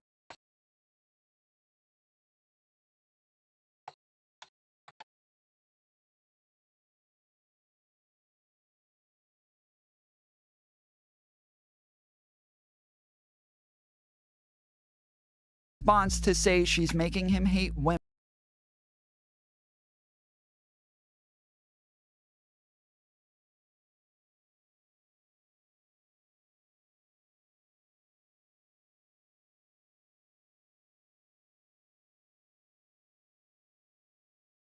Okay. Victim of a violent crime on BLM, Fish and Wildlife Service, or National Park Service lands. Encountering a bear has a much higher likelihood of pain and injury than encountering a man, or even a man who is convicted of a violent crime.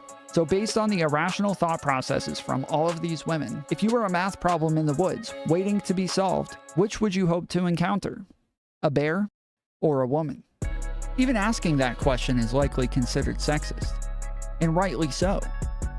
And if a bunch of videos went viral of men answering bear, we'd likely have a bunch of feminists pulling up studies to refute it. Yet when people refute the baseless studies and logic feminists have been giving for why bears actually are safer than men, we're told that we're missing the entire point and need to introspect.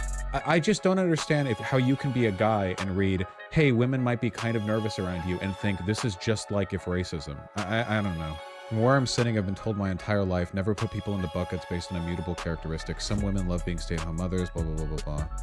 Wait until you find out some insert race people might steal your shit. Not all insert race people is demeaning, discriminatory, even dehumanizing. But with men, we can. Help me to square the circle. Listen, you can act on stereotypes around people, okay? It's just if your stereotypes manifest in a harmful way in analysis or action, that's a different thing. Also, please keep in mind, okay, this whole hypothetical is about getting you to reconsider your behavior, okay? Like, what are men doing to women to prompt that? You have to ask, okay? What are black people doing to white people to prompt people being racist? The answer? Nothing. White people were racist against black people for a wide variety of cultural and economic reasons that stretch back hundreds of years. It's for existing. Are women afraid of men for men existing? Well, no, it's centuries and millennia of like incredibly consistent sexual predation and violence. That's like the whole point is introspection. Okay, Vosh. So then let's change the hypothetical. Yes, men commit 80% of violent crimes while only being 49% of the United States. Black people commit 51% of murders and non-negligent manslaughter in the United States while being only 13% of the country, and commit almost all violent crimes at a more than triple the rate their proportionality of the population. So let's ask women, if they were alone in the woods, would you rather see a bear or a black person? I guarantee Vosh would not only call anyone who answers bear racist, but he would rant and rave about how Nazis and fascists are taking over the country. White supremacy can be as vague and indistinct as like a Karen in some suburban neighborhood, like calling the police because she thinks there are some suspicious dudes outside because they're like black and they're just chilling. You have a problem with the words thugs, thieves, and criminals? Well, it's not about the words itself, it's about how sometimes they're disproportionately used and assigned to black people and brown people in ways they aren't to white people. And I would argue that kid who is ignorant about like crime and such, I would argue that that kid is a racist.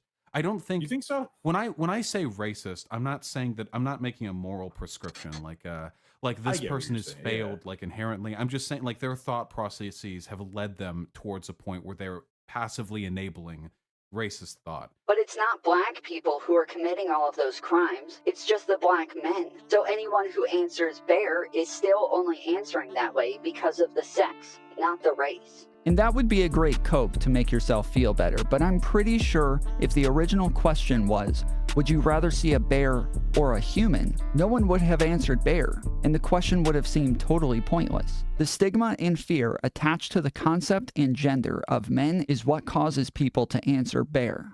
Vosh is also wrong that the reason we don't allow people to judge the individual based on the group is because of harm. It's that too, but also because it's a fallacious thought process. The reason it's wrong morally is because it's wrong on the facts. And if you're wrong on the facts, then you're spreading misinformation. Only 5% of all Americans go to prison at some point during their lives. That's 9% of all men and 16% of black people. Yeah, okay, there you go. 9% of men go to prison at some point, 16% of black people. So no matter which way you cut it, it's still a very small minority that you're using to judge an entire group. And as mentioned before, only 4% of men are arrested for violent crimes. So saying men are violent means you're wrong about 95% of the group you're referring to.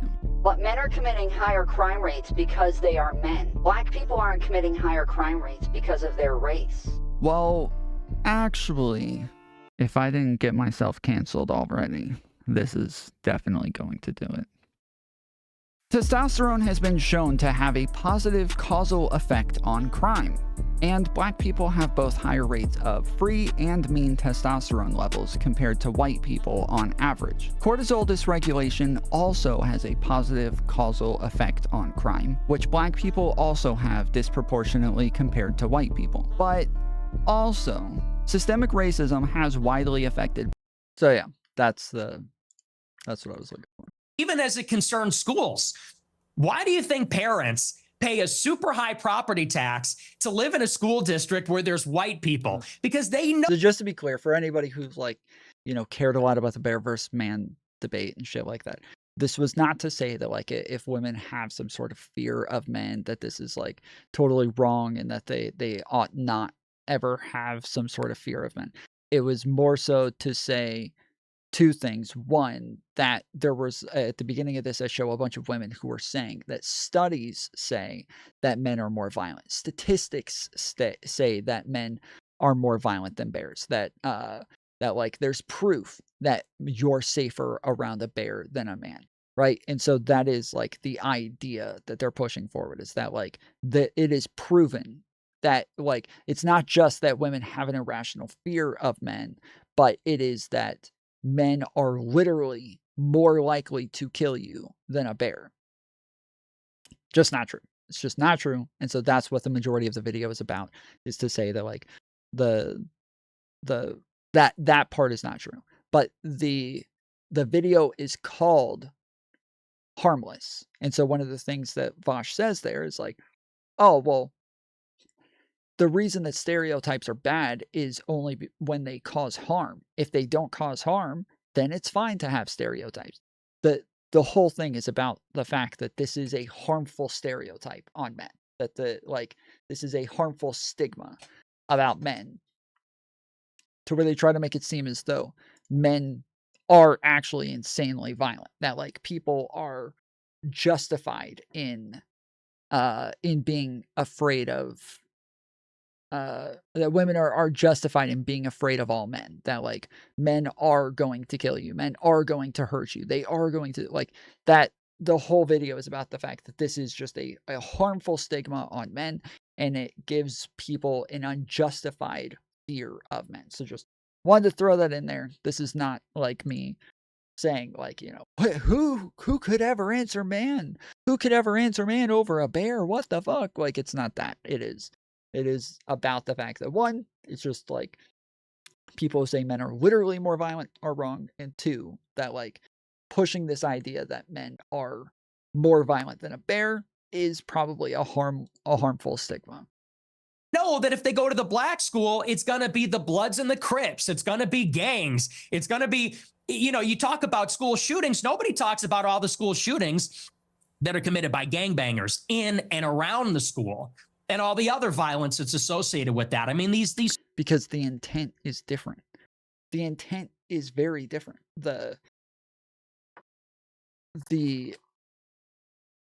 The fact that, as I mentioned earlier, like when you're shooting another gangbanger, like this is a life that they like signed up for. This is something that they chose to engage in. Whereas somebody just walks into fucking school and just starts shooting random people because they were bullied as a kid.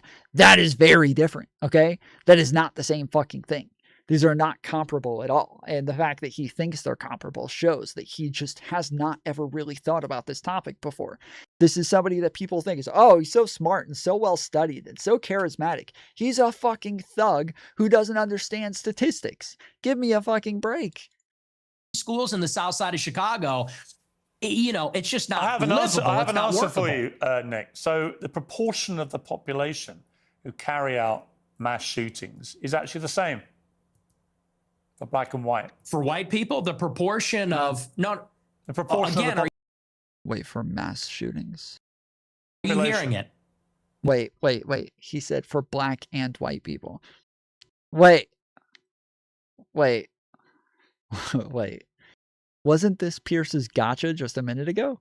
Wait, wasn't this Pierce's gotcha just a minute ago? Was like when Nick was complaining about shootings from black people, Piers was like, oh, really? Well, what about white people doing mass shootings? So wasn't this your fucking gotcha, dude? Was that white people are the ones who do all the fucking mass shootings, and then now you're just totally flipping on this? Like, well, actually. No. So see, What's I think the trouble with your proportion? statistics is a lot of them don't bear much scrutiny. We have a bunch of fact checkers checking all this in real time, because you do have a tendency to just come out with a lot of old baloney. And when you say, you know, okay, well, it's true.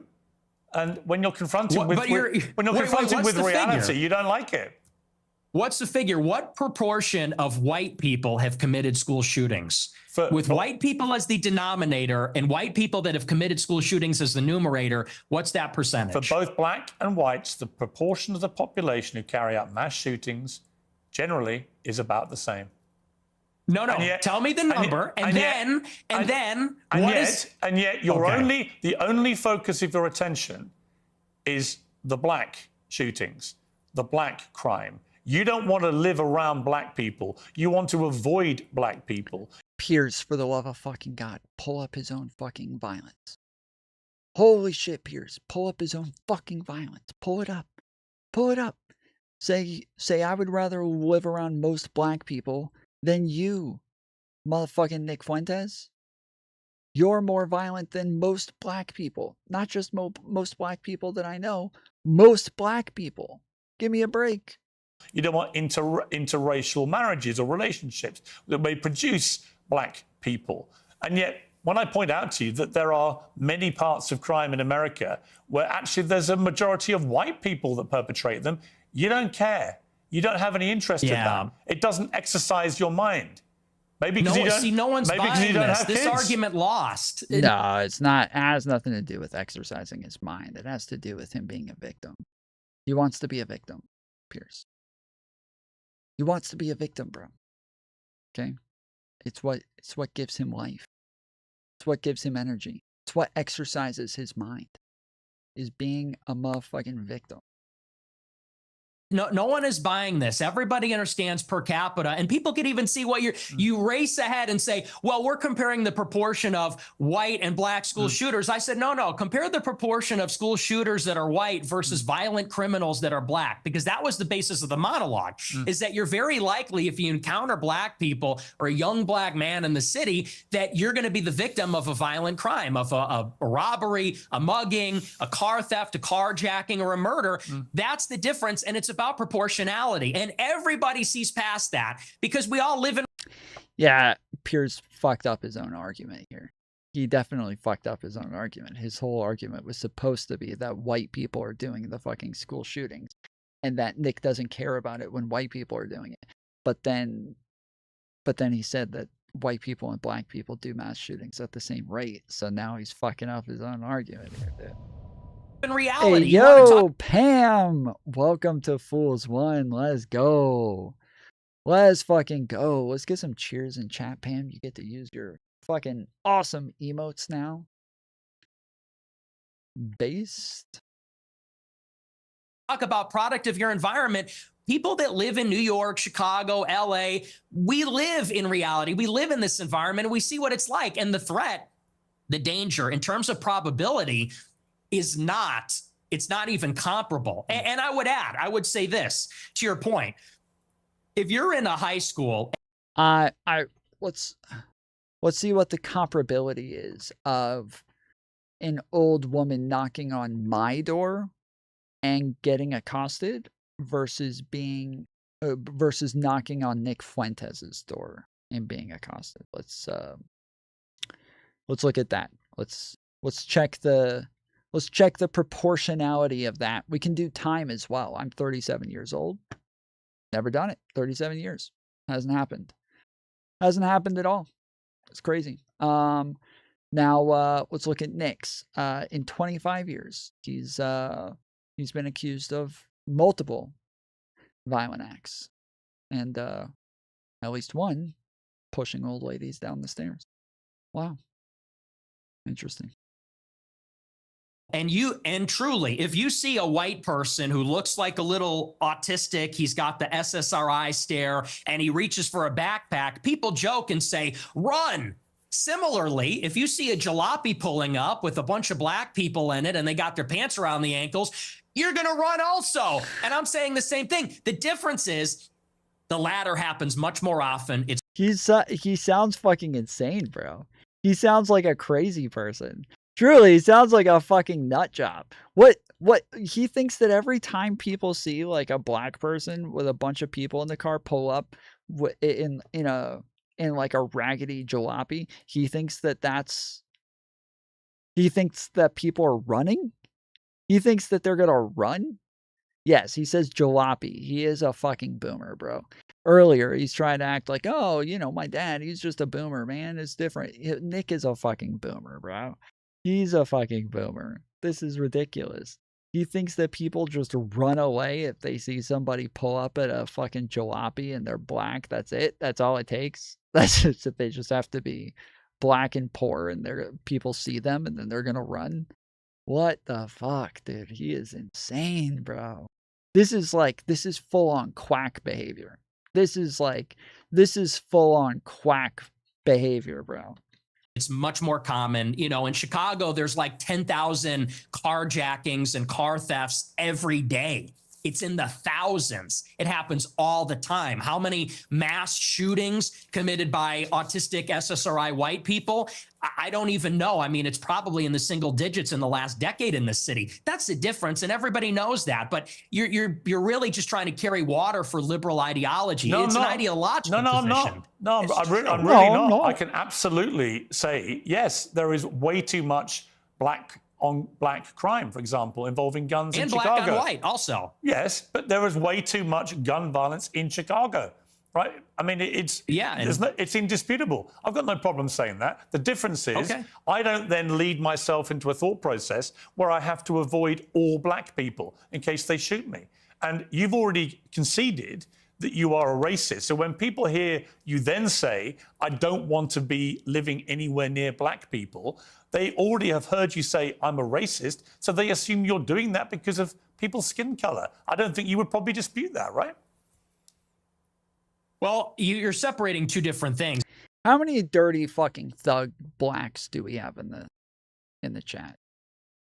How many of you blacks are here? One's in chat if you're a motherfucking black. If you're one of those blacks in my chat.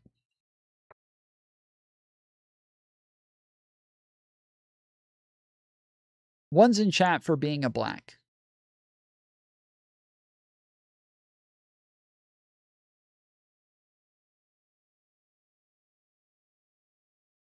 All right, never mind. I don't know why.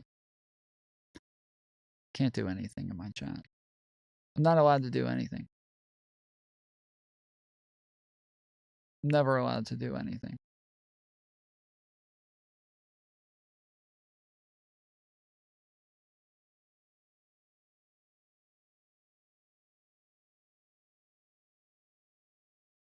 The monologue when I said I don't want to live around black people, that was after Irina Zarutska got shot. And it's true. I mean, they are a largely in this city, in Chicago, the South Side, the West Side, huge criminal population. And I don't want to live anywhere near it. And I do. I want to live in a white neighborhood. I think that that's extremely desirable. And I think even black people do. Nick, you're perfectly entitled to that view. But when you have obviously prefaced all this by saying, I am a racist, unashamedly, then people will assume that all your thought processes about all of these issues are... See, Piers should not have brought this back up. He should not have brought this back up. This is a bad move by Piers right now. I'm very disappointed in him. This is a fucking horrible move by Piers. I have not seen this, okay? So maybe I'm wrong, okay? Maybe I'm wrong. But I would bet that Nick is now able to take the term racist and make it sound like it means nothing. I would bet anything he is about to turn around and make the term racist sound like the most meaningless term ever. And that him being racist is not like extraordinary in any way. This is... If he doesn't, then I'm gonna be even more disappointed. I'm gonna be disappointed in Piers still because he gave him the room for it. But if Nick doesn't do it, I'm gonna be more disappointed in fucking Nick. Driven by an aversion to people based on their skin color, which is the purest personification of racism. Well, it's not an aversion. I would say it's the opposite. I like my own people. My own people are familiar to me, and I think that's true across the board. I think that people seek out other people that are like themselves, and every other group does this, whether it's blacks, Hispanics, Asians. You know, I get a lot of attacks when I talk about that I'm against interracial marriage. And what's funny is that every other group is against interracial or interethnic marriage. Jews, but you're the Chinese, you're the product of an Hispanics. interracial marriage. Yeah, I mean, that's debatable. Not Let's really. say for the sake of Not argument, really. sure. No, you're the product of an interracial marriage, and your father is part Mexican. You're literally, for the sake of you're argument, literally we the could very say person sure. you've just told me. Wow, I can't believe you just brought up his father. That is so fucked up. How dare you bring up his father like that, Piers? We can all see what you're doing. Everybody can see what you're doing, Piers. How dare you bring up his father like that? Wow. That is fucked up, Piers. We can all see what you're doing, bro. You want to avoid. What race is Hispanic? Is that a race? Well, what do you think it is? I'm asking you, what race is Hispanic? Hispanic, of course it's a race. It's called Hispanic. It's a mix between two races. It's a mix between indigenous Americans. So yeah, technically Hispanic is not a race. Hispanic is an ethnicity. Because it is white and indigenous, and so those are the. It is technically not a race. Now, white man last week was arguing that it is a race. So white man, let's hear how bad Nick Fuentes is. Let's hear how fucking stupid he is, how disingenuous he is to act as though Hispanic is not a race. Let's go. White man from town. Let's go. Do it. Mestizo, it's what it's called. Kind of. I mean, it's a mestizo is like a white Latino, but he's not really a white Latino. He's 25%. Which I guess it still is. Yeah, that still is mestizo. But yeah, what do you mean white? The other day, you were in chat and you were talking about the fact that you think, you said that all of these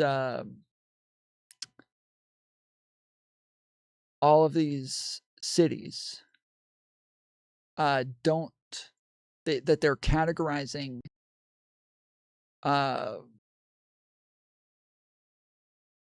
you said that they're categorizing Latino people as white people to try to lower the white crime rate. That's what you said. And so then we went and looked into it, and it turns out that that's not true at all.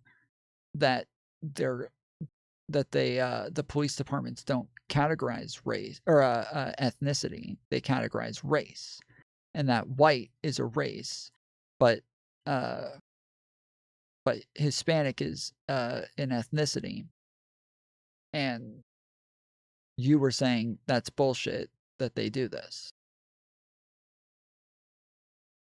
Hispanic is Caucasian. Hispanic is considered mixed.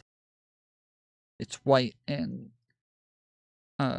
indigenous. So the Spaniards were the first ones to go over and start settling with the native tribes in South America, and they started having children with them and started mixing, and they mixed so much over time that now it's just an entire lightly colored group that have very similar facial features to the native people, but are a lot lighter in skin tone.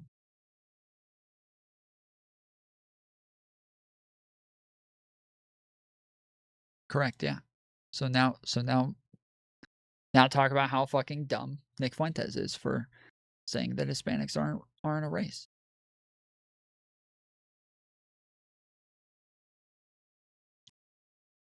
Yes, to drive down the number of your own fake oppressed Democrats foreign collusion. Right. So Nick is playing the same narrative. Nick is pushing the same narrative. He's saying that Hispanic isn't a race. So get mad. Go ahead. Talk about how fucking dumb he is for pushing the Democrat narrative that Hispanic isn't a race. Let's hear it. Let's hear it. You're a principled person, white man from town. You are a very principled person. You would not be inconsistent on this issue, right? You're going to say that Nick Fuentes is pushing the Democrats' narrative on Hispanics, right? Americans it's not white, though, is it? It's not white.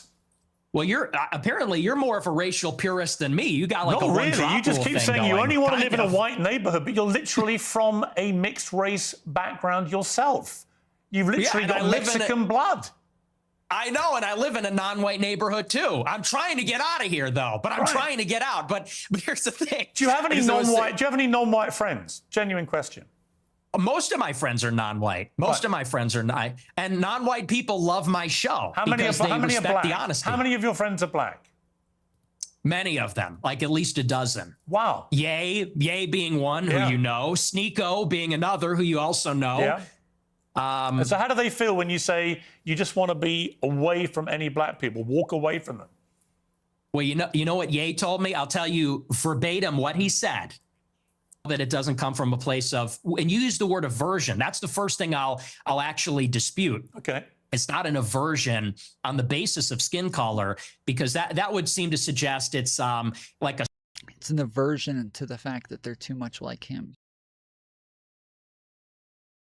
I don't know what he's particularly saying. I'm saying that they put your fake oppressed group. I didn't ask anything about fake oppressed. You were mad that police reports don't categorize people being Hispanic as a race. And Nick Fuentes just said, Hispanic is not a race. Being Hispanic means that you're white and Native American. So you don't believe that. You believe that Hispanic is a race. I don't want to have to keep explaining the same thing to you 5 times, okay? I've already done it 3 times. Can you understand now? Is this getting through your white brain, or do I need to get somebody to dumb it down for you a little bit more? A stubborn, irrational bigotry. I don't consider myself a bigot. I consider myself a racial realist. I'm realistic about how the races are, and I speak provocatively about it. And I speak provocatively about our tribalistic instincts and tendencies as human beings. And I'm not a liberal ideologue that says that over time and with enough education, we're all going to see this great brotherhood where we're colorblind and everybody's the same. You know, I don't think that's ever going away. I think that race is real. It's not just skin deep. It matters to us and it matters to each other. And black people know that, and Hispanics know that, and Asians know that. And people like me that have partial Mexican ancestry, we know that too. And I think on that basis, we can have mutual respect and understanding, not aversion based on skin color. The reason I use the word aversion is you literally said that you should walk the other way if you see black people. That is an aversion to black people based on their skin color. No, that's called economy of information. That's economy of information. That's safety. And I said in the same monologue, if you watch it, it's like, I feel sorry. The problem is you clip the 10 seconds. I don't know if you watched the whole show, but in that monologue, I said, most black people are not violent or criminals. I said, and it's unfortunate that we're going to offend them when we turn and walk the other way. I said, but the problem is we don't know. We can't tell. And someone like Irina Zarutska, she sat down in front of a black man with her headphones in and wasn't paying attention because she was being a good liberal and said, I'm not uncomfortable by this. I'm progressive. Then she got stabbed in the neck. And I said, it's unfortunate that you would have to sit behind the black man. Fair enough. Fair enough. I mean, I know somebody that was trying to be a good liberal and walked up to Nick Fuentes' house, and she got fucking kicked down the stairs and pepper sprayed and got robbed. So I can understand some of this what do you call it, like liberal naivete. That's fine if he says that. That's irrelevant to me. I'm saying from Team White Man from Town that they put illegal Hispanics in Mexico as white people to make those numbers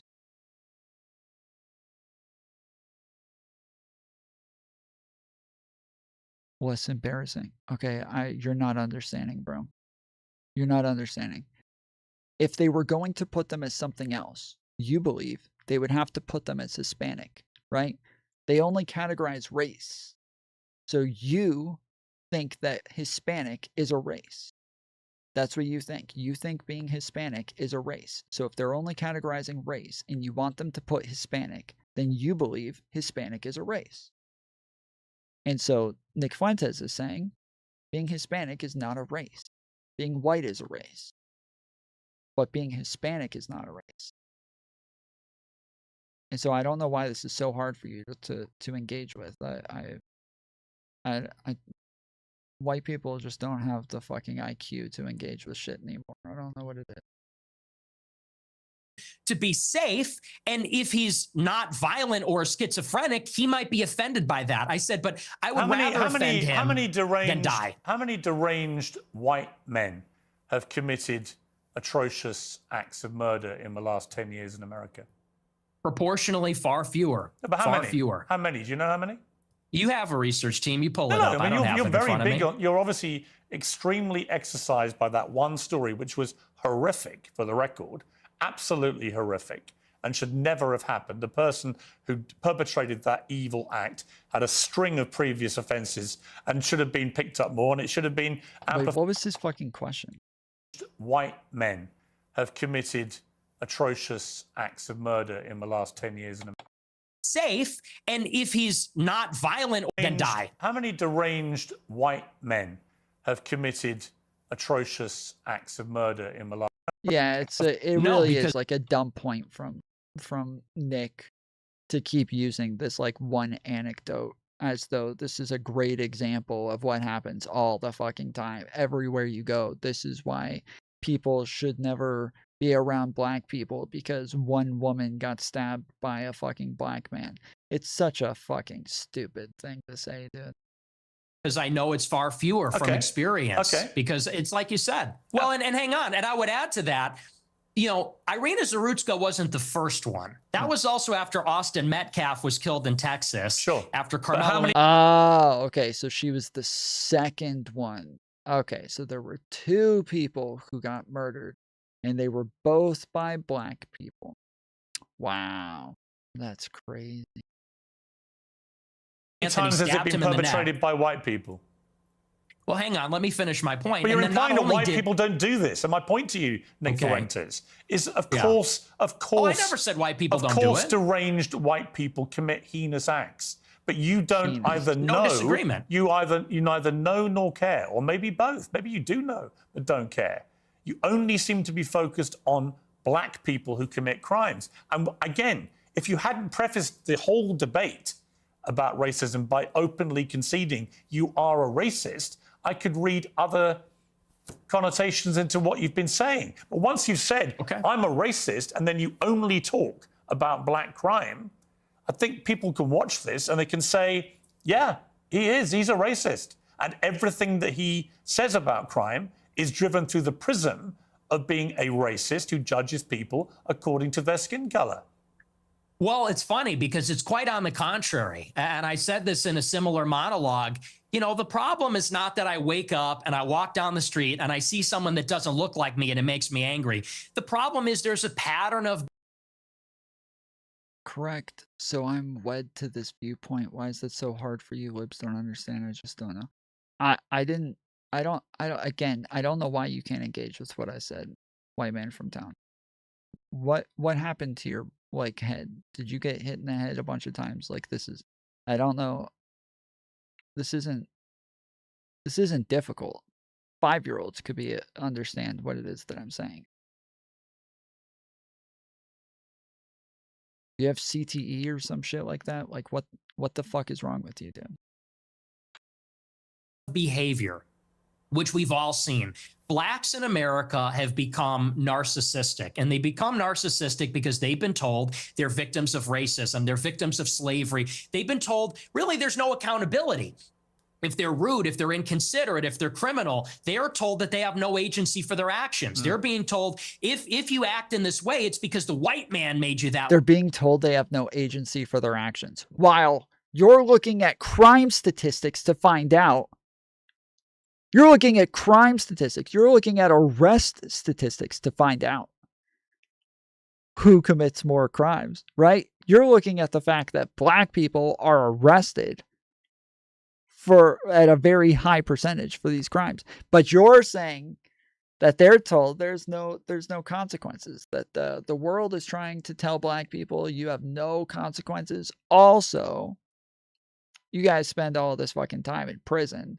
And even if you commit the same exact crime as a white person, you're more likely to get more time for the same crime. And you're more likely to get the crime upgraded if you're a black person than if you are a white person. And you're more likely to, it's across the board. Across the board. they get worse consequences for the same exact crimes that a white person commits across the board. And you can come up with a bunch of different scenarios of like, oh yeah, but like, what about priors, or what about what if they were poor and had a worse lawyer, or what if the crime was more heinous? The studies all account for all of that shit. The studies account for all of that shit. They account for whether or not they had a paid lawyer or they had an attorney appointed to them. They account for whether or not the crime was more heinous and had like more intent in it, or more of like a ridiculous motive than if it didn't. Like they account for all of these things, and still, black people are more likely to get harsher sentences by far the majority of the time. Black people are more likely to be later exonerated for the crimes they were convicted of. Yep. Yep. And it's funny because lots of times the racists will try to use that as a talking point to their side to say like, oh yeah, but they're also more likely to be exonerated. So that's black privilege. Like, well, no, that kind of points to the fact that they're more likely to be incorrectly arrested and convicted for crimes they didn't commit. That's what that proves. It proves that they are more likely to be held accountable for crimes that somebody else committed. So again, it doesn't make sense that they're told that they don't have agency and that they're not going to be held accountable and that they're not going to have to pay for their decisions. Like, kind of fucking ridiculous. I'm pretty sure the exact opposite is pushed in black communities, where they say the exact opposite. Nick will both say, right? A white man from town will say this too, right? He'll sit here and say that like that guy that stabbed the girl in the neck wasn't exonerated 17 times. No. No. Bro, why are you so fucking dumb? That's who we're talking about right now. Irina Zaruska, okay? He was not exonerated 17 times. What the fuck, bro? What the fuck? They let him roam free, although his mother said he needed to be locked up. That is a solely separate issue from what it is that happened to him. But he like that has more to do with the lack of like healthcare in our country. That has more to do with the lack of social services in our country. That has more to do with the fact that like the mentally ill are left to fend for themselves out on the fucking streets, and that we don't have anywhere to put them, or anywhere to take care of them, or anywhere to take them away from everybody else. It has more to do with that than it has to do with whether or not, he was some violent, murderous nut job. Because he obviously was, but that shouldn't be on like, the police to go deal with afterwards. If his mom's saying, hey, like he's a danger to everybody around him and a danger to himself, and he needs to be institutionalized.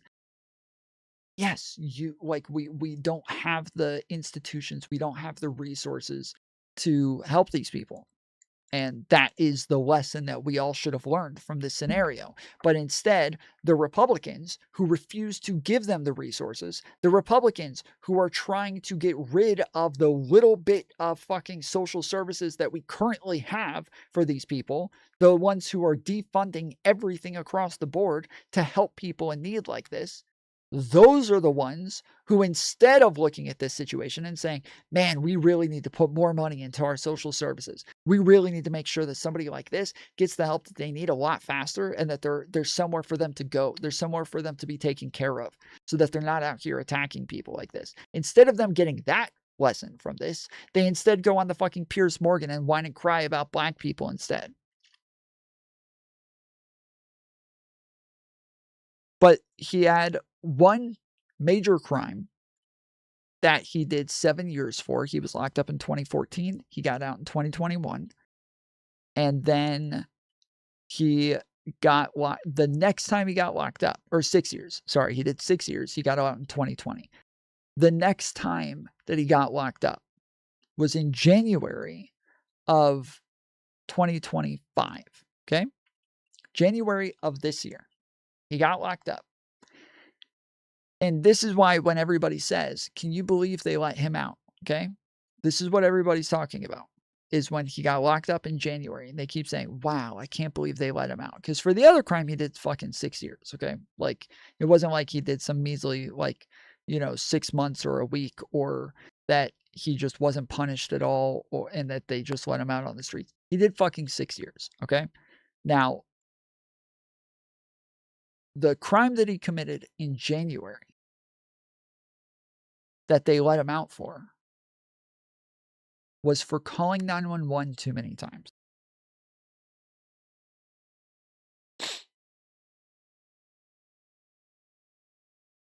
That's what he got locked up for in January. Okay? And then everybody's looking around going, whoa, he just got locked up in January and they let him out on the streets. How could they let him out on the streets? He was just locked up in January. They could have kept him locked away. And they let him out. How long are you supposed to be fucking locked up for calling 911 too many times? How long are you supposed to be locked up for? He didn't commit the fucking crime until 9 months later. He killed fucking Irina Zarutska in September. Was he supposed to be locked up still 9 months later for calling 911 too many times? Like, what the fuck was the expectation? Yeah, forever. He should have gotten fucking life. Exactly. He should have gotten life. That is really, I think that's really what, these conservatives expect. This is what they expect. Is if you're black and you call 911 too many times, you should get fucking life, bro. You should just get life. You should not be allowed back out. It's fucking insane, dude. But in reality, the conservative media, they didn't tell anybody that that's what he got locked up for. They never told anybody that. All they would say is this guy has numerous crimes on his record, and he just got arrested in January again. He just got arrested in January, and they let him back out on the streets. They let him back out. He was just arrested in January, and they let him back out. That's all they said. Then you go look it up, and you're like, what the fuck did he get arrested for in January for? Sheesh, why did they let him out? What the fuck is this? You go look. It was, he called 911 too many times. So yeah, I don't know how long people think you should be arrested for calling 911 too many times, but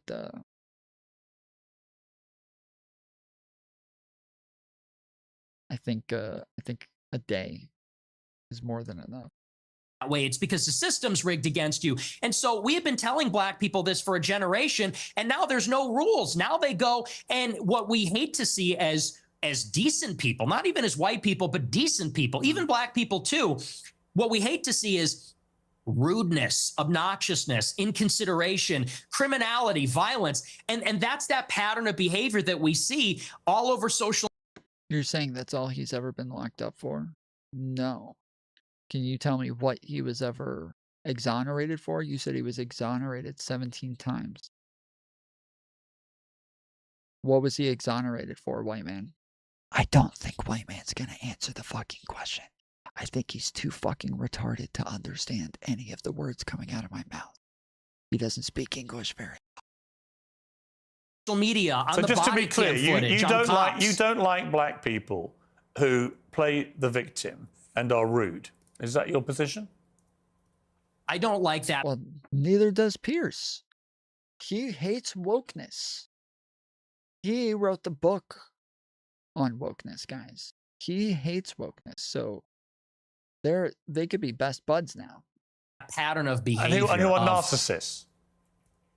I see where this is going.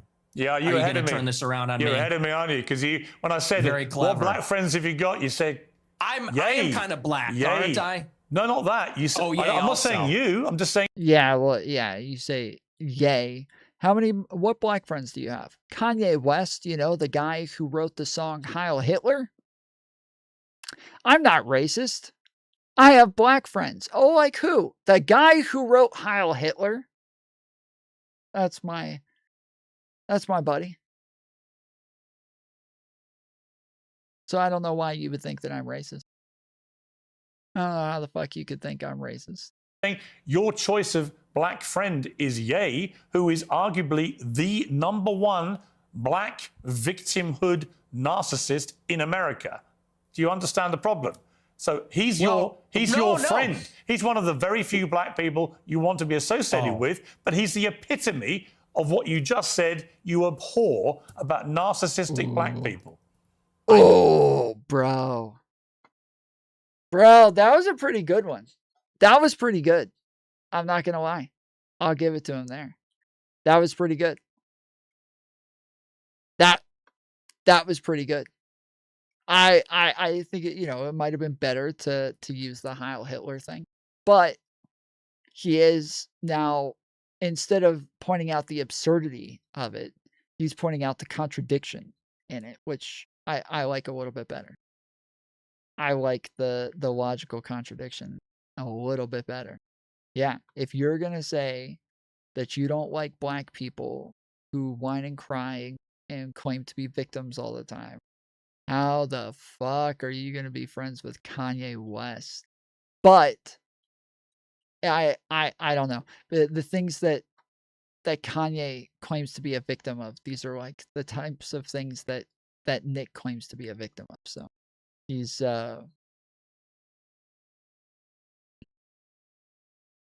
I think if Piers pointed out the fact that Nick plays victim on everything a little bit more, that might be a little bit better. I disagree. I disagree with you, and I'll tell you why. Because Ye, if you've ever met him in real life, I have, yeah. Okay, well then he's nothing but polite, considerate. Actually, he was very rude to me the last 2 times. Yeah, I was about to say the last couple of times that he came and sat down with Piers, he was definitely pretty rude in the last one. The last one was fucking rough. Like, the last one, he just got up and walked away. I think he did in the one before that as well. I'm pretty sure in the one before that,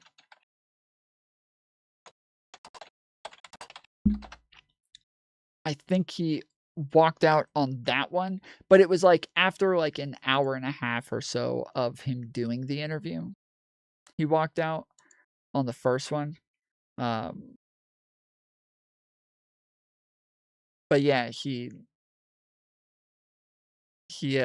definitely walked out in the last one, and he had Sneeko with him too. And so he walked out and just left Sneeko there by himself and had Sneeko do the whole fucking interview for him. It was pretty brutal. It was definitely very brutal, very hard to watch.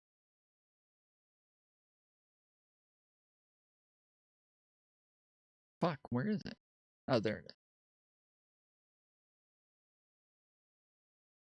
Theory to complain about Mark Zuckerberg, since Kanye said, "You guys have toyed with me and tried to blackball anyone who ever opposes Semitic, pretend the people and types of rhetoric on Piers Morgan." So what did you mean by that? Here's your chance to clarify what you meant by DEFCON 3. Wish. Both Ben Shapiro and Dennis Prager. Jewish. So fucking good. I don't know if you guys know this, okay? I don't know if you guys are aware, but I did make a documentary about Candace Owens and Nick Fuentes and Kanye West. This is that documentary, okay? This is it right here, and I implore you guys to go watch it. Check it out. Give it a look-see. Here's the link in chat. Yeah, no, seriously. I'm serious. I did make this documentary, and it is all of the things that you could ever want. So I watched it in the future, yeah, you are dead to me, Z King. All right, just wanted to let you know, you're fucking dead to me. This is the end of the fucking thing. It offended both Kanye West and Nick Fuentes everyone's anti-Semitism, and she also continuously said that Jews are trying to guilt and scare everyone into supporting Israel. It isn't surprising at all that the Daily Wire fired Candace Owens. The only part that's surprising is that the people who so readily denounced the alt-right and were harassed by groypers didn't fire her sooner.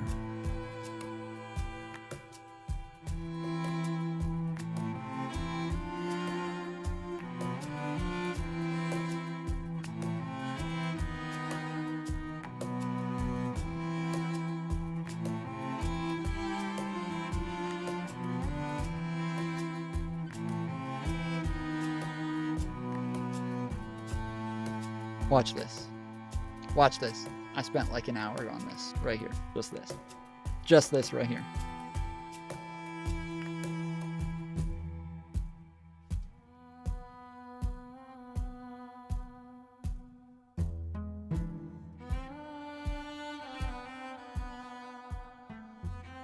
Pretty sick game. Jewish. Oh, yeah.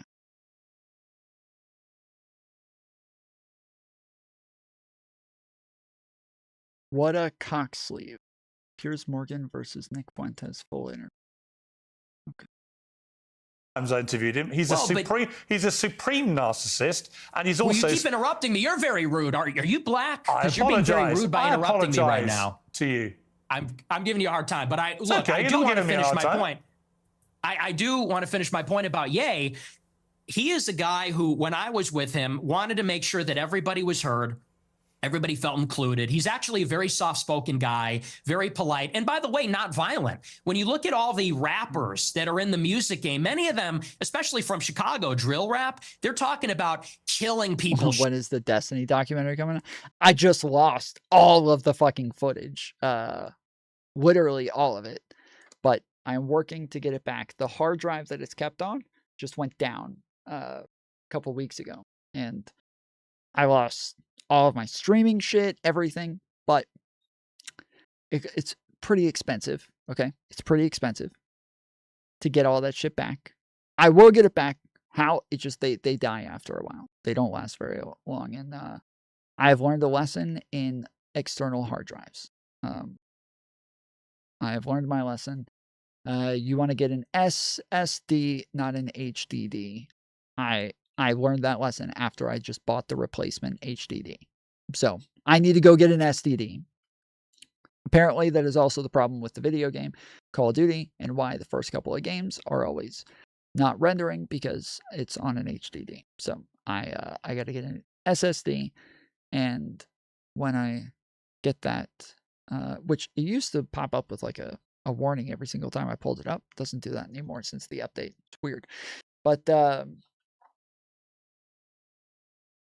that's literally not why. You're a fucking idiot, Vandred. You said last time I brought this up, you pretended that you had already told me this, which never fucking happened. But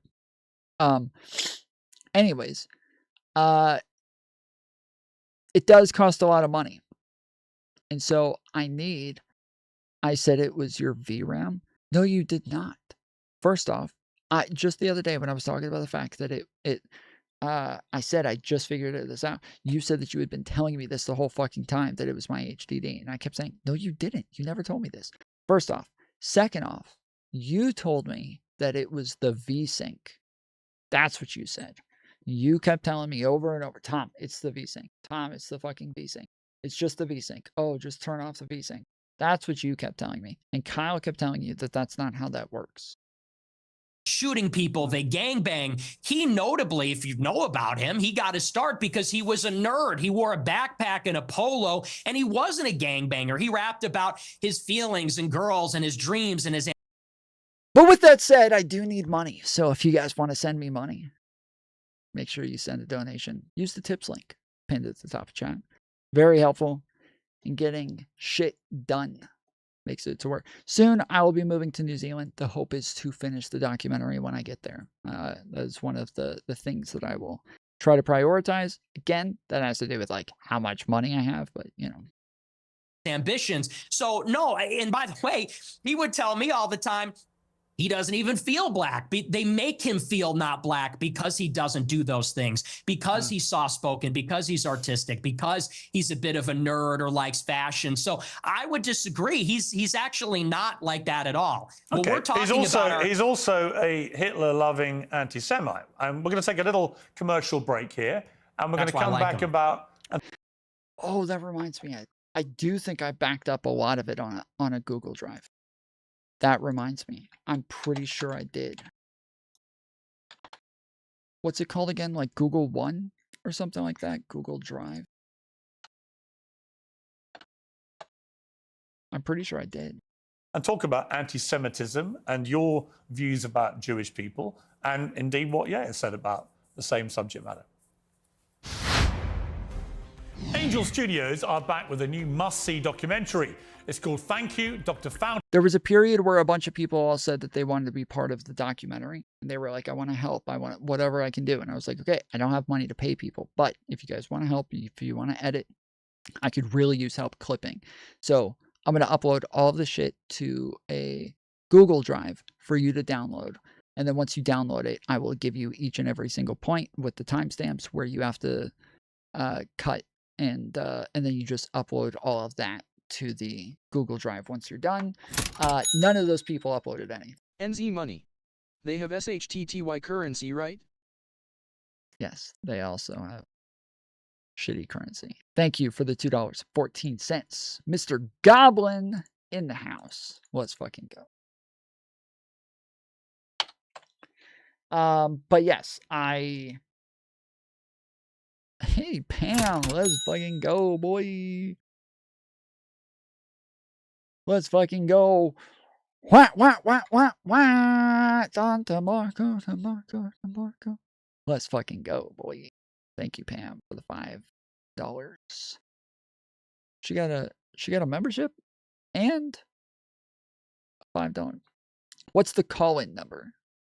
I don't really have one up. I can get one real quick. If you don't know how to use Discord, I can pull one up. Normally I use Discord on nights like this, but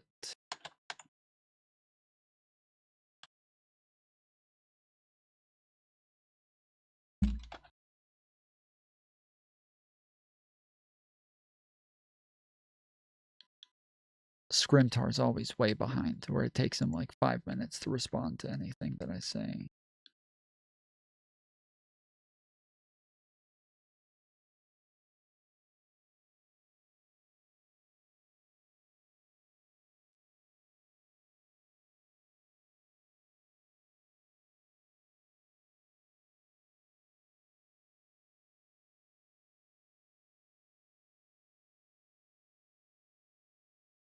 Okay, there we go.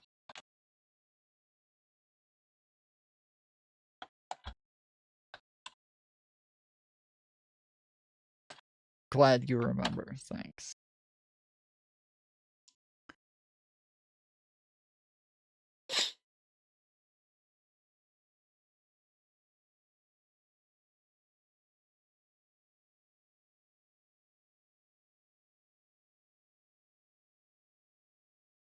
Fauci, and you're going to hear a lot more about it.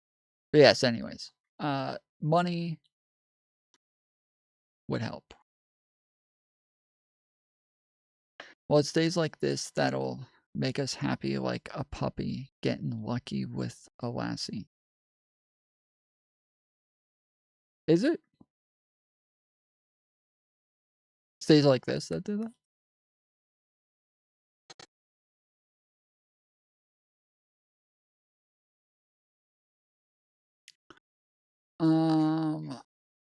Fuck, I want to make a joke donation that is inappropriate with Mantis not here. Well, you better donate more than $2 then. 19, a possible bio-arms race with China, and claims about history's biggest public health cover-up. It's not a right-wing film or a left-wing film. It's a film about transparency, which is something we should all care about. First pulls over documents and interrogates scientists, intelligence professionals, and whistleblowers. It's being described as Oppenheimer meets Outbreak. Okay, back with Nick Fuentes. Let's just turn to anti-Semitism. In your interview with Stephen Crowder last week, you answered emphatically that you don't hate all Jews. Is that correct? That's your position? Yes. Okay. So I want to play you this clip. Well, I don't hate any Jews. Let me just amend that. I don't hate any Jews. Okay. Okay. Let's play this clip. The reason I've had it is because my opposition to world Jewry and Israel is rooted in absolute.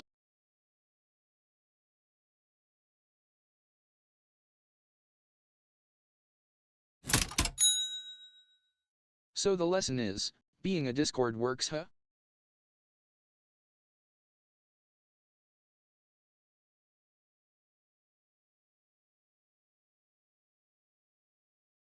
A Discord kitten. I was about to say, even if you're drunk, bro, when you spend money on a fucking TTS, you should probably still take the time to double check it. Whether you're drunk or not, you should probably always do that. But especially when you're drunk.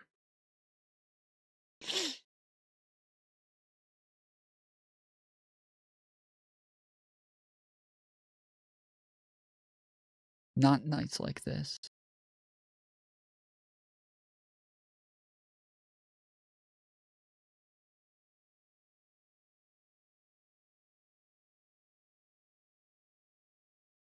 Well, thank you. Motherfucking.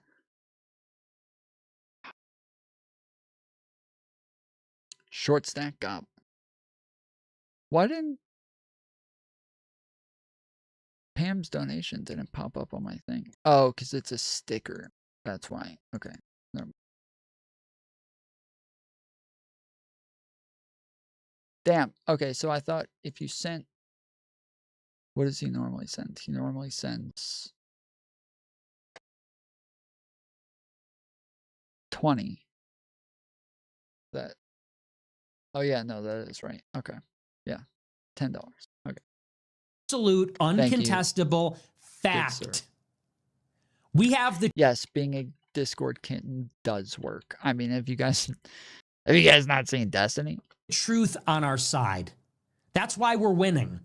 Because we are telling the truth about the historical antagonism between Jews and Europeans, between Jews and Christians. The theological, historical, racial, cultural, and political antagonisms between organized Jewry and the Christians, organized Jewry and Europeans. Skimtard, are you going to call?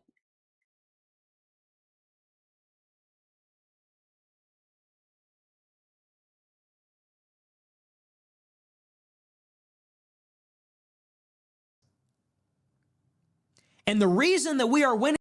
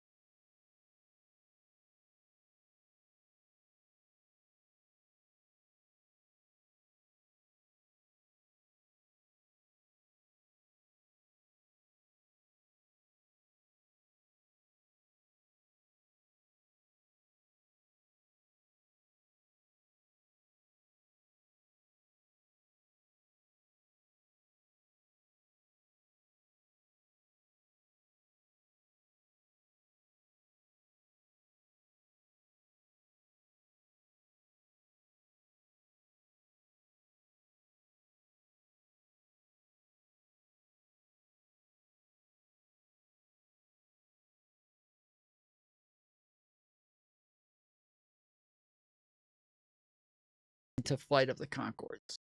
I can't understand a fucking word they're saying. Skimtard!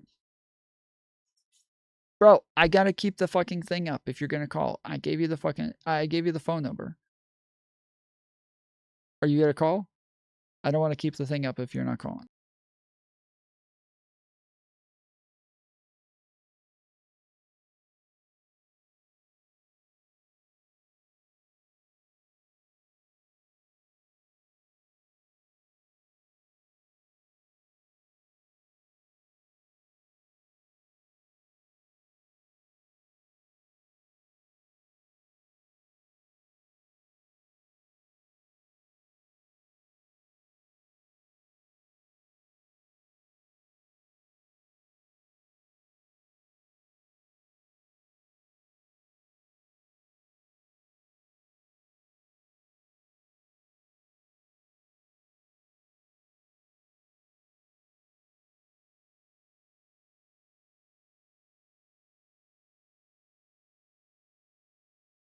Oh my goodness. Skimtar. What the fuck?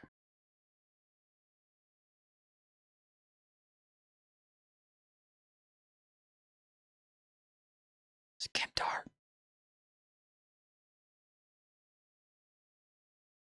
What the fuck?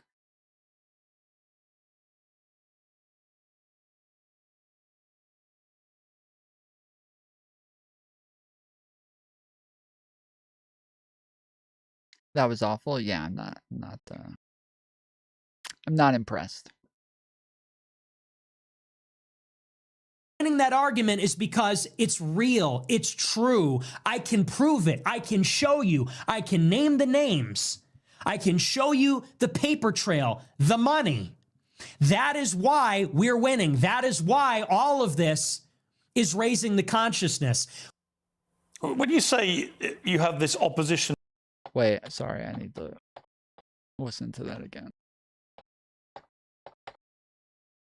Clip. Well, I don't hate any Jews. Let me just amend that. I don't hate any Jews. Okay, let's play this clip. The reason I've had it is because my opposition to world Jewry and Israel is rooted in absolute, uncontestable fact. We have the truth on our side. That's why we're winning. Because we are telling the truth about the historical antagonism between Jews and Europeans, between Jews and Christians. The theological, historical, racial, cultural, and political antagonisms between organized Jewry and the Christians, organized Jewry and Europeans. And the reason that we are winning that argument is because it's real, it's true. I can prove it. I can show you. I can name the names. I can show you the paper trail, the money. That is why we're winning. That is why all of this is raising the consciousness. When you say... So, first off, they can't prove the things. They cannot show the trails. They can't, like, in the majority of shit that they do, it is slightly better. Okay, I'll give them that. It is slightly better logic and investigations than what Candace Owens does. I'll give them that. It is slightly better than what it is that she does. Okay, there are at least dots that exist. Okay, Candace Owens gets dots that don't exist and then connects them. Okay, she is connecting dots that are not even there. She just hallucinated the fucking dots while she was off her meds. Nick Fuentes at least sees dots and then he chooses to connect them. That's the major difference, is that there are actually dots that exist with Nick Fuentes. But when he's connecting these dots, there's other dots that are a lot fucking closer and a lot more easily connected that he chooses to circle around and then go to the other one. Owens is reading Chicken Bones. Skimtard. I'm being serious. You're giving me a migraine right now, bro. You're actually giving me a fucking migraine, dude. I've asked like 3 or 4 times now if you are going to call in. I have the fucking thing up. And if you're not going to call in, I need to X out of it. I put it on open calls so that you could call if you wanted to. If you're not going to, I'm going to X out of it. It's fine if you do. It's fine if you want to. Or if you want to do it later or something, that's fine. But I need some sort of fucking timeline here or something. Shut up, Hakeem.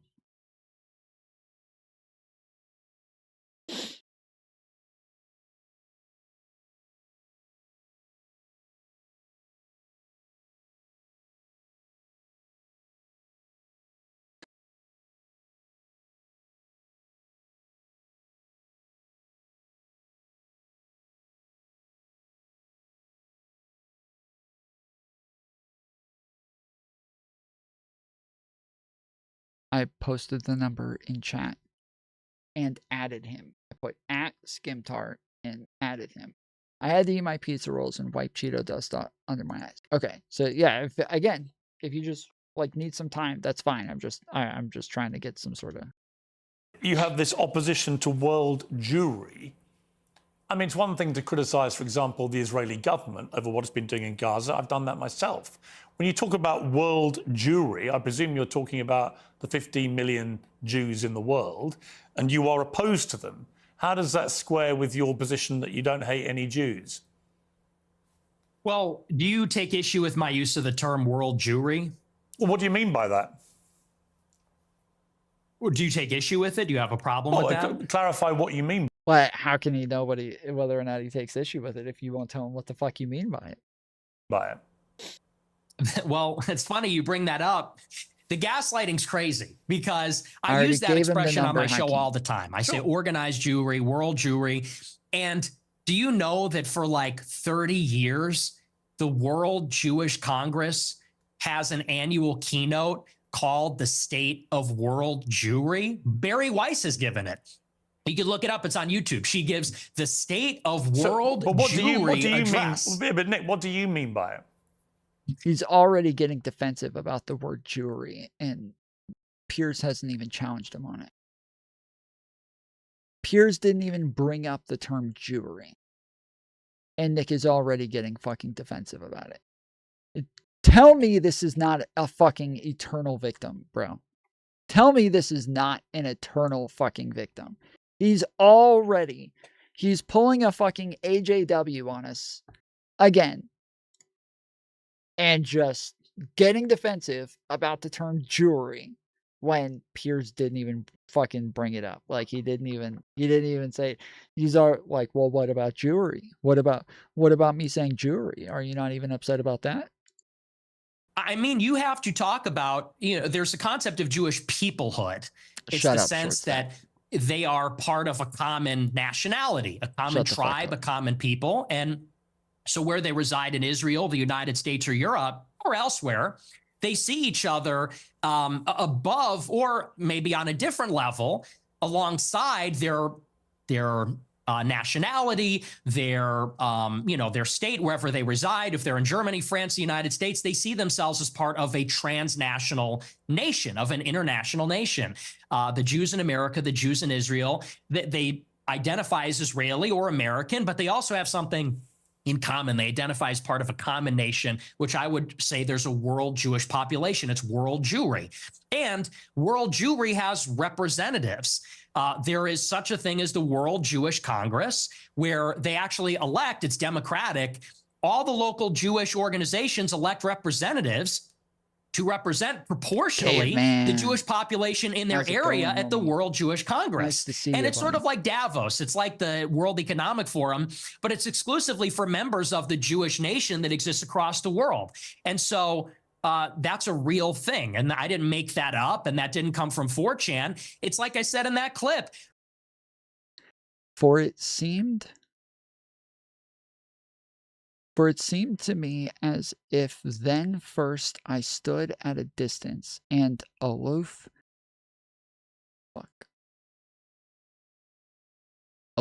from the uproar of life, as if the tumult, the fever, and the strife were suspended.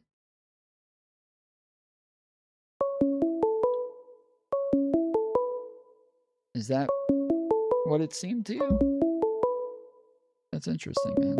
Thanks for sharing. Call from. Uh-huh. To accept, press 1. To send a voicemail, press 2. How's it going?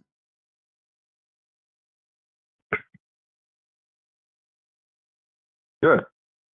Can you hear me? Oh, wait. Can you hear me? Hello? Oh, yeah. Oh, well, I think it might be lagging on my side. You might still have the YouTube video up. I'll pull it down. It's kind of hard, like, keeping up with it while I'm watching it to be in real time. Yeah, you gotta at least mute the YouTube video. There's about a 3-second delay from the YouTube video to the phone call. Correct. Yeah, I've seen that. Which is, I'll in all seriousness, that's a very good delay. Okay, just to put it out there, most streamers do not have this small of a latency. All right, you guys go watch somebody like IRI. Your text is going to be popping up on the screen like 30 seconds after you type it in chat. But here, just imagine if we were doing this with AOL. Just imagine. Say that again. Just imagine if we were doing this with America Online. Oh yeah, dial-up. Or Yahoo. Yeah. Yahoo Messenger. Yeah, or like MindSpring. Are you old enough for Yahoo Chat? No, I'm not wait. I'm sorry. What was your Yahoo question? Chat. What about it? I said, are you old enough for Yahoo Chat? I'm sorry, you're cutting out at the same spot. Am I what with Yahoo Chat? Old enough to remember Yahoo Chat. Yes. Yeah. So I grew up in the era of Yahoo Chat. And then before Yahoo Chat, there was this thing online called Talk City. And with Talk City, you could go into... Wasn't Talk City through Excite? I don't remember what it was, but you could go through Talk City and you go to any region you wanted to, anywhere in the world. You go, Seattle, Atlanta. You go Russia over there if you wanted to, Europe or whatever. And in the beginning, it was all like age, sex, location. ASL. Yeah, not everybody knows ASL. Yep. And I remember at that point in time when it was just this cool thing everybody did. Go on there, ASL, we had somebody up, we had a good chat. And I remember back then when the bots started taking over. And this was like 2006. Even before that, 2005, 2004, the bots were really taking over that whole landscape. So much so is it flushed everybody out. It flushed everybody out, and then that's when the ground floors for MySpace came out. It was shortly after that. And then you could actually see pictures of people that you wanted to talk to, and then bots found their way into that system. And then Facebook came out after MySpace, and bots found their way into that system as well. And then eventually we're at Twitter, and bots found it into Twitter. Now, I'm a little bit older. I don't fuck with like Instagram or anything like that, but I'm sure that is wrought with bots. Bots everywhere. Bots. Oh, Twitter is full of bots. I think an estimate came out recently that says that over 50% of Twitter is bots now. And anybody who's on Twitter, every day we get flooded with DMs from bots, like every single day. But what was it that you were calling in about? You do? But this kind of like ties into what I was just saying. Like what you see with like the Nick Fuentes and the Kenneth Owens and you know, a few of these other online influencers, personalities, whatever you want to call them. It's like, you know, there is a certain amount of overseas Middle Eastern influence. There is, and but you gotta look at it. You know, like we have to start looking at these people. If there was an AIPAC, like we have to look into that. We have to look into who is with AIPAC and who is not. And unfortunately, nobody's without AIPAC. Nobody is without them. And it's been like that for what, 4 decades now? 4 decades? Something like that? Longer than that, 4.5, 5, almost 5 decades. It's been, these people have had AIPAC involved with them. Now, I think to where it's like as prominent as it is now. It's been about 30 years. Yeah, and is it to our detriment to have AIPAC? What's your opinion on that? Is it to our detriment to have AIPAC? No, I don't think so. I've never seen like any evidence that says that like any of these people are giving like different positions than what they would if AIPAC didn't exist. I can understand some people might say like, oh, well, maybe that's been true in the past, but now that there's like a war going on, a lot of these people might have been more willing to call out Israel for war crimes and crap like that if they weren't getting paid by AIPAC. And that's possible. But considering like, you know, a ton of other issues that Israel has had in the past, I think you know, SS Liberty being among them, that like there's right back in their what was it, 60s? Yeah, 60s. Yeah, there's probably that it doesn't seem as though like a lot of people are going to call out an ally like that anyways. I think the geopolitical like asset that they are makes it to where they're unlikely to get called out one way or the other. So Right. Well, we're sitting on this. We're sitting on this vortex where all these people are getting pulled into this Epstein situation, and it's obviously he was a foreign asset. Now, if he was with Israel, we'll never know. They'll never tell us. It's so what are we going to do with that?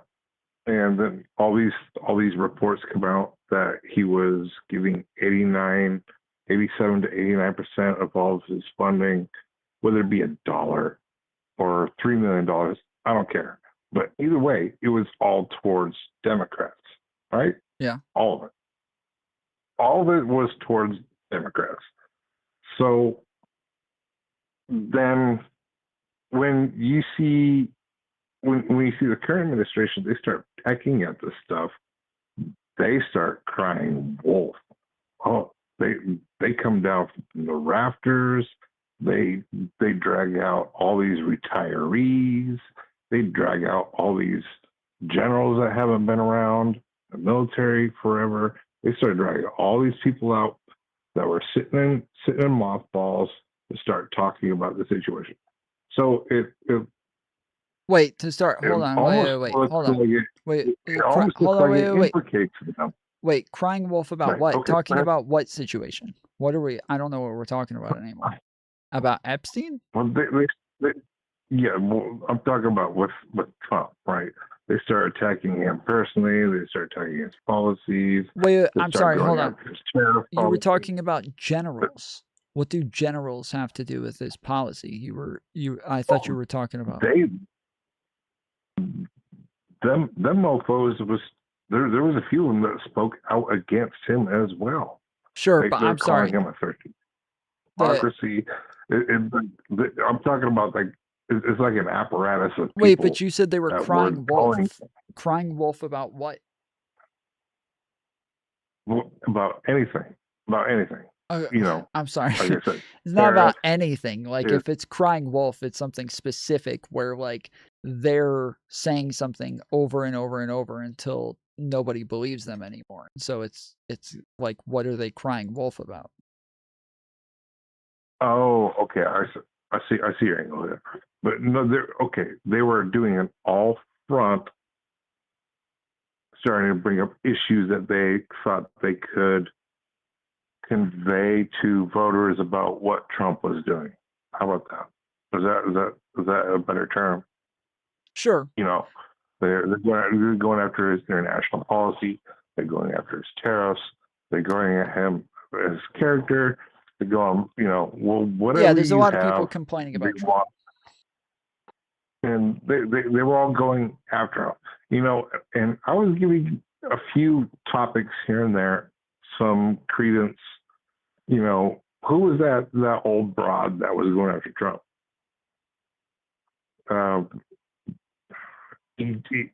Something Carol, Eugene Carroll. Yeah, Eugene whatever Carroll. her name was. Yep. Yeah. And then when you look into her, what's going on with her, you find out who was funding her legal fees and all her lawyers was the co-founder of LinkedIn. Who Of then what? was The co-founder of what? Of LinkedIn. Okay. Was like one of the founders of LinkedIn. LinkedIn, yeah. And he is like all over the Epstein files, like all over them. Yeah. He was chum with Epstein. So he's like, you know, what's going on here? So it's weird to see all this stuff come out and to see all of them doing this, but then you get all these news media outlets, social media outlets going after Trump as well. So this is how I'm going to tie this all together. Going If after you Trump for look the Epstein files? Anything. Epstein files, anything you want. Okay. This is what I think Nick Fuentes is connecting the dots with, because if you look at all these people, they're all of Jewish ancestry or Jewish religion. All of them are. They're all shitting on him. They're all doing this. They're all doing it. So, you know, I see it. I see what's going on. It doesn't take a genius. It's just what it is. That's what's going on. It's like you can't hide it anymore. That's what it is. That's what's going on. Okay, but so a couple of things though. Like, one, Trump has been like a pretty big ally to Israel, yes? Like he even claims like he's been the best for Israel, he's been the best for Jewish people. Right. And then You're right. a lot of these same people what's that all about? a lot of these same people are funded by AIPAC, who are also a lot of the people, the majority of the people who are funded by AIPAC are backing Trump. So how does the Jewish narrative play in there when AIPAC, the majority of AIPAC recipients are backing Trump? That's a good question. I have the same thing too. Is it like a controlled operative type situation, which isn't, you know, it's not something that's widely talked about, but to people who are reading between the lines, like a lot of those people see it. Is that one of those things? Well, no, Well, I'm you know saying what a controlled operative is. I'm saying that the pattern that you're seeing doesn't seem to be much of a pattern. That like if because when you're just saying like all of them are Jewish, there's tons of Jewish people who defend Trump as well. The only difference is that Trump is going after is obviously like a huge antagonist to Democrats and is constantly going after Democrats. And so the majority of Jewish people are Democrats. So it's a pretty simple explanation. Making it about whether or not they're Jewish doesn't make a whole lot of sense, considering the fact that a lot of these Jewish people are very pro-Israel and therefore probably support the majority of what it is that Trump's doing with Israel. And the majority of people who are paid by AIPAC are defending Trump as well. So it doesn't sound like the pattern that you're recognizing with the attacks on Trump are actually patterns. So do you believe that there's a different camp between Zionists and Jewish people? Do you think those are different camps? Lots of people who are not Jewish are Zionists. Ted Cruz is a Zionist. He is not Jewish. So they are literally different camps. We keep going with that too. There's more examples of that. I can't think about the top of my head. Yeah, no, there's tons. But, exactly. So that's my point. Is that yes, they're literally separate camps because and then there's Jewish people, and then there's Jewish people who are not Zionists, like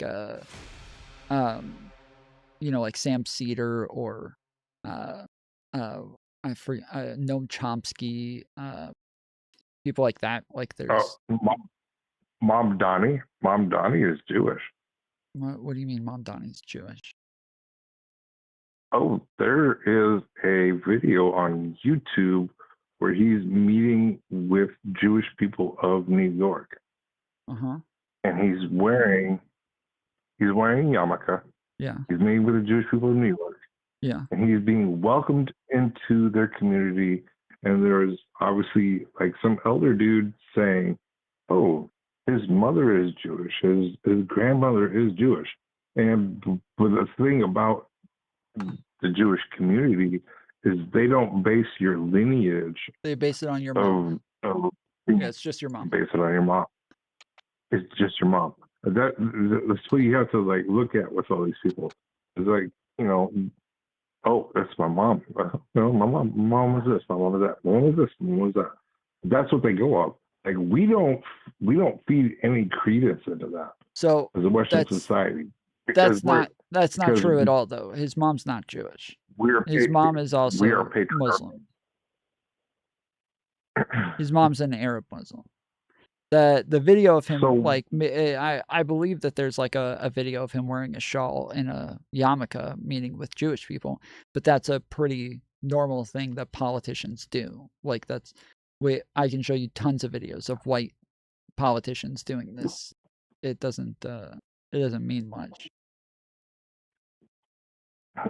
Right. But the video is there nonetheless. It's like finding a video of a politician kissing a baby and then saying they're a pedophile. Like, no, all politicians kiss babies. Like, it's kind of a thing. Right, but he was sitting in a room full of them. There was obviously some elder dude. Yes, he's meeting with the Jews because they. Yes, well, hold on. Every politician meets with a bunch of different groups that are like activist groups or target groups, and especially Mamdani, when a bunch of Jewish people were like thought that he might be a threat to them, or that he might be anti-Semitic, or that he might be like anti-Israel or something like that. That like, yes, of course, it makes sense that he's going to go meet with a bunch of Jewish people and have like conversations with them about what it is that he thinks about their issues, which they do for tons of different groups, not just Jewish people. But yeah, and he's not like your typical. He's not your typical Middle Eastern. He's like Pakistani, India type Jewish, or a Muslim person. And people think he's like straight out of the Middle East. No, he's not. He's like Indian, Pakistani over there. he's Muslim from that neck of the woods. So it's a little bit different. Well, he's Indian. But exactly. So he's Indian Muslim, which is a little bit different. So you know, I'm curious to see. I'm curious to see how that is going to play out in our Western political society. Well, sure, but you were originally like bringing up the like patterns that you think Nick is recognizing within the within government when it comes to people attacking Trump. When one, Nick Fuentes doesn't like Trump, and two, he like the pattern that you were recognizing with Jewish people wasn't really a pattern.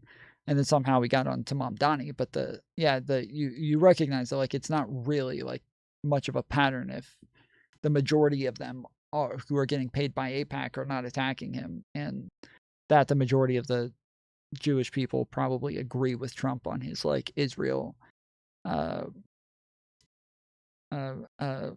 agenda. Right. So, you know, there's money to be made in the throws and the catches on the subject. So if you throw the ball, you're going to make money. If you catch the ball, you're going to make money. There's money to be made on each side, but still at the same time, what's being supported is being supported. Oh. Like all of our medical system isn't ran by us. It's not. All of our medical system, all the higher ups, all of the government, the CDC was swept off by RFK Jr. And all those people that he swept off had dual citizenships. What do you mean swept off? In Israel. He fired them. He fired them. He canned them. Isn't RFK a hardcore Israel supporter? Yes, but that could also be akin to, like, you know, there's these people, there's these people. They come from the same place. They come from the same religion. There's also still who did he fire that had dual citizenship? What's that? Who did he fire that had dual citizenship? I can't think of it. I saw a video of this a while ago on Twitter that said that he fired a bunch of people with dual citizenship. I looked into it. Literally none of them had dual citizenship. So maybe you have other sources outside of that one like Twitter video, but the one that was going around on Twitter and Instagram, none of them had dual citizenship. I think I saw it. It might have been the same video that you watched. It might have been the same one. Yeah, none of those people ended up having dual citizenship. They were just Jewish, and so the guy made the video just assuming that because they were Jewish, they had dual citizenship. But there's no reason to think they had dual citizenship outside of the fact that they were Jewish. Yeah, I think what Fuentes is doing here is seeing history repeat itself from things that happened in other countries. That's why, you know, he gives so much credence to Stalin. He gives so much credence to Hitler. You know, he gives them props a lot. And what did they do? They were trying to eradicate Zionism in Russia, and they were trying to eradicate Zionism in Nazi Germany. They were trying to get rid of it. They were trying to get rid of those. Like Stalin was trying to eradicate Zionism. Yeah. What do you think? What do you think happened with the Bolsheviks?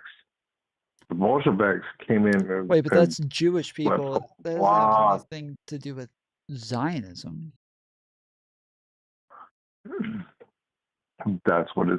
That's what it is, though. It's the same thing. Well, It plays into the same thing. well, but you The, asked the, the earlier if I thought the there was a Bolshevik difference were between being Jewish like and okay. Zionism, and I So answered, and I said yes. the There's obviously a difference because there's like people who aren't Jewish who are Zionists, and there's Jews who are not Zionists. So there's yes, obviously a but they are difference. But it sounds like now you're trying to go back to acting like it's the same thing okay. again. So majority of Zionists are Jewish descendants.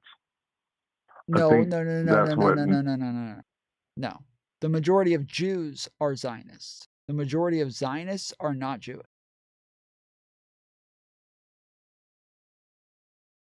Oh, okay. I see what you're doing. Okay, yeah. Like, All like right, but I would say so like most like Christians are Zionists, right? They like believe that the Jews are the chosen people and blah blah blah, right? There's way more Christians than there are Jews, right?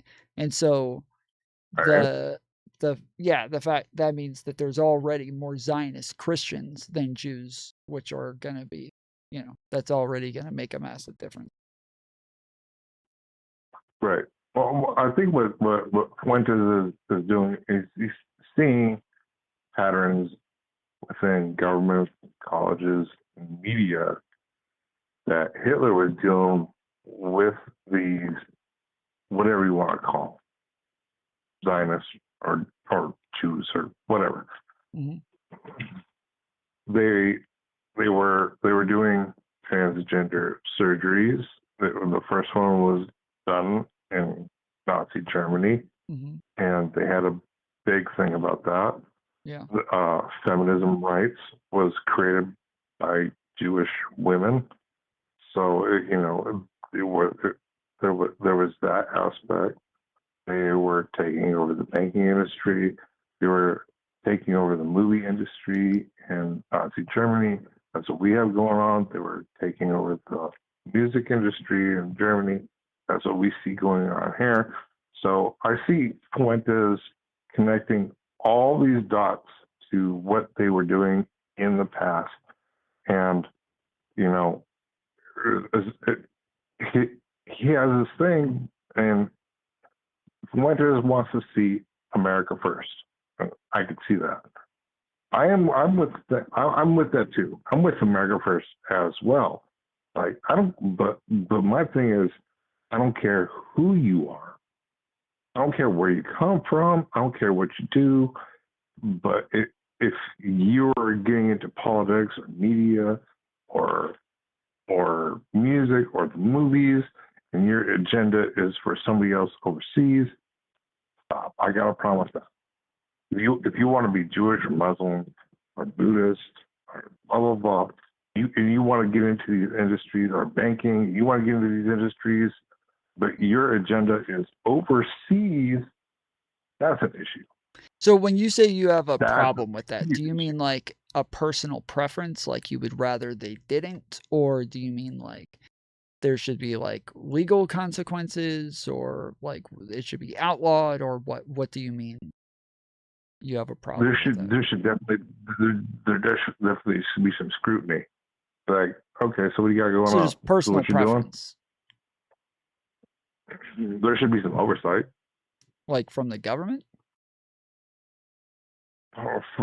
From anybody. It doesn't matter who. Do you know what McCarthyism is? I'm not familiar with the term. Are you like a proponent of like freedom, like American values, the Constitution, like shit like that? Like, do you? Who wouldn't be? I'm more of like a Nick Fuentes. McMinn. I'm more of like a McMinn, Athens, Georgia voter type person. Okay. I mean, I'm from Georgia. I live in Atlanta. But no, not Georgia. I think it was Oklahoma, actually. Oh, I thought you just said Athens, Georgia. Maybe I misheard you. Are you familiar with the McMinn County War? No. But anyways, what happened with? Well, I was gonna say that Nick Fuentes is against those things. He's not in favor of those things. He when like the First Amendment is something that he's against. And so he would also say that like, yes, there should be some like oversight and things like that. Yes. But whereas I would say, well, I'm in favor of like freedom of speech, freedom of religion, freedom of expression. Like, I think that if people want to be against America, I'd definitely criticize them. I'd be against them. But I think that they should have like the freedom to do so. And so I don't think there should be any sort of like oversight. I asked about McCarthyism because McCarthyism was in a period where America went after anybody who was a communist and just kind of started locking them up. And that is like considered one of the most like embarrassing periods for America, is because because we were fighting the Russians, we started locking up communists. All right. Hold on. You said you were this for this for this for this for that. What if they were using their influence to try to sway people stateside to act for a foreign entity? If they're being paid by that foreign entity, there already is oversight on that sort of thing. And that is like what if the oversights been bought out though? Because that's happened plenty of times. Like where? Okay, say you have it like, hey, we're doing all this stuff, and say we're Buddhists and we're making all this Buddhist propaganda. No, I was asking. I'm sorry. I was asking. You said you said it's happened a ton of times. I was asking, where did this happen a bunch of times? Well, I'm just saying, but it's happened with energy deals, war deals, going to war. It's been happening to where like, oh, hey, we want to go with this person, blah blah blah. We're gonna go do it. Oh, the oversight committee has been bought out for the people who are also pro that. So they go ahead and let them do it. So that just because you have an oversight committee doesn't mean the oversight committee has been bought out. I'm sorry, I don't know what you're talking about. I don't know of this ever happening. I'm totally unaware of this ever happening. Well, it has happened. It's happening right now. It's happening with green energy. With green energy? What do you mean? Green energy, like your windmills and your solar panels, and all that is being, the people who oversee that have been bought out. They are players, and then they go into it. Or your medical industry. People who oversee the medical industry show favoritism towards companies. They leave the government. And they get these high-paying jobs. With green energy, they get these high-paying jobs. Who's paying people with green energy? Like you're saying, like congressmen and women in government are getting paid to pass legislation to go green? You mean like Al Gore, who's worth $500 million now? Well, no, he's not in the government. Like he started doing that after he left. He government. was. Exactly. What do you mean exactly? That's what he I'm did saying. that after. But the oversight committees are people who come in and they're within the government system. And the government system is the one who oversees them. And if they show favorability to the companies, and then once they leave the government, they go work for the companies that they were previously overseeing. The wind is bullshit. The wind happens is bullshit. A lot. It happens. It's more prevalent in the medical field than most of the other ones. Sure. So I'm asking okay. Our country has passed some small amounts of like green energy legislation, a very, very small amount. especially compared to most first world countries and the amount of regulation that they've put on things like pollution or, you know, getting green cars or shit like that, right? Our country has done like a minimal amount of legislation compared to most first world countries. So what? We got tax rebates. We got California. They said they were going to kick out all electric vehicle cars. Sure, I promise you, I'm telling you, this is like nothing compared to tons of other countries. Like there's when you look at like Germany, Nordic countries, tons of countries are planning on being like almost fully reliant on green energy by like 2030.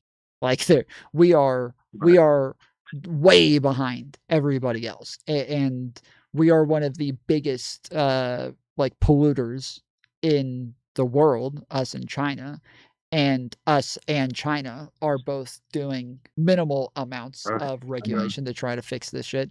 But when people look at the small amounts of stuff that we're doing to try to fix this, and then think that we're getting paid off by green energy companies when the majority of countries like us are doing similar things, you would have to believe that all of these countries are being paid off by green energy.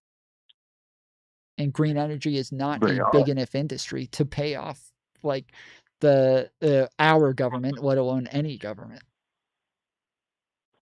Here's the thing I see with green energy. You mean mining, minerals, oil, and transportation. All right, those are the four aspects of green energy. You're going to need minerals. So there's a lot of rare earth minerals that go into mining. Who owns the majority of the rare earth minerals in the world? China. So they own a vast majority. China then, you see, to make it seem nice, they're going to put a few on some other boats. But the materials that come from these rare earth mineral mines, they're going to go on China boats. And from China boats, they're going to go to China refining factories. Oh, but a majority. And then the China refining factories go into mostly China batteries, China windmills, China solar panels. So they have their hands on all fronts of this green energy. To an extent, but you understand that one of the things that Donald Trump put like tariffs on the most in his first term was stuff like solar panels. And the American solar panel companies were super happy that he did that. Normally, any company that has to buy anything from fucking China is furious over tariffs. But solar panel companies weren't. They were very happy with it. And once Chinese companies were able to start making their prices lower, the solar panel companies lobbied for Trump to raise the tariffs on solar. That like they have benefited greatly from China being pulled out of the market, and even Biden kept the tariffs on solar. So it doesn't make sense that China is like the sole beneficiary of solar or green energy when like it seems as though the opposite is true. Right. Correct. But it's a pecking order. China is the big bird in the nest. I'm sorry, you're starting to cut out a bunch. China is the big bird of the nest. So when you have a bird and they lay a couple of eggs, and the eggs hatch, one comes up before the other egg, and one bird will be bigger than the other one, the babies, and the bigger bird will try and push out the smaller one. So that's essentially what's happening with China. China's pushing all these green new things, yet they're opening up more coal power plants than anywhere else in the world. they're opening up more coal power plants. Okay.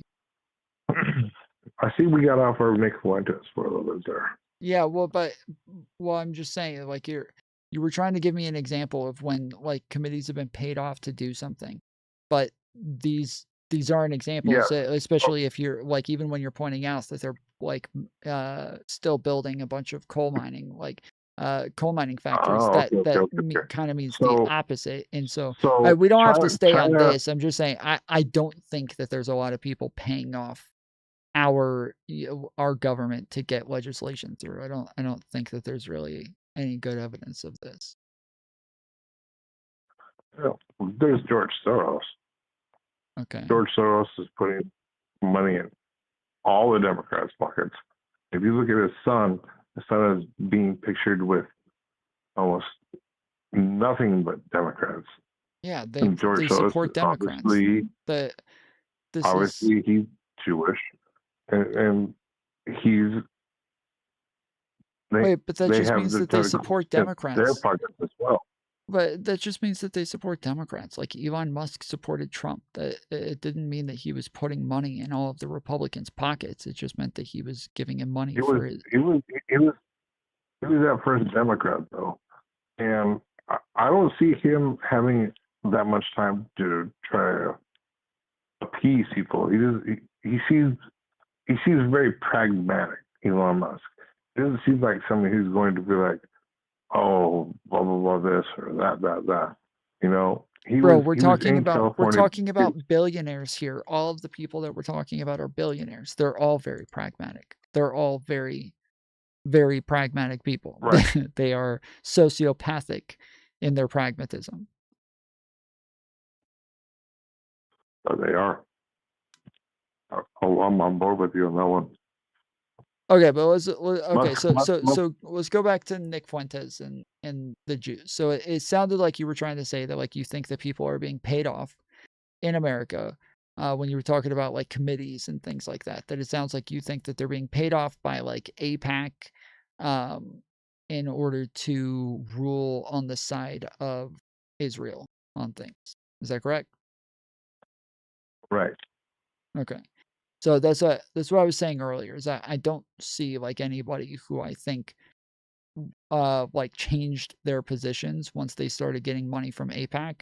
A lot of these people came into politics like running on certain types of things, and a lot of them were very pro-Israel in their campaigns when they were just small nobodies. And then once they got into office, they started making money from AIPAC later on. But they were voted on by their constituents because they were pro-Israel. Like the majority of Americans have always been very pro-Israel. And so it's been like a big talking point for people to run on being pro-Israel. So there would be no reason to have to pay people off when in a democracy we would expect the politicians to do what it is that the majority of Americans want, right? Right. That would make the most sense in a perfect world, what you just said. But you know, when we have like a George Soros or not George Soros, we have Epstein out there operating. They're like, hey, we put this person in front of you. Maybe not a lot of them were into like little kids, but they were duped by 16, 17-year-olds that looked older than they were. And all of a sudden they got a video of them doing something with them, then they now have control over you. And like, look, we're gonna pay you lots of money, you're gonna get all these insider trading benefits. And we don't have any evidence that this ever happened. Like nobody's even claimed that Epstein did this to them.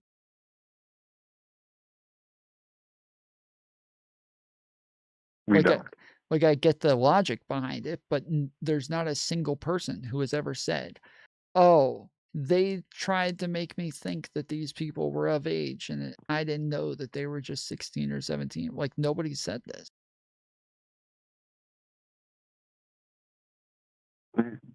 Yeah, maybe not forthright. On top of that, like a lot of people seem to be like getting upset with the lack of information coming out from the Epstein files. but when they get evidence of things, they seem to refuse to believe the evidence every fucking time. Like there's been massive amounts of evidence that's come out about Trump and his relationship with Epstein. And every single time it comes out, everybody denies all of the evidence and acts like it doesn't exist or it's not real or it doesn't matter. But then they'll get a sliver of evidence about somebody like Bill Clinton and then make a massive fucking deal about that evidence. Like it's a huge fucking problem. We got somebody in chat named Hakeem Jeffries, who, or Hakeem Epstein or something like that. But because Hakeem Jeffries had a couple of emails with Jeffrey Epstein. Oh, he tried to be slick.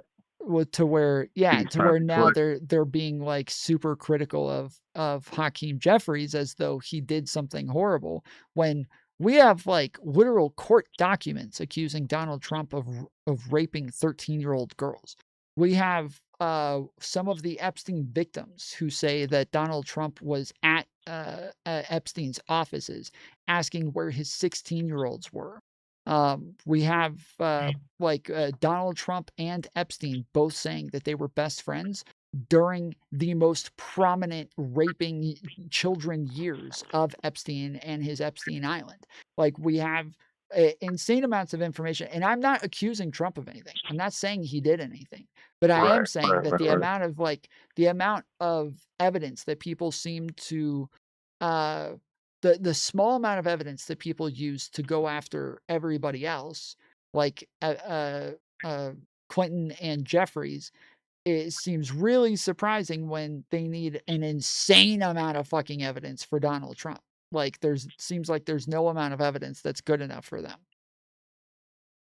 Right. The funniest thing about this is the second time it happened. Except it wasn't Epstein, it was somebody else doing the same exact thing Epstein's doing. Second time what? They happened. Oh, with the children, the politicians. Well, I mean, this has happened a bunch of times. I don't know. The blackmail. Like, not this big. Well, again, I don't know anything about the blackmail. Like, I have think not. the first one happened. Well, maybe not the first one, but the other one that I know of happened in, like, what was it, the 80s? Okay. It was like the 1980s, and there was a big, like, you're not going to hear about it much. You're not going to see a bunch of press on it nowadays, but it happened in the 1980s. Well, happened in the 1980s. Also, same pedophilia thing, was same not thing. as like big of a deal back then as it is today. Like, it is a much, much more like stigmatized and frowned upon issue today than it was back in the day.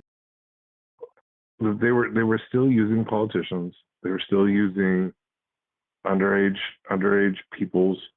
Who's they though? Like if Epstein had ties to Israel, let's say he was actually like working for Mossad or something like that.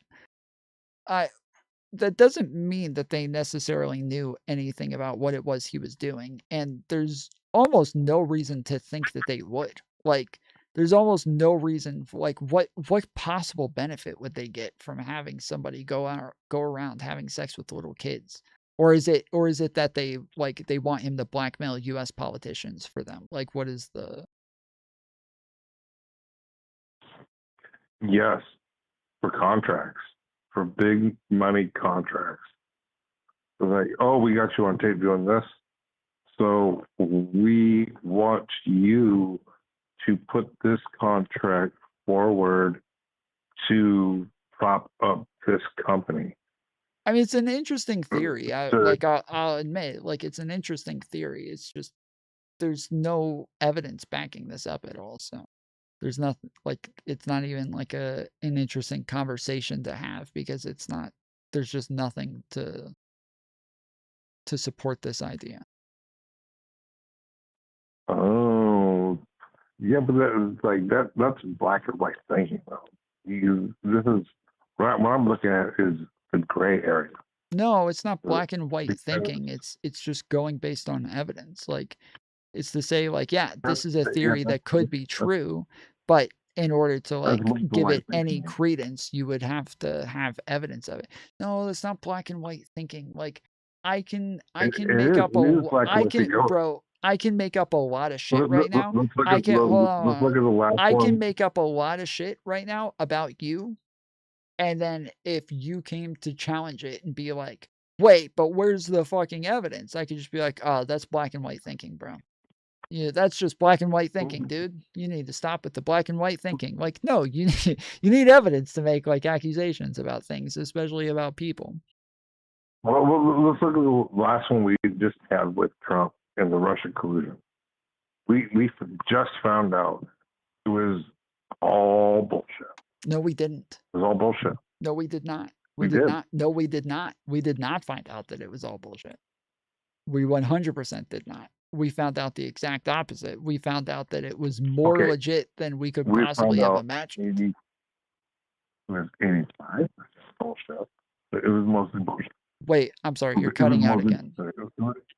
Like the over under on that, it was mostly Hold on. all. Hold on, you're cutting out again. What did you say?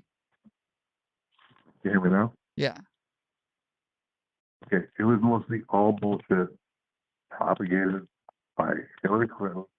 Like what? And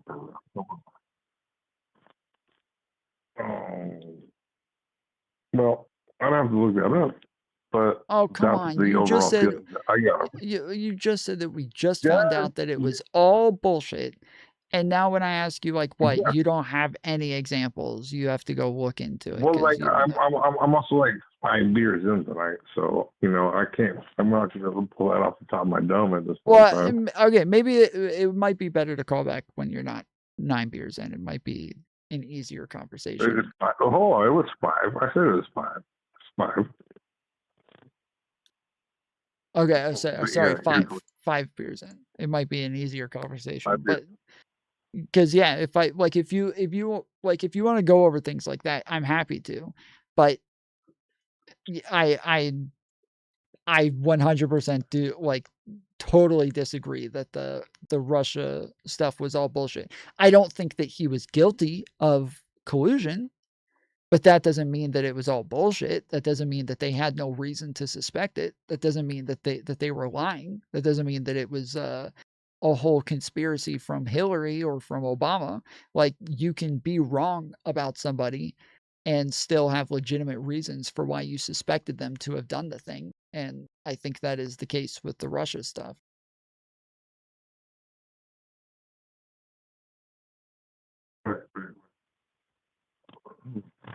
No, I can see what that one, but you know, they ran on that. They all CNN pushed it, MSNBC pushed it, CBS pushed it. They all pushed it. Yeah, I'm sorry. You're cutting out again. It's starting to get super choppy.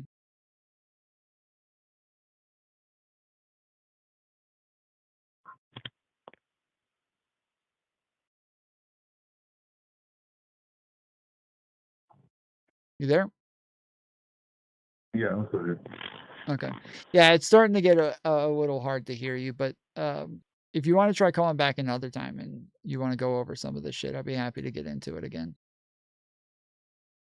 I'd love to. Okay. Have a good time. All right. Appreciate it, man. Have a good night. Thanks for the discourse.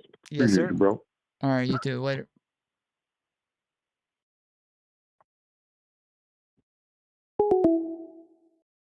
Okay.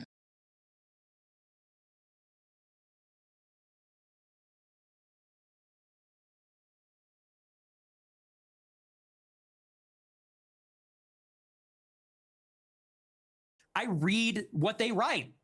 I read their books. I watch these speeches. I watch a speech from Barry Weiss. I pay very close attention. So that's what I mean by that. There is such a thing as it's. I want the yellow pizza back. Why? I don't like it. It's ugly. I like the schnozberries. It's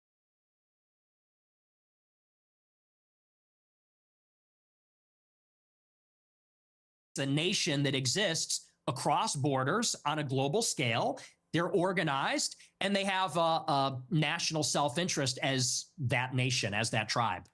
So if you don't hate any Jews, what do you like about them? I like a lot of things about them. I think they're funny. I What think up, they're Valley? smart. I think that they're pretty remarkable people. And as Christians, especially as Catholics, we say they're remarkable. And this has been adjudicated in Catholic doctrine for thousands of years. We say that they're a witness people. And so we actually, there's provisions inside of Catholic doctrine that says we need to give them special protections because they were a witness to Christ's passion. So, this is why you can't clip the show. You have to watch the whole thing. I say this repeatedly in interviews. I do think they're remarkable. By definition, they're exceptional people. It's just that there is a sort of natural opposition between them and Christians because of the theology. We believe that Christ is the Messiah. They don't. They have been a minority in Christian lands for thousands of years, and they have been pushed around and expelled, and they've been persecuted and segregated. And that's why there's a lot of paranoia. There's a lot of distrust. There's maybe some sense of chauvinism among Jewish people. So there is, like I said in that clip, there is an historical antagonism between these two peoples, between Christendom and Jewry, and that has always been the case in Europe. But I don't hate them, and I think I actually sort of understand them in a weird way. I think that because I've studied a lot of their politics, I think... So I've talked about this before, and a bunch of people, the last couple of times I mentioned it, a bunch of people in chat were like, what? I've never heard Nick say this. So I've said that Nick says that like he actually likes Jews and black people, and Groypers say this a lot, is that they like Jews and they like black people, and they like the way that they actually care about their own communities. They like the fact that they actually care about their own communities, that they stick together, that they stick up for each other, that they defend each other, that they do things like Black Lives Matter, and that like Black Lives Matter is like a really like cool movement that shows that like they really will have each other's backs, and they will go out and fight for each other like loud and proud, and that they're not afraid to say that like they're black and they're proud, and like these are things that he thinks are fucking dope about the black community, and that Jewish people are the same, that they will go out and they will fight for Jews and for Israel, and for, they'll make a big deal about like their hardships and the things that they've been through, and that he thinks white people suck because they don't do any of these things, because they don't do any of this shit, and that white people need to like grow a backbone and actually start to stick up for themselves, and actually start to come together as a group of people, and start to see some kinship in one another, and see some brotherhood in one another, and actually like, feel like there is a union there. And yeah, this is a thing that they pretty often say, which it confuses a lot of people, because they're like, wait, I thought you hated Jews. I thought you hate black people. But it's almost like a nationalism that exists within these people. It's almost like it is like a trait that he would want white nationalists to do. He wants them to be, proud of being white. He wants them to run around with their fists in the air, saying white power and shit like that. Like this is something that him and Groyper say fairly often, is that they do envy these parts of other ethnicities and other races. I think I really kind of know them in a way, and it doesn't come from a place of hatred. Do you have any Jewish friends? I do. I have many, yes. But that's weird, because you said this. Jews and Christians have never been friends, ever. Not since Jesus Christ fought with the Pharisees. Have we ever been friends? Oh, shit. Got him.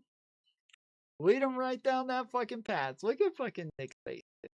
Look at his face. You can't. Oh, shit. I don't have it on screen. My bad. Look at Nick's face. Look at this mofo. Look at that mofo. Look at his face. He's like, ah, shit. Ah, shit. He's like, he's obviously there's obviously a difference between what it is that he's talking about right now, saying that he has Jewish friends, and then talking about whether or not Jews and Christians have been friends, right? That he's not talking about individual people who are Christians and individual people who are Jews being friends with one another. He's talking about the overall groups working with each other, you know, in unity with one another for each other's goals. He's saying that's never been true. And historically, he is correct. Like throughout the majority of history, that has been true. When Christendom first became a thing, and the Jews were the ones who had been around for a long time, right? Old Testament is all the, you know, Jew time, right? It's big Jew time. Big small hat wearing Jew time in all of the Old Testament. And when the Christians first started to arise with their new religion, they obviously Jews felt some type of way about it because they're like, wait a second, hold on, dude. You guys just had that guy who came in here, right? And said that he was the son of God. And then we killed him because that's blasphemy, right? But now you guys are claiming that he was alive again and that he rose again and now you guys are claiming that we didn't kill him and that he's still the Son of God. And while we have prophecies that the Son of God will eventually come, that was not him. He's dead. Okay? The Son of God's not going to fucking die, bro. So that's not him. So you guys are now taking our Bible and our book, our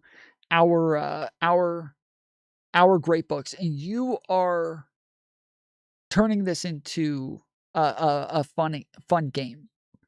But that's not what it is. Like this is real, okay? Our book is real, and you guys are just blaspheming all over the place, okay? Your religion is gay and fake, and we don't like that shit. We don't like you taking our religion and trying to turn it into something else. This is bullshit.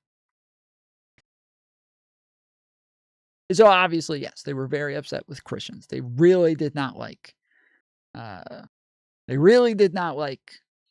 Christian religion, and Christians were somewhat oppressed by Jews. They were looked down upon, they were spit on, they were looked at as pieces of shit for blaspheming their religion and their God. But over time, eventually, Christianity spread more and more, especially when it got to Europe, spread a lot more. And when Christians then became the majority, then Jews were then persecuted more. They flipped on them.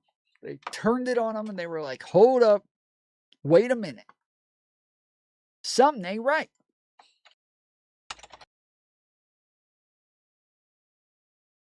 Let's see.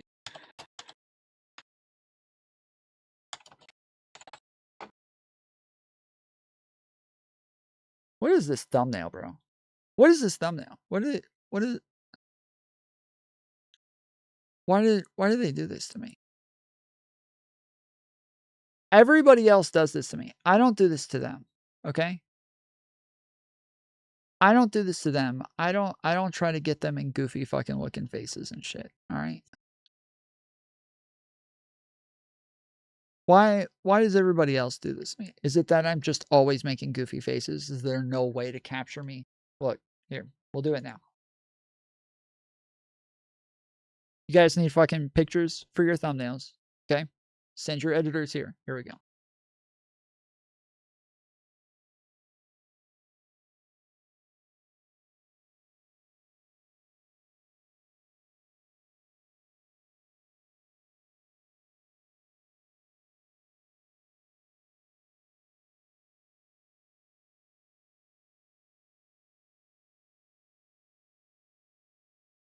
Here we go.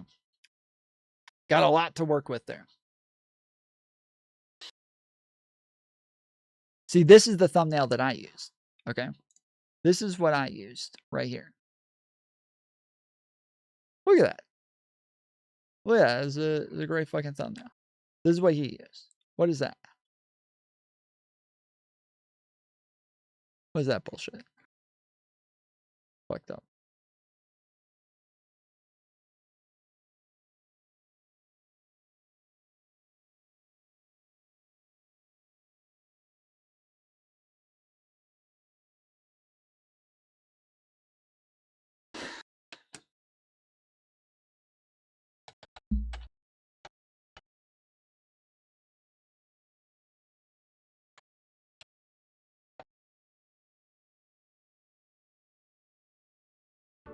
So today I'm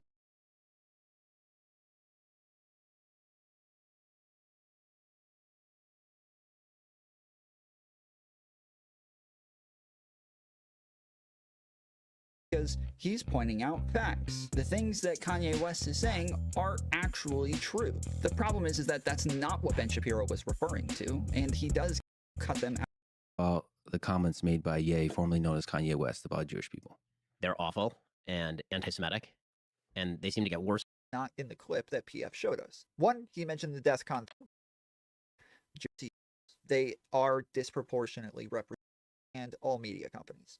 This may come as a surprise to you, but Jewish people do not run all of media, nor all financial institutions. They are disproportionately represented, as he mentioned, but not all, as Ben Shapiro said. And as somebody who debates anti-Semites on a consistent basis, I can tell you they will say that they run all media companies and all financial institutions. Now, just for the anti-Semites who may have popped onto this video, you might be thinking, well, those two things by themselves is enough. Jewish people are running the media and they're running the financial institutions. As long as you admit to those two things, obviously, Jewish cabals exist. The problem is that there's simple explanations for why this happened. We can go over it quickly. Jewish people wrote the Bible. Then we had about 400 years of what we call the intertestamental period. After the 400 years, the New Testament comes out. Jesus dies, Christianity is born. And I know Jews were probably thrilled that this new group of people were taking their religion and turning it into something else. Christianity was a new growing religion, and so they were by far the minority, and Jewish people oppressed Christians pretty heavily for a long time. But you know what? It's not all bad for Christians. Christianity spread throughout the lands, and eventually, Jewish people were the minority, and Christians were by far the majority. And when that happened, the oppression flipped. This is why Jewish people in all of Europe, not just in Germany, they were oppressed. Like pretty much all of Europe, everybody hated them pretty much all across Europe because Europe had become a very Christian continent, and Jews were, because of this history, they were very much not liked. Well. And eventually, Jewish people were the minority and Christians were by far the majority. And when that happened, the oppression flipped. Well. How the turntables...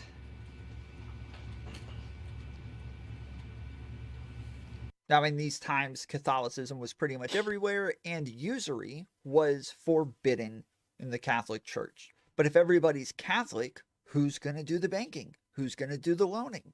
Not everybody is Catholic. We got Jews. We got the dirty rat Jews who will handle money. They can do all the dirty stuff that our clean Christian hands can never touch. I got banned from TikTok for that, or suspended at least, I think. I can't remember if it was banned or suspended, but I think I got suspended for that statement right there. Saying the dirty rat Jews.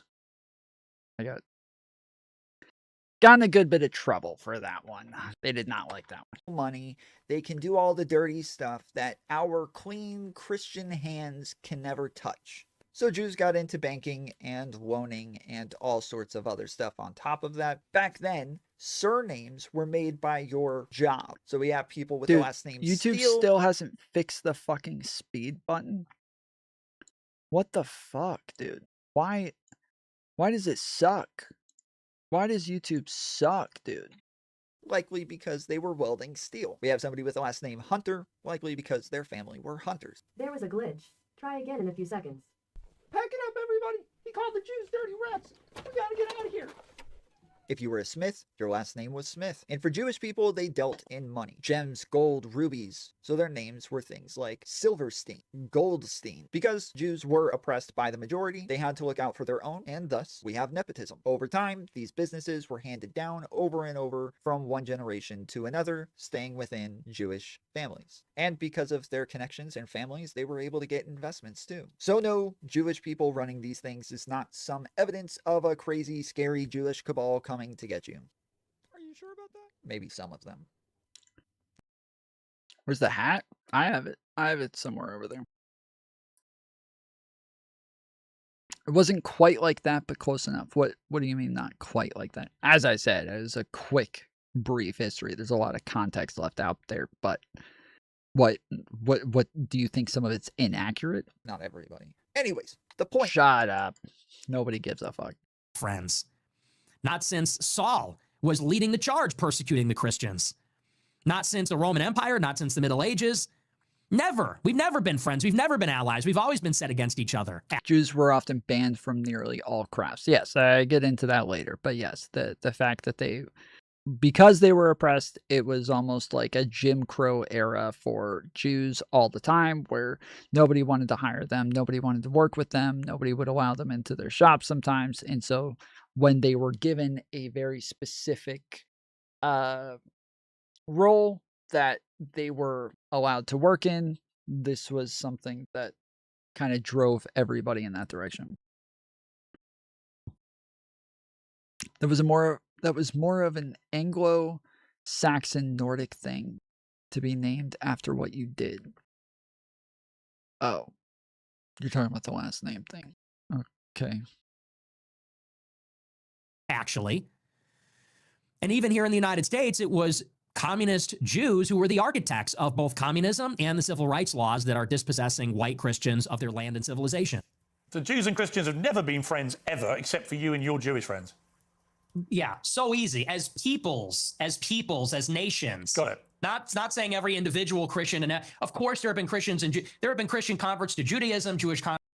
So what are we to think about the 125,000 plus Jews that were in the Nazi army? What? What the fuck?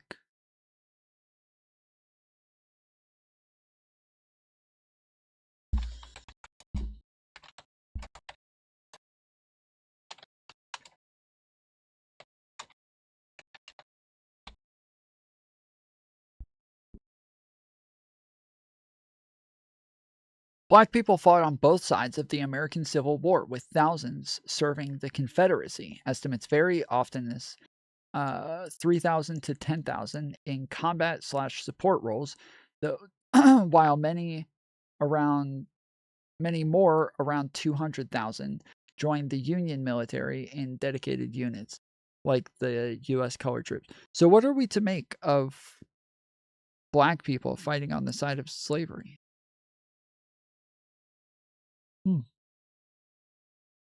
Really makes you think, doesn't it?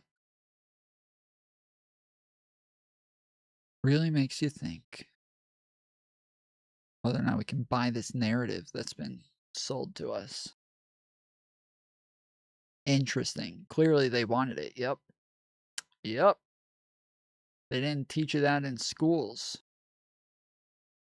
Converts Christian. You're nodding your head, but you're asking this. I'm saying as peoples, they've No, never I hear been you. aligned. As a Roman, I'm a Catholic like Okay. you, and I have many Jewish friends. I'm just trying to compute what you're trying to say, which is Jews and Christians have never been friends ever. And I'm like, well, you have Jewish friends, I have Jewish friends, we're both Catholics, therefore we're Christians.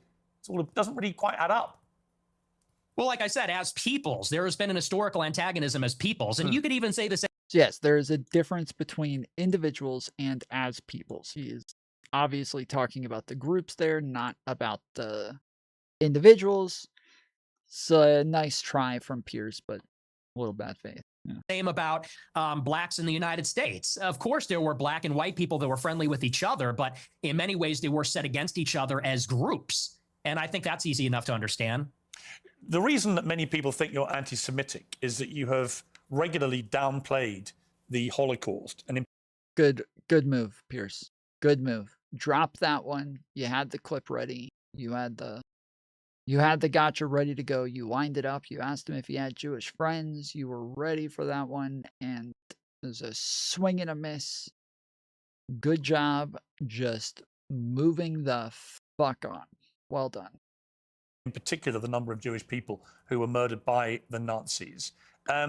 It's been this is something that he struggles with a lot. That him and Ethan Klein both love to beat a fucking dead horse. They will sit and just beat the fucking ever-living shit out of that dead horse.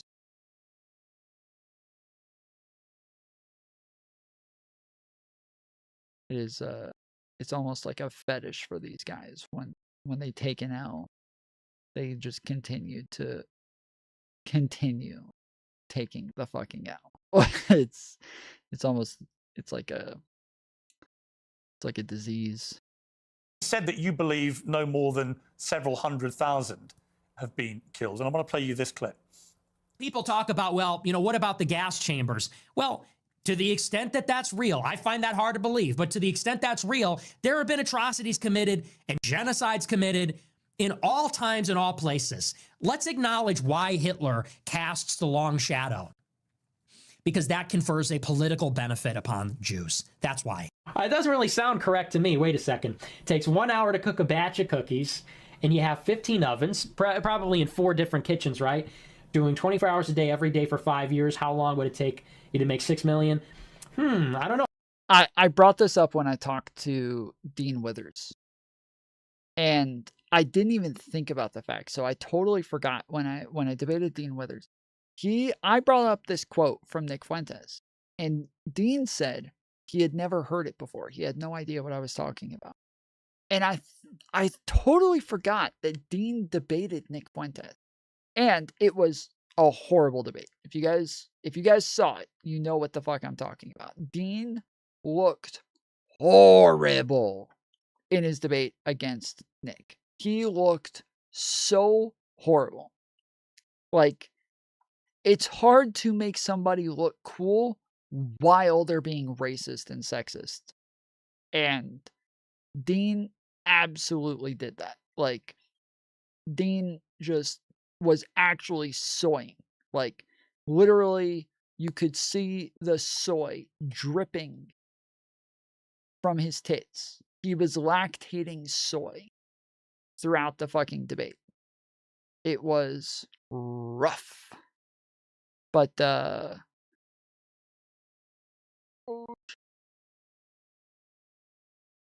yeah, when I debated Dean, I totally forgot that he debated Nick, and I wish I had been like, wait, bro. See, this is why you should not have debated fucking Nick Fuentes, because you did not come prepared to that fucking debate at all. If you don't even know about like his most famous quote, like you were not at all prepared for that debate. No, it certainly wouldn't be 5 years, right? The math doesn't seem to God! add up. You think that's funny? It's funny. It's amusing what you're doing because, that one was a joke. But do you want to talk seriously about the Holocaust? Yeah, I do actually. I do, because I just find it extraordinary that you would think the Holocaust could ever be something that we could joke about.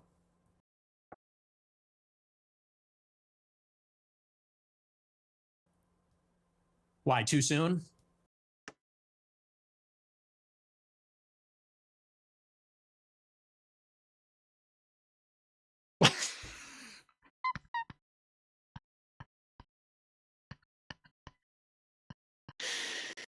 Yeah.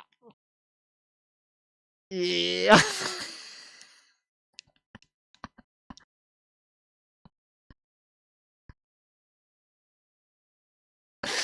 Yeah. Okay. Fair enough. Yeah. All right. That's fair enough. Yeah, that's yeah. All right. Yeah. He's got a point. He's got a point.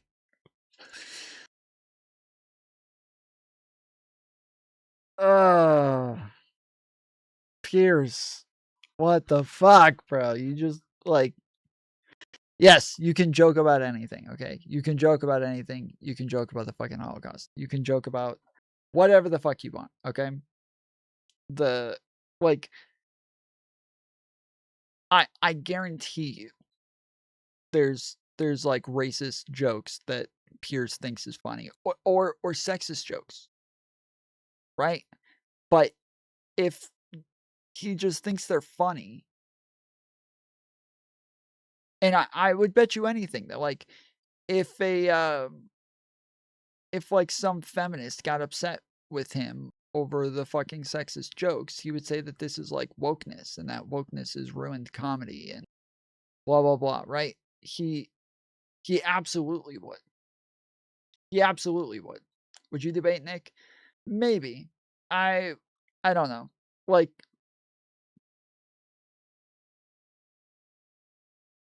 I've had the opportunities to do it in the past, and um it's debating people like Nick is like debating Rob Noor on steroids. It is endless amounts of rhetoric and anecdotes when it comes to Israel and the Jews. Like everything is just nonstop rhetoric and anecdote. So like in the last conversation that I was just in, I brought up the USS Liberty, right? Look, guys, I made a hand that's flicking. It's flicking off. Oh, wait, you guys can't see my fucking screen. I'm in it.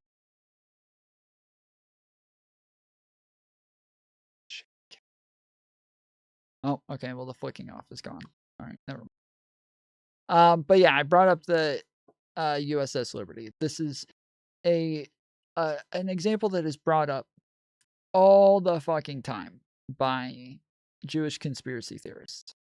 And it is a very like hard and complicated thing. This is something that I've talked about a bunch. I just mentioned this last week though, is that like a lot of people will say like, "Oh, do you think it's okay to platform neo-Nazis or do you think it's okay to platform somebody like Nick Fuentes?" Yes, I think it's okay. Do I recommend it? No. I do not. I do not recommend it. I do not think it's a good idea. Now, people will then say, "Oh, but Destiny does it." And then I say, "Yes. Yes, he can do it. You cannot. But he can." Yeah. It's okay if he does it. You're not allowed to do it. You should not do it. I'm not talking about like all people. I'm saying you should not do it. The majority of people should not debate Nick Fuentes. They should not debate neo-Nazis. These are very hard and in-depth conversations where these are people who live in another world with another set of facts and a totally separate history book that you've never heard of. And it is like you have to imagine this shit is convincing, bro. Like you have to imagine that like if you ran into one of these people on the internet back when you were younger and you were like, you know, kind of figuring shit out, you were becoming a bit more critical and uh more skeptical of everything that you had ever been taught and just kind of questioning things. At that time, if somebody came up to you like Nick with all of these factoids about like what the Jews did and what Israel did, and who's getting paid and who's not getting paid and who got money from APAC and who's you know what they lied up, you know, this is what the history books tell us about the Holocaust and this is what they actually taught in this one school one time and now we know that they're lying to us about Israel and about the Holocaust. They're like, it's just, but the majority of it is, yeah, but isn't that interesting though? Yeah, but don't you think that's interesting? That's like by far the majority of what they do. That is by far the majority of their shit. It's not like, here's proof that this is not true. It's, yeah, but doesn't this make you question whether or not that's true? Doesn't this make you question the official narrative that you were given? Doesn't this make you question what they taught you in school? And that is by far the majority of it. Just asking questions. Yes, it is jacking off, and they will bring up shit you have never fucking heard of. And so yeah, it's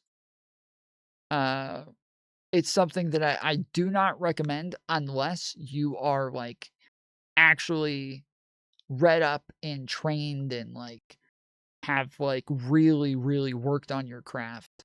Then debating a fucking neo-Nazi might make sense. But yeah, if you're like a beginner debater or a casual debater or something like that, it's just not a good idea. And even for me, it's just it's tiring. It is as patient as I can be with fucking MAGA people and shit like that.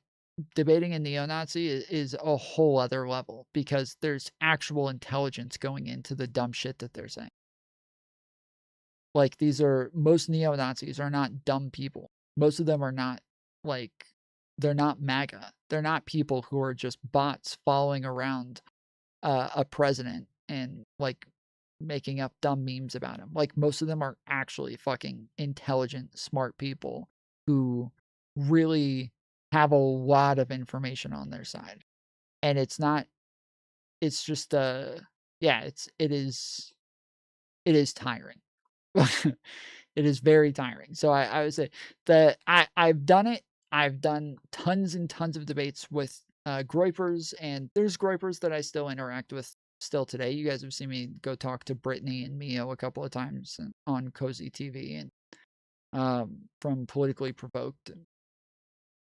There's a lot of groypers that I'll still like have casual debates with here and there. But yeah, I do not recommend it. And I stupidly, the last time I went and talked to them, I was fucking around a little bit too much, and people from chat started saying, "Hey, bring me on," and I let them come on and debate them, and it was a bad idea. I should not have done that. I wasn't thinking, and I was just being lazy and decided to let chatters come debate them, and I shouldn't have. It was a horrible fucking idea on my part. But yeah, I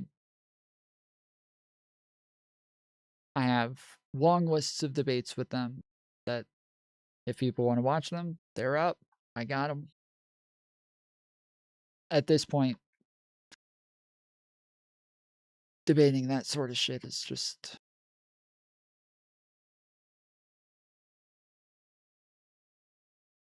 kind of lame.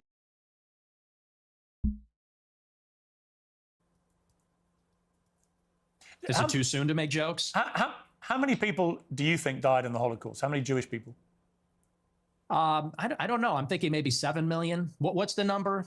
I was about to say, I always like it when they pick a larger number. I actually enjoy this. I'm not going to lie. I actually enjoy this because if you pick a smaller number, right? Anybody who picks a smaller number, if they say 3 million or 4 million, everybody will immediately call them a Holocaust denier and be like, "Oh, you're a fucking neo-Nazi. You picked a smaller number. It's 6 million. It has to be 6 million. You know it's 6 million, right?" So I love when people pick. I did this 7 million. I like it when they say a billion. That's my favorite one. My favorite one is when they're like a billion. A billion. I say a billion. How many do you think? You think 6 million? Yeah. Yeah, that's because you're a Holocaust denier. You are picking a much lower number than me. That makes you the neo-Nazi. That makes you the Holocaust denier here. I love that shit. I'm not going to lie. It's very childish of me. I know. But I like it, dude. I like it. I like Nick says 100 million, I think. Yes. Like I love the fucking 10 billion. It was 10 billion. I love it. It's so stupid and boring. I think it's fucking hilarious because Brittany from Politically Provoked, I've told this story a bunch of times, but she actually she's from Cozy TV. Okay. Cozy TV is Nick Fuentes' streaming website. It's the website that he streams on, and he created this website just for him and his Groiper people to all stream on. And Brittany and Mio are Groiper adjacent, Groiper-esque. They're neo-Nazis. They stream on Cozy TV. And one time, Brittany started messaging me, and she was like, "Tom, I've got to talk to you now. I've got to talk to you right now." And so I was like, "All right, come on." So she came on the show. I was in the middle of something, but she loves to like come into my chat and just spam over and over until I bring her on the show.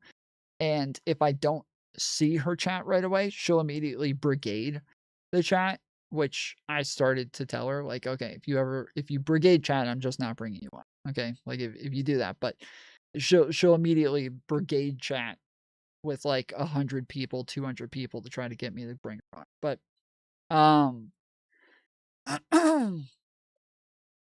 she came on and she was like, "Tom, we just had a Holocaust historian on our show to talk about the Holocaust, and you will not believe what he said." And I was like, "What? What did he say?" She goes, "The majority of Jews were not killed in gas chambers."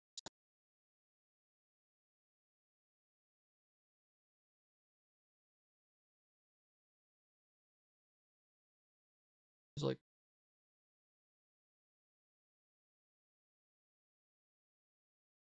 "Yeah, no duh, Brittany. No fucking duh." She's like, "Wait, what do you mean no duh?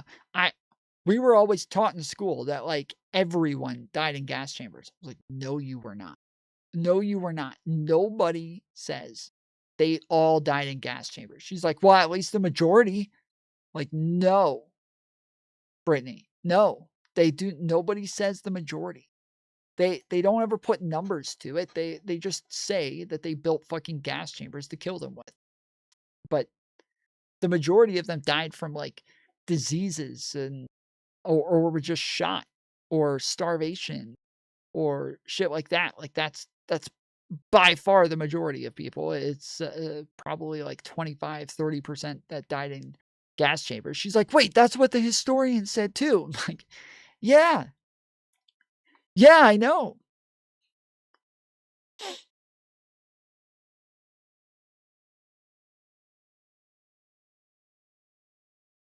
It's fucking insane. Brittany is another thing, okay? Like when I'm talking about how smart like uh neo-Nazis are and shit like that. I'm not talking about Brittany, okay? So just before you even start. It's not her. But yes, this is like a thing that a lot of them were surprised to hear. A lot of them were surprised to hear these things. And this is part of like again, the propaganda that like gets neo-Nazis in is they'll be able to show you shit like that and then say like, "Whoa, this is very different than Brittany Venti." No. But they'll be like, "This is very different than what you were told in school, wasn't it?" And half the time it's shit that you were never taught in school. It's just shit that they just made up, or it's like what's the thing called, the the something effect, named after the South African president. I forget his name.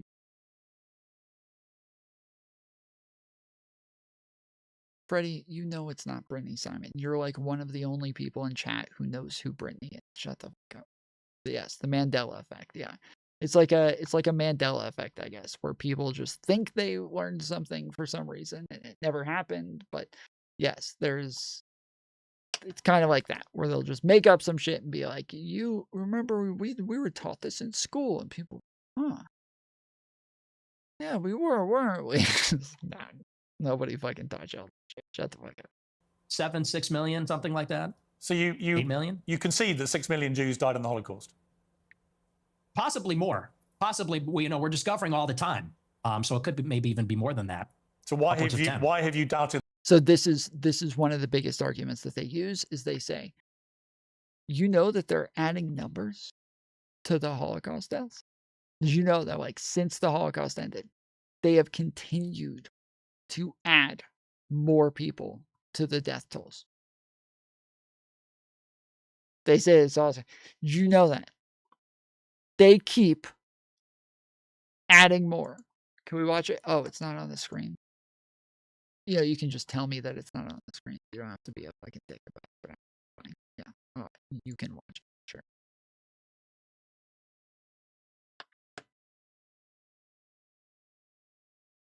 Fuck. Look what you did, Allie.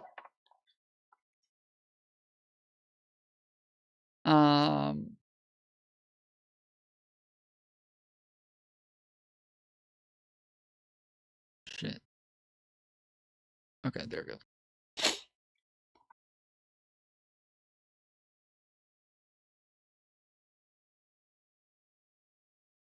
I forgot what I was saying. All the time. So it could be, maybe even be more than that. So why have you doubted the numbers in the past?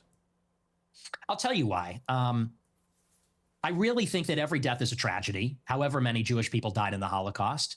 And I'm not a World War II historian, so I'm actually open to believing the official narrative, and I've read some of the... That's right. Okay, yeah. So they'll say, do you know that they're adding numbers? Do you know that they've added numbers over the last, like, 30 years? They've added more. They've added more people to the death tolls.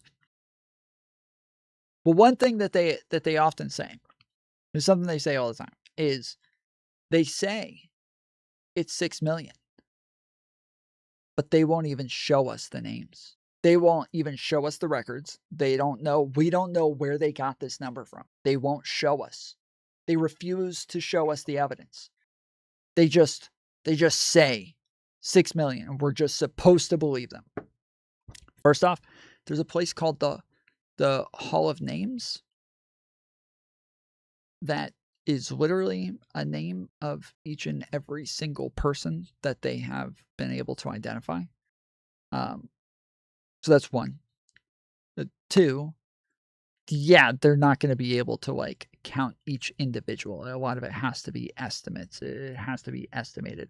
Very similar to how they do pretty much all wars.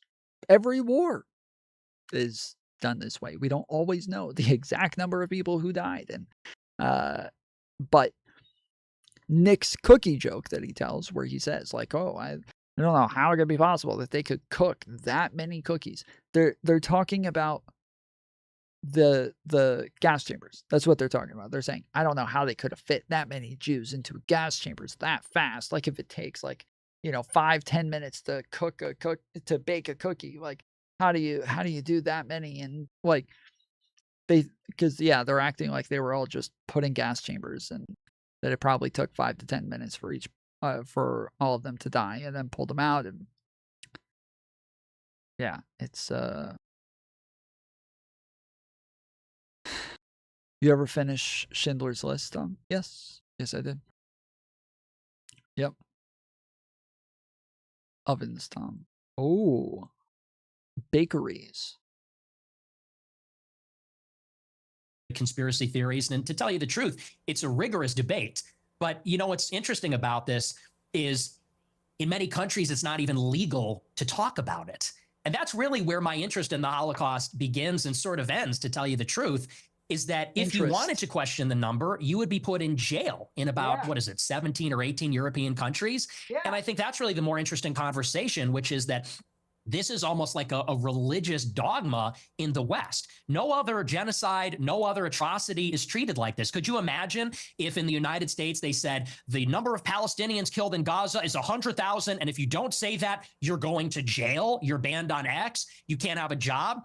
That's the part that's totally insane. And a lot of people, they can't even make up their minds. I think it's actually done a disservice. If your goal, and I'm not saying you as Piers Morgan, but if your goal, if you're an advocate for awareness about this, if your goal is to convince everybody that this is the way the Holocaust happened, I think the last thing you'd want to do is say that everyone that disagrees is in jail and is banned and you're not allowed to say it. So there's really been no open debate about the subject since the scholarship started to be produced about 60 years ago. But there is no debate to be had about the number of people. Oh my goodness. Piers, shut the fuck up, bro. What the fuck is wrong with him? What the fuck is wrong with him? What the fuck is wrong with you, Piers? Bring your fucking head over here so I can just... What the fuck, bro? Why? Why is he like this? Why does he do this to me? Why the fuck does he do this to me? Why? This is such bullshit, dude. That there's nothing to be debated. What do you mean there's nothing to be debated, bro? There's always shit to be debated about everything, okay? Always with everything. It is, don't let him paint this picture that we're not allowed to even talk about it. We're not even allowed, bro. We're not even allowed to talk about it. That's why I say this stuff, because we're not even allowed. First off, you live in the United States, brah. Okay? You're allowed to talk about it. How do we know? Because you've been talking about it. All right? And you were talking about it for a long time before you ever got banned off any social media platforms. You were talking a lot.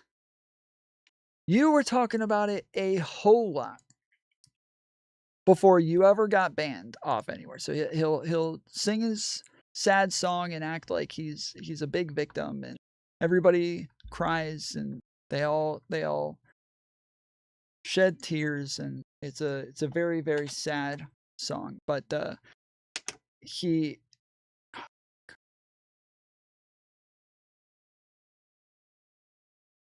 But in reality, yes, like he got banned after, I think, Charlottesville, I believe. It was either after Charlottesville or January 6th, but yeah, Pearly Thing's song just started in my head again. Oh, have you guys heard this? She had Nick on, and I don't know if you guys are aware of this, but I have a documentary on my other channel called Terminally Online Media, and it's a documentary about Candace Owens and Nick Fuentes and a bunch of people, and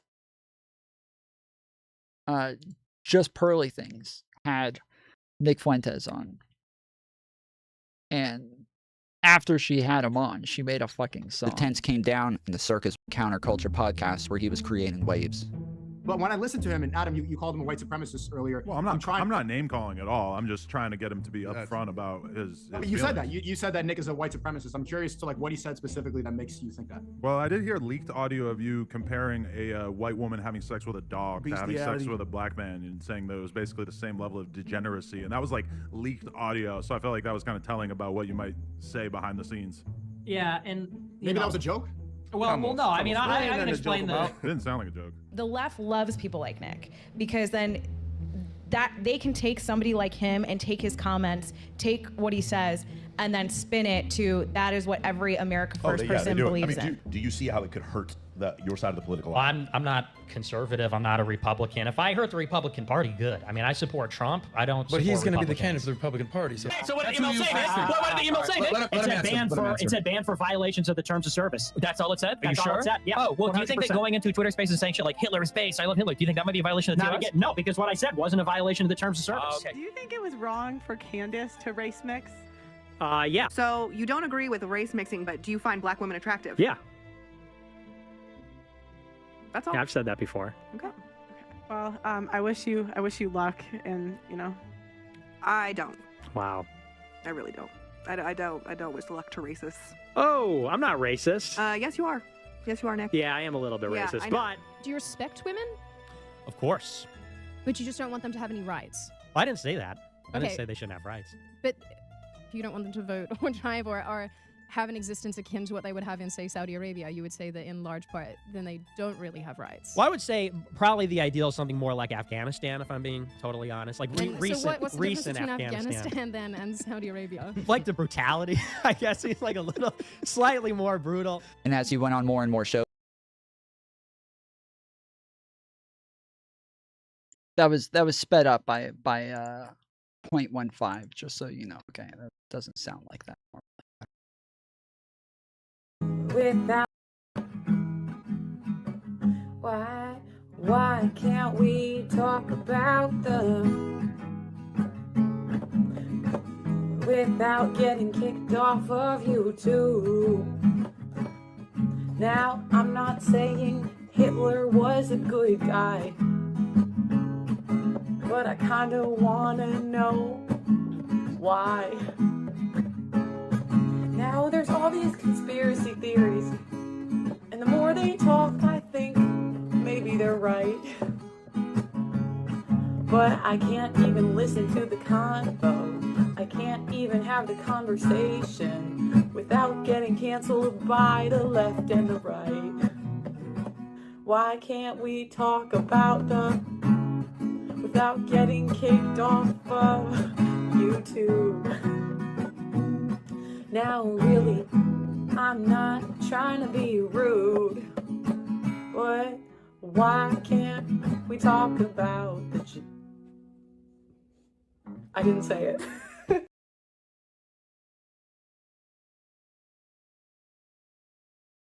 It's not bad, all right? It's not bad. Just saying.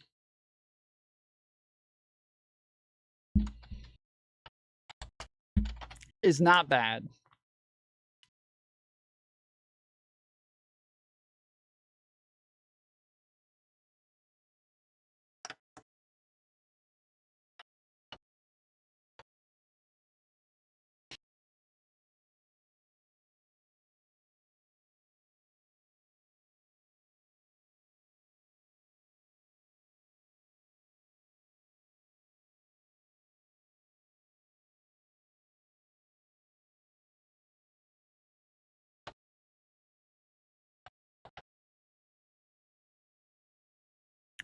Shit, she had a bunch more songs that she wrote, but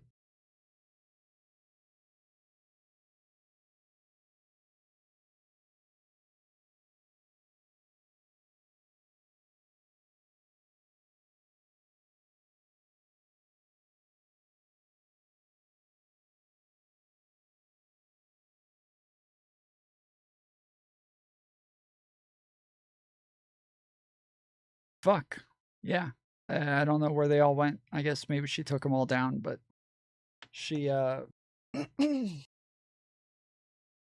no. Wait, what the fuck?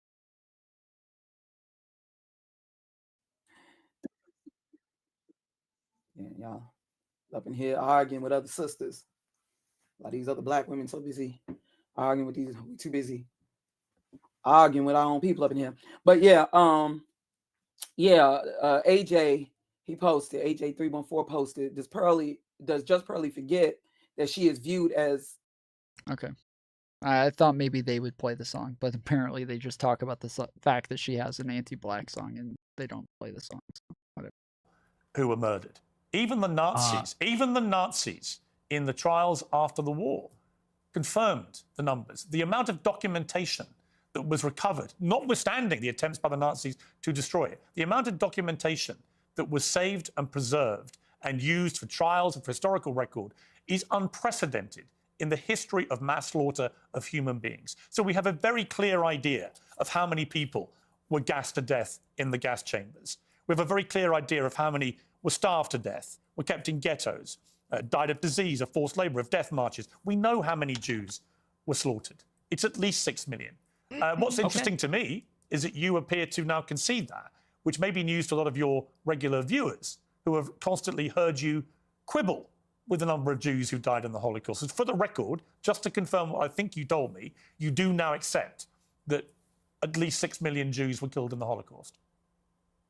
Well, no, I said it could be it could even be higher than Well, that. it could be higher. That is I think true. it's at least. But you I think you're accept right. at It is least. at least. Oh, it's at least 6 million. But it Okay. could be 100 well, times people more are than going to that. be okay. The people are going to be. Let me respond to your. Let me respond to the rest of your question. Sure. What you're saying, I understand where you're coming from when you say it has been documented and there are confessions and so on.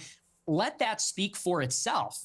But you don't see, your show is called Piers Morgan Uncensored. Yep. But the United Kingdom is censored and Europe is censored. And if you talk about these things, you will be put in jail in many countries. And I think that's where a lot of people start to say, well, if the truth is so clear and if there's such overwhelming evidence, why do you need to throw people in jail for disagreeing? And you yourself said, well, there is no debate. I think everything is debatable. I think everything at least should be debated. And if the evidence is very one-sided, let the evidence speak. Don't throw people in jail. So do you think that Holocaust denial laws should be overturned? I don't particularly agree with Holocaust denial laws. I don't think people should be imprisoned. Okay. Well, because I have a blanket view now, which has evolved slightly actually over the years, that I have a blanket view that speech should not be criminalized, right? People should be allowed to say what they want to say, and they should be then made accountable for what they say. If you have an employer, they can make a view about whether you are the right kind of person they want for their employment, as they were.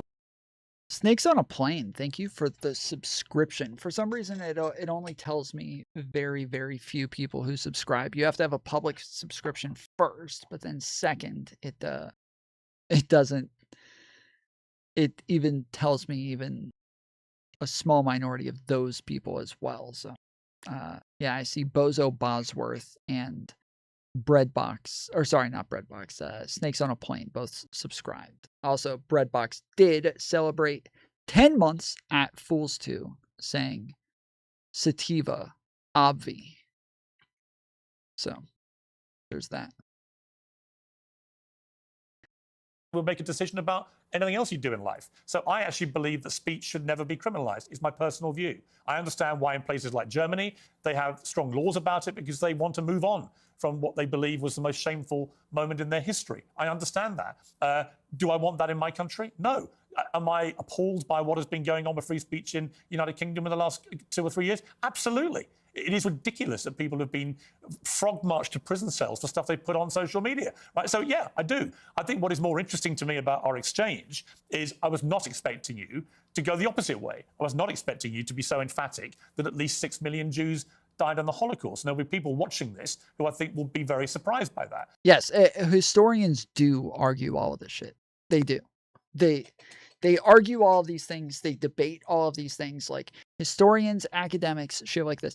They do have these conversations. And even in these laws where they're not allowed to say shit about like this stuff, that they are allowed to like question these things in a good faith manner. They are allowed to do it for academia. They are allowed to do it for scientific purposes. They're allowed to do all of these things. They're not allowed to sit on the internet pretending that they're asking questions. That is something they're not allowed to do. But they are allowed to question the official narrative. They are allowed to investigate things. And so the whole idea that like you're not even allowed is kind of bullshit. But I don't agree with the countries like doing this shit either.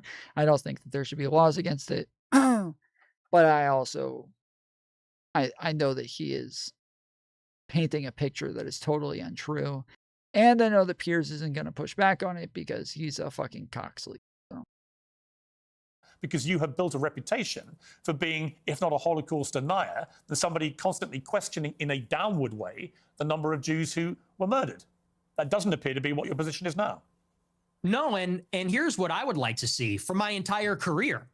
When I started my show, it started with a good faith inquiry where I was questioning a lot of these narratives. And I said, what is the answer on the other side? But what I found is that the answer was criminalized. So when you would talk about anything regarding Jews, Israel, the Holocaust, you could be in favor of the official narrative. Again, it was not criminalized, bro. You had the conversation. I can pull up tons of debates that he's had.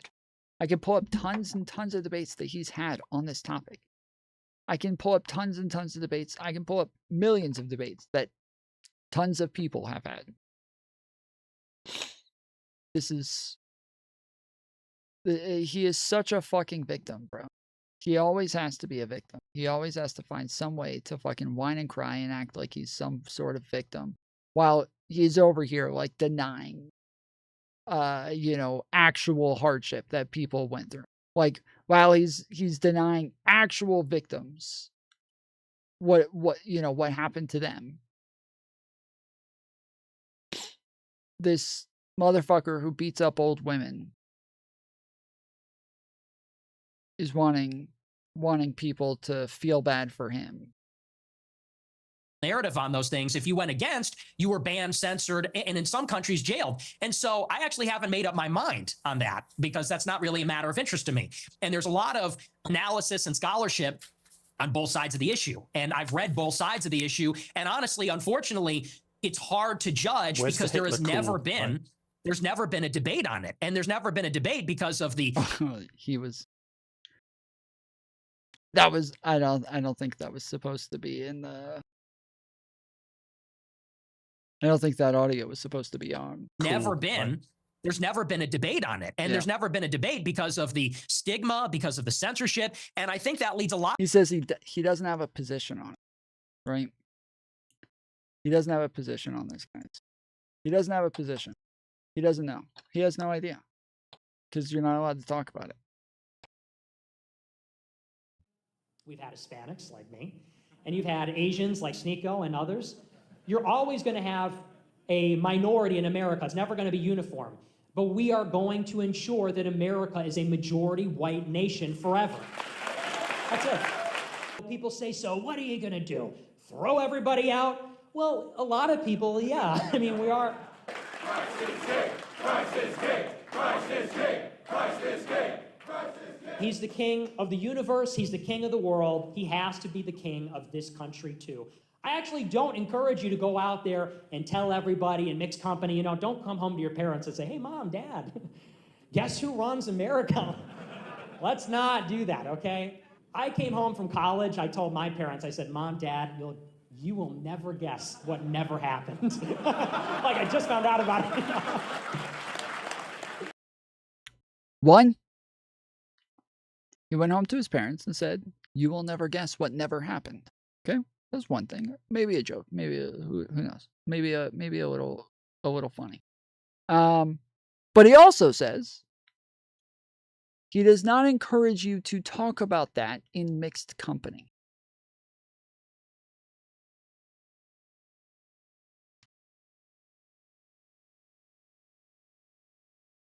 You should not talk about this in mixed company, guys. Okay?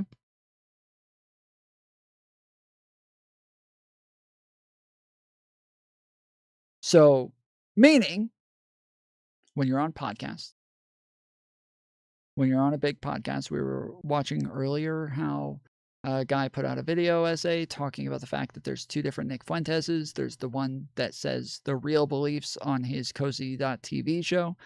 And then there's the other one that says very bland, middle of the road, more closer to like a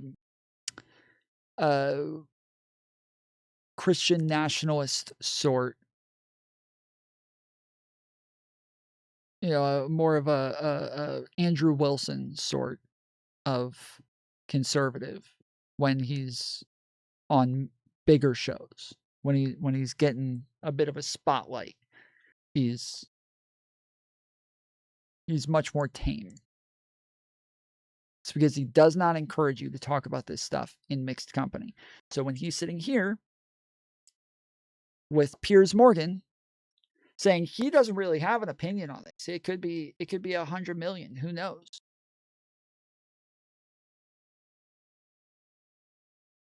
This is what he says, right? This is what he's supposed to say. Crypto Nazi, yes. This is the whole thing. This is the whole game. This is exactly the way that it's supposed to be, is that yes, they are different people in different areas. And truly, this is part of the problem for people who get like mixed up in these groups. If you ever learned about like what the alt-right rabbit hole was, or the alt-right pipeline, or sorry, the alt-right pipeline is one thing. The alt-right rabbit hole was different, where as you're like getting closer, there's levels of irony that you start to see when you get around these groups. And they'll say stuff about like, oh, yeah, sure, bet the Jews did that too, right? And like it's all fun and games, it's jokes, right? Anytime we play with Red on Call of Duty, he blames everything on the Jews, right? It's a bunch of jokes, right? But the deeper into the rabbit hole you get, the less ironic it becomes. But because at the beginning of this, it had all become so normalized. The Jew jokes, the stuff about the Jews controlling the world, the stuff about the Holocaust not happening, like all of this shit was very, very ironic, and it was just a joke. The irony starts to dissipate the deeper that you get, and the more it becomes statements of fact that are being made. But you have been very desensitized to this by the time you get there, to the point that this, for a normal person, you would hear a bunch of people talking about this and acting like Hitler's cool and the Jews are a bunch of pussies who pretend to be victims and blah, blah, blah. This, to a normal person, would be very alarming right from the rip, right? This would be fucking, what? What the fuck? What did you just say? But on the internet, where everything's padded with so much irony, that you're able to kind of normalize and desensitize people to this shit as they get deeper. And it's not like a game plan.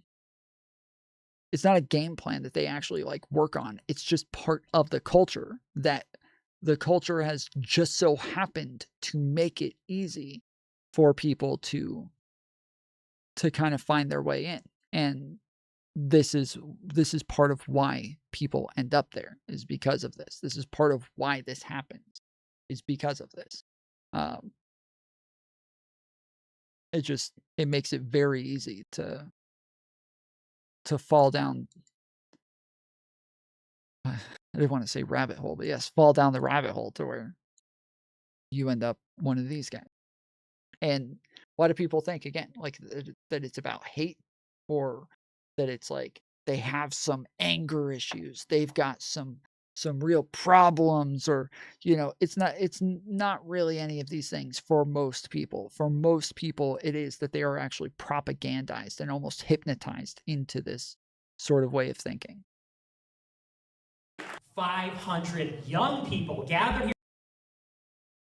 A lot of people to say, well, what do they have to hide? Because you can say on your show, well, I'm personally against Holocaust denial laws, yet they still persist and the social consequences still persist. And I think that is the anomaly. And people have to wonder, okay, why is it that way? And what I said in that clip is the reason the Holocaust casts a long shadow is because it confers a political benefit upon organized Jewry. That is what they always fall back on. They cannot be criticized. They cannot be named. They cannot be talked about, lest there be another Holocaust. And no other tragedy is treated that way. And no other ethnic group has a get out of jail free card.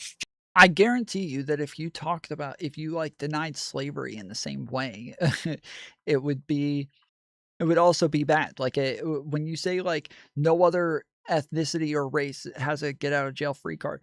What about the N-word? What about the N-word? I feel like the N-word is a pretty obvious thing, that like black people are allowed to use their race, their oppression, their history as like there's a bunch of groups that have things. Something that has plagued Cenk Uygur is the fact that he used to be an Armenian genocide denier. So Nick says there's no other genocide that is this, like you can't deny any other genocides and get stigmatized for it. That Cenk Uygur used to be an Armenian genocide denier, and he is never lived that down, especially because the people who genocided the Armenians were the Young Turks. That was their name. That was the name of the fucking group that genocided the Armenians, and he named his fucking show after the Young Turks, the people who genocided the Armenians. So it's a bit odd. Very, very odd. But whatever. But anyways, yes, this is although you wouldn't be able to name your fucking show the Nazis. I'll agree with that much. You would not, you never would have gotten away with naming his show the fucking Nazis. So I'll give him that one. Just play that. Anti-Semitism and Holocaust. You can do whatever you want and defend all your actions. That's the part that people are getting upset with. That's the problem. I don't know any right-minded person who believes that Jewish people weaponized the Holocaust for their own personal get-out-of-jail-free or whatever you called it. You don't know anyone that does that? That believes that? I'm sure there are some people that do that, but it's such a ridiculous generalization. You know, the truth is that most Jewish people have lost relatives in the Holocaust. In fact, I want to play you two clips. One is where you talk about Adolf Hitler. Hitler was a pedophile and kind of a pagan. It's like, well, he was also really fucking cool. So, you know, time to grow up. We're not children anymore. Am I right? Am I right? Am I right, boys? Am I right? Let's go. He was also really fucking cool. Do you regret saying that? Saying a fact? No, that's absolutely true. You think Hitler was very fucking cool? Yes, I do. One of them. And I'm tired of pretending he's not, to be honest.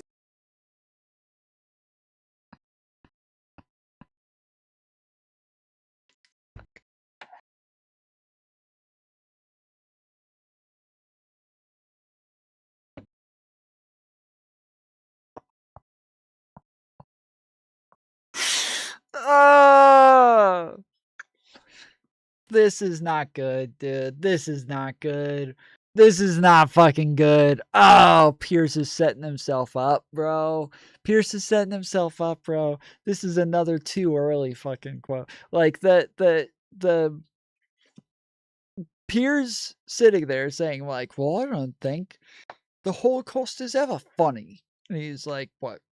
Too soon? Like, it makes Piers look like such a fucking jackass when that happens. And now Piers is setting himself up again to just look like a fucking whiny bitch. It's about to happen again. Here we fucking go. All right.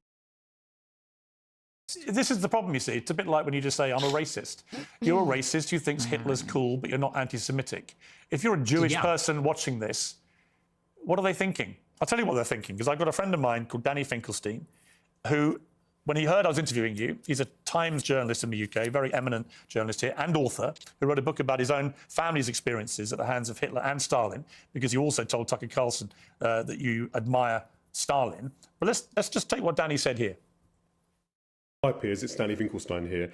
As you're interviewing Nick Fuentes, you might try suggesting to him that he reads my book Hitler, Stalin, Mum and Dad. It's called Two Roads Home in the United States. Since he says he's on Team Hitler, you might like to ask him about the fact that Hitler arrested my mum, tried to starve my mum to death, did starve my grandmother to death, sent my great aunt to the gas chamber, my great uncle, my cousin.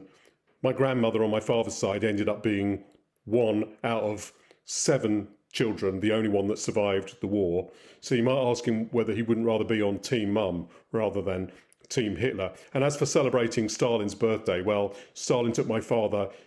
I feel like I would always rather be on Team Mom than Team Mum. Sent him to a state collective farm, sent my grandmother and to a state collective farm, sent my grandfather to the Gulag. You might try asking why he doesn't celebrate Dad's birthday rather than Stalin's. It may all be a big joke to him, but he complains that he was 18 when someone tried to cancel him. Well, Stalin and Hitler arrested my mum and my dad when they were 10 years old. So perhaps he might like to reconsider his joke. See, that's the reality of your jokes, although I haven't ascertained yet whether you are joking when you say that Hitler was very fucking cool. Are you joking, or do you actually think he was very fucking cool? The most genocidal monster of the last 150 years? Yeah, the thing is, my generation, we're just done with the pearl clutching. You know, yeah, you might be, but then your generation hasn't gone through what Danny Finkelstein's family went through. So maybe the pearl clutching has a way. Yeah, that's actually a pretty good. That's actually a pretty good comeback. It's like, yeah, because you guys are a bunch of pampered, spoiled little brats who grew up in the fucking technology age where you had computers and iPhones and tablets in your fucking hands all day, every day, and never actually had to deal with any sort of real repercussions to where you sit around whining and crying about being canceled while other people had to sit around whining and crying, or while you complain about people who whine and cry about being fucking holocausted. So, you know. Way to go for families whose family members Oh my were gosh, murdered. yeah, we got all that. We, you know, me mom, like we're, you know, I don't even know who this person is. Why is this person talking to me? This old British guy is saying me mom got killed by Hitler, Because and he me doesn't dad find got it killed funny by... when you say Hitler's very fucking I cool. don't care. He finds I don't care. I know you don't care. That's fine. You don't have to care. But he does care. Does that guy care about America? Does that guy care about me and my country and my family? No. He cares what you, That's a the prominent problem. conservative in America, has to say about Adolf Hitler. Now, what do you mean by Hitler is very fucking cool? Because I think he's very fucking a monster. Okay. And that's a clip. I think he's very fucking... Yeah, this is another Dean Withers moment. This is another Dean Withers moment. Oh no. This is... Oh shit. This is another fucking Dean Withers moment, man. Where's the...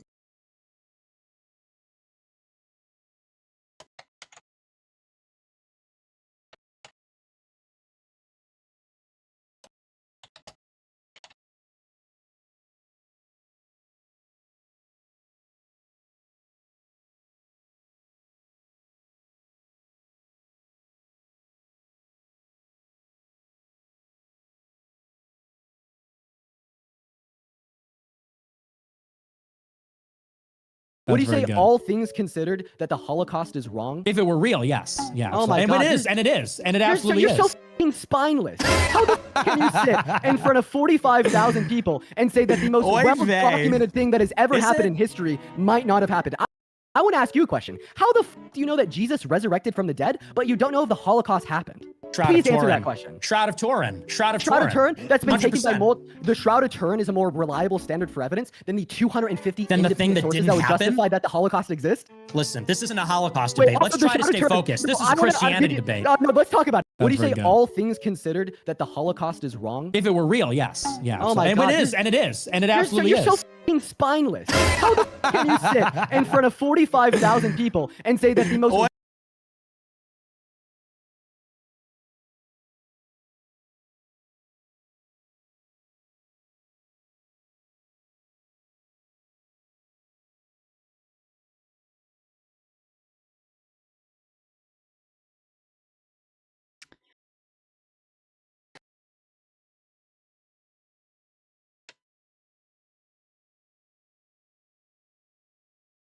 I would say my problem of evil would be the fact 20 seconds God's in. all good, God's all perfect, and topic. Thank you, guys. All right, we're gonna do topic number 3. Fuck. Yeah, I can't find the actual...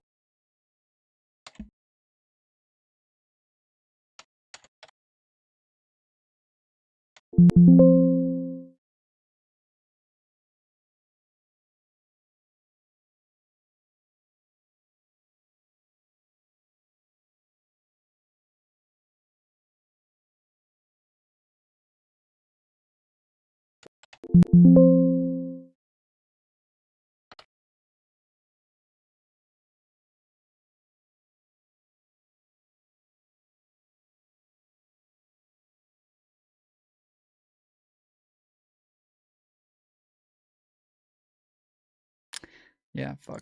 Okay. There's some great clips of like him just completely soying out during the debate, but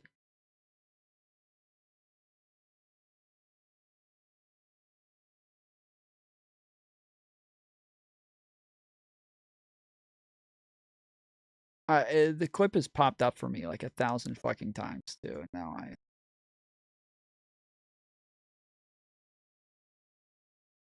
now I don't know where it is, but whatever.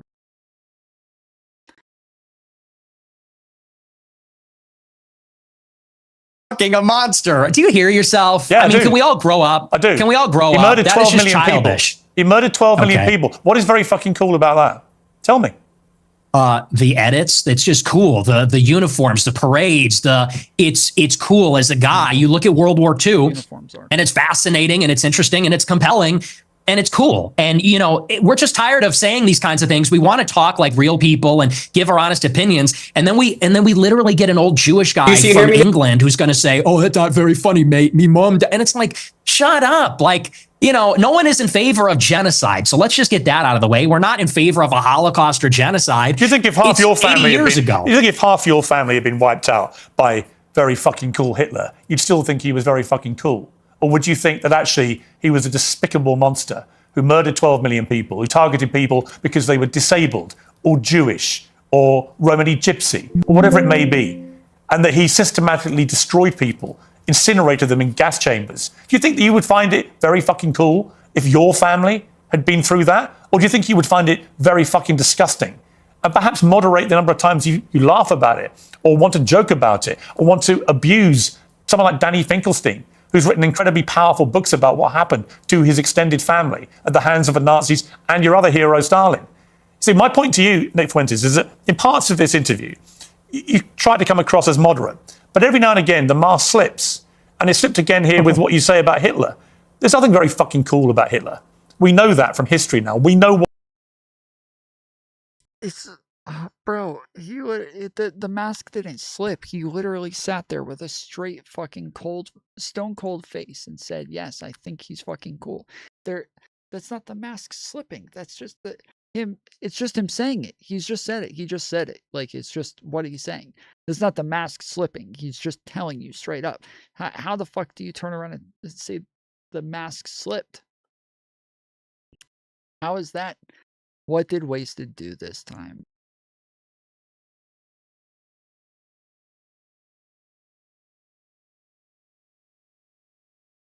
Oh. What he did. You've already conceded that he murdered at least 6 million Jews. So when you say he's very fucking cool, Jewish people watch this and go, this guy's disgusting. Why would he say this about someone who perpetrated such an evil? And what's the real answer? Why do you? Is it just for clicks? Is it for money? Is it just for fun? For shits and giggles? What is it? What motivates you to say something like Hitler was very fucking cool? It's for this. It's for all of this. And the lack of self-awareness is amazing. You're a boomer. You're a 60-year-old boomer. And we've spent maybe 3 minutes on you saying, he's a really fucking monster. He incinerated people. And I'm sitting here saying it's not that serious. It's not that deep. And not that what serious. I'm getting at. Not that serious. Do you want to say more about he's a monster? You're not a kid yourself anymore. You're not a teenager. I know. Right? You're nearly 30, to be clear. Yeah, okay? You're a fully formed adult who has a brain, right? And at some stage, that brain has taken you off these rabbit Is this an warrens. interview or is this a lecture? Can I respond to what you're saying? I want you to explain why you think it's fine to say how fucking cool Hitler is and to dismiss the very powerful 90 seconds from a British journalist who lost a lot of family members to the Nazis in such a callous, dismissive manner. I don't think it's powerful. I think we've been hearing that our entire lives. Okay, the Schindler's List. Let's just be honest. The propaganda is over the top. We have been in America. What about and the Schindler's List? Tell me about the Schindler's List. Well, tell me about the Schindler's List. I'll tell you about it. We have been browbeaten as a people, as Americans, as Westerners, for our entire lives. And do you know what this has done? It has taken away any sense of pride, any sense of love for our own civilization. We have been made the villain in our own story. We have been made because, well, let's just be clear. It doesn't begin and end with Hitler is a monster. This has been the political narrative, which is why we have thrown open the borders. This is a political narrative, which is why we can't be a conservative society as a whole anymore, why we can't be proud of Europeans, why we can't be proud of being Christian, because they've told us if you're too white and too proud and too Christian, it's going to lead to a Holocaust. And so my generation, our entire lives. Honestly, Nick it's true. Fuentes, And that's why people like me. That's why I'm popular, because this is bullshit. Shit. Honestly, yeah, it's a crock. We don't want to hear any more about me mom and me dad. That's a crock of shit. No, listen. What you just said is a crock of shit. and you It's know true. it. It's And called the open society. In your gut, you know it is. You weaponize No, this stuff. you know. You weaponize this stuff for money, but you know when you say something Please. like what you I'm just banned said. from banking. You I'm know banned it- from banking and credit cards. You know what you're talking to? I do it for money. and by the How way- much money you and by make? the Your way, company's that worth shouldn't- $100 million. and Your company's worth $100 million. I was banned from Bank of America. And you shouldn't I'm have banned for been. processing credit cards. And you shouldn't have been. But I am. So don't tell me I'm doing it for money. Well, ask me my opinion about that. I'll tell you shouldn't have been. Right? I don't agree with that. What happened to Then you? don't say I'm doing it for money, because you know that full well, and you say it's a How grift. much money- how much if I money wanted are to be you- a grifter, I'd be like you, How and much I would money go are- and say, how much money are you making? I'm making a lot of money now. Yeah. Now that I'm the number. Oh shit. Okay, I think this is what I was looking for. Okay, well, apparently Trump doesn't. He said at a rally in Nevada to blame it on him if the border bill fails. So I think that Trump's big mouth actually does him a lot of harm, because I just used Trump's own word of mouth to debunk Nick Fuentes supporting Trump. So yeah, see, that's the face of a losing man. And you said that you were What you're perfectly saying just painting retarded. Okay, well, Go I don't appreciate your use of the slurs, but I guess that's what emotionally immature men, when someone smarter than them lays down the truth. Isn't that right, sir? 10 minutes on the topic. We made jokes. Men are funny. Men are funny. Women are not funny. That's another advantage, but that's the other debate. Are you a woman? You could call it emotionally immature.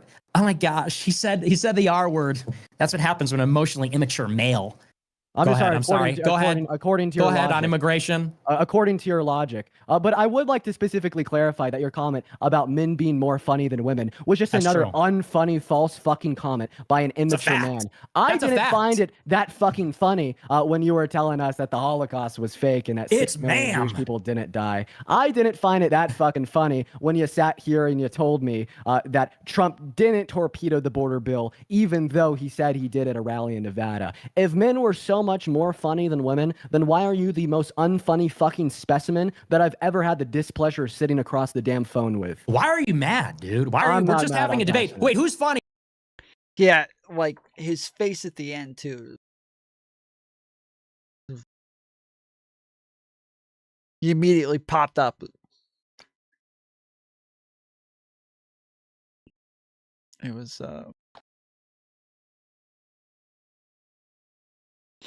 I think he meant for it to be like a Giga Chad moment, and it did not come across that way. Like you can see Sneeko and Aiden fucking laughing the whole time. It did not come across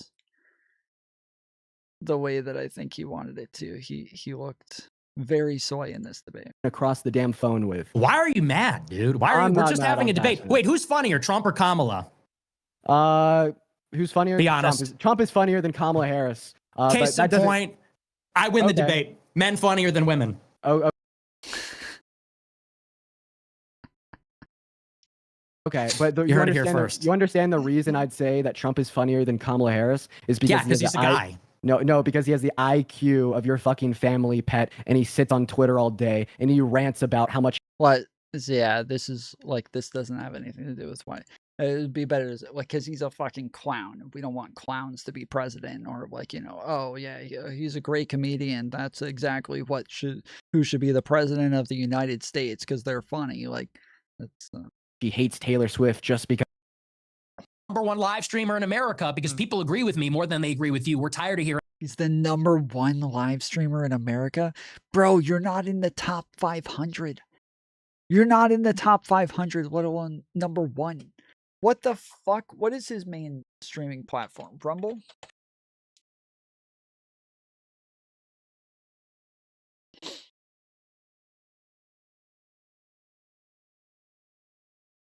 They changed their logo to an American flag.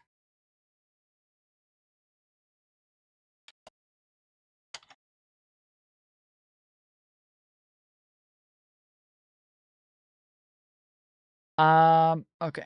So let's see. You got 245 views on this. Oh, is this live now? And the Frankists. Yeah. Okay, so he's live. Thank right you now. for the big Sent super $50. chat. Really enjoying the Christmas vibe and Hilarious. pre-show Christmas music. Talking about Candace Owens and the fucking Frankists, dude. Among the people because they're afraid of your power to unite us all against organized Jewry. Yeah. It's not scientific like that, okay? What percent? 61%. Thank you for the big super chat. That's just the absolute wrong question. But yeah, he's had 245,000 views on this so far. Yesterday's stream, he had 174,000. He had 824,000 a day ago, which I assume was right after his Piers Morgan interview. 207,000 views. This one had 1.42 million views. Piers Morgan destroyed, liberal boomer destroyed. Did he review his debate?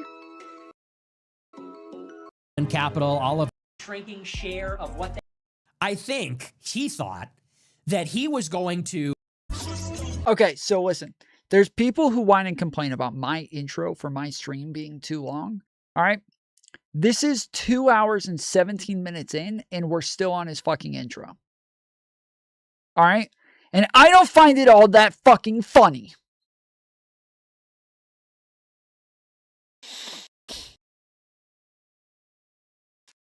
Two hours and 17 minutes, and we're still on his fucking intro.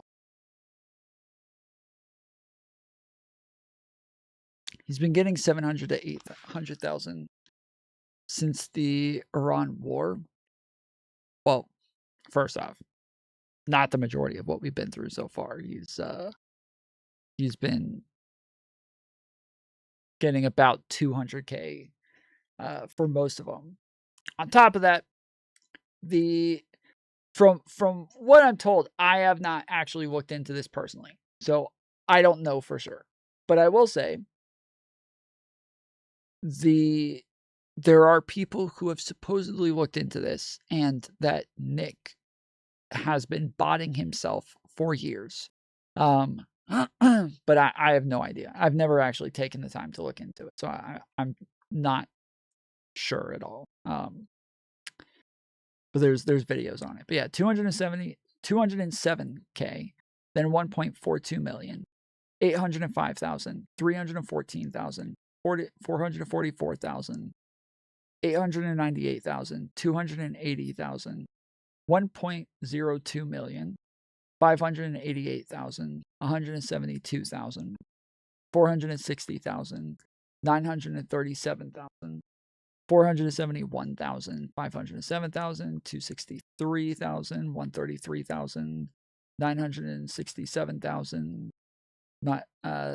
362,000, 402,000, 386,000, 1.14 million, 470,000 views. Okay.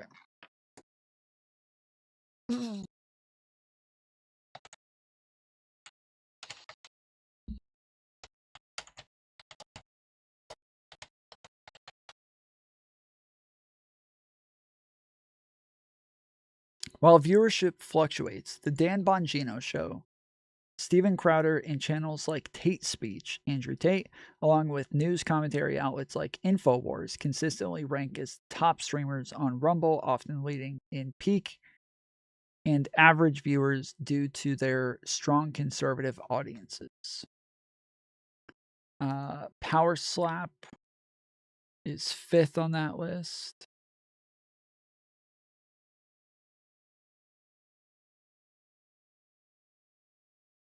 Right on Kick,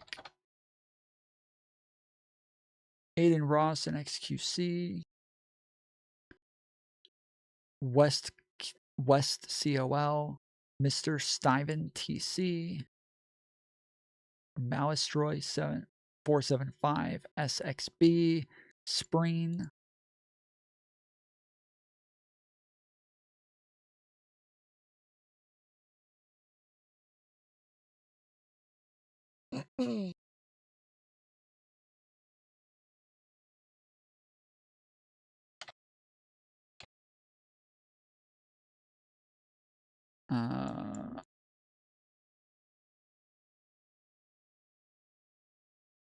yeah, let's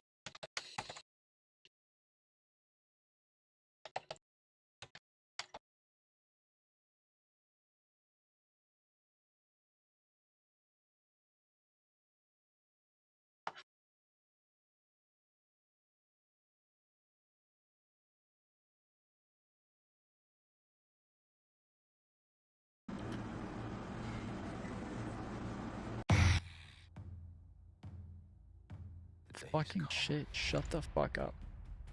Oh my goodness. Okay. All right. Kai Cenat. 13.6 million views, 24.5 million views, 17.7 million views, 15.4 million, 13.8 million, 12.7 million, 8.4 million, 9.4 million, 9.6 million, 9.2 million, 11.2 million, 9.7 million, 8.8 million, 10 million, 10.7 million. With up to 597 miles per tank. I think the new Subaru Crosstrek Hybrid. Dog tested, dog approved. The Subaru Crosstrek you're looking at videos as well as live. I don't. Oh, is there? Okay. So yeah, it's 297,000, 824,000, 1.42 million, 898, 1.02, 937, 967, 1.14, 987, 1.18 million, 1.22 million, 1.06 million, 1.09 million, 1.18 million, 1.34 million, 1.18 million, 1.21 million, 1.24 million. Yeah, he is definitely up there recently. Shit. Okay. Let's see. Who's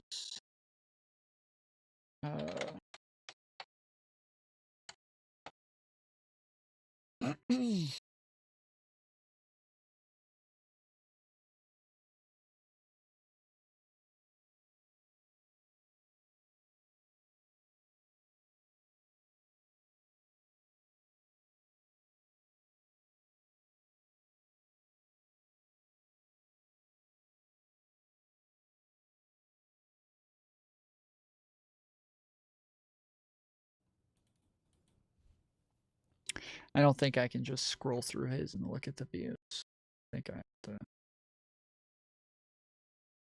click on them. His is all of his are going to be way down though, because he's literally been doing nothing but playing video games. Every time I've looked into it for the past like month, all I ever see him doing is just playing video games. That's it. He's just playing video games every fucking day. So yeah, you got 27,000 today, 36,000 yesterday. The machine? 26,000 the day before. That was really I'm proud of you. Who Literally. likes sleeping? Wait, do you like sleeping? I feel like sleeping's the worst ever. You're like literally just wasting away like 8 hours of your 172,000 when he went over the Piers Morgan Nick Fuentes debate. Okay. Healthcare through an account. They can buy their own healthcare. And everybody loves it, except for the Democrats. 99,000. You know why they don't? Because they're... Yeah, he is way fucking down, dude. That is fucking wild, bro. That is wild.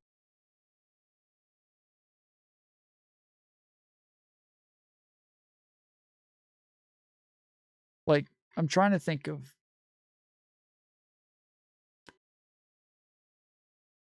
when he came on and debated Rob Noor.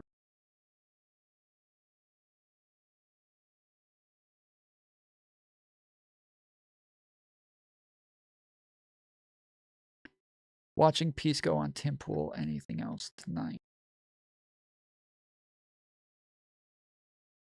Sam Cedar, Ezra Klein.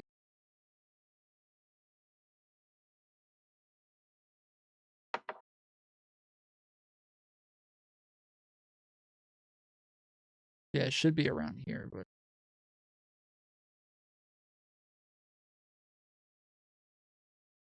talking to Simple Black Theory. Okay, yeah, it's a good bit after this.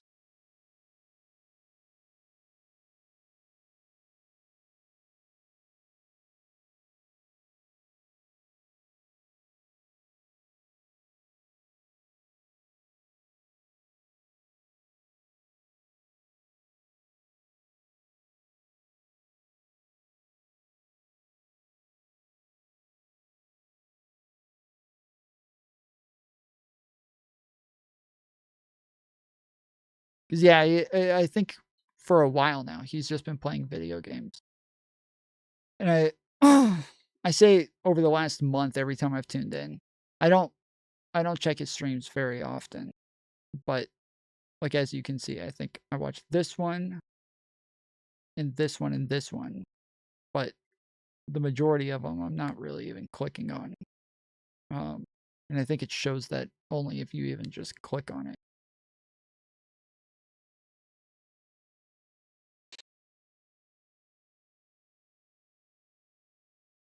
Yeah, I definitely passed it.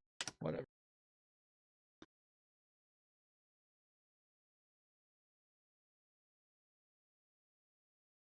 Hearing about slavery and the Holocaust and Jim Crow. We're done hearing about that. You guys I'm not done hearing about that.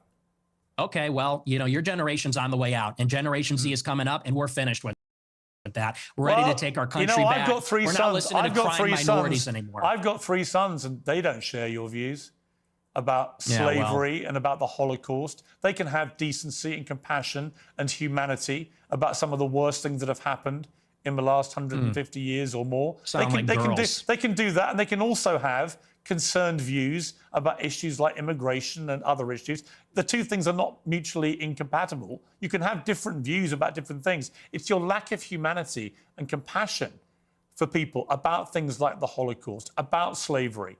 It's that people find so contemptible. And I don't understand why you need to do that. Is it, again, I just ask you, is your motivation financial? Is your motivation for fun? What is the motivation to saying these outlandish things, which you don't need to say, and which I suspect, I don't know, but I suspect a lot of it is performative. So what is the motivation? I'm an iconoclast. The Holocaust is not my religion, and it is treated like a religion. It is treated like a religion with dogma, with blasphemy laws, and that secular religion says, and you say that's a crock of shit.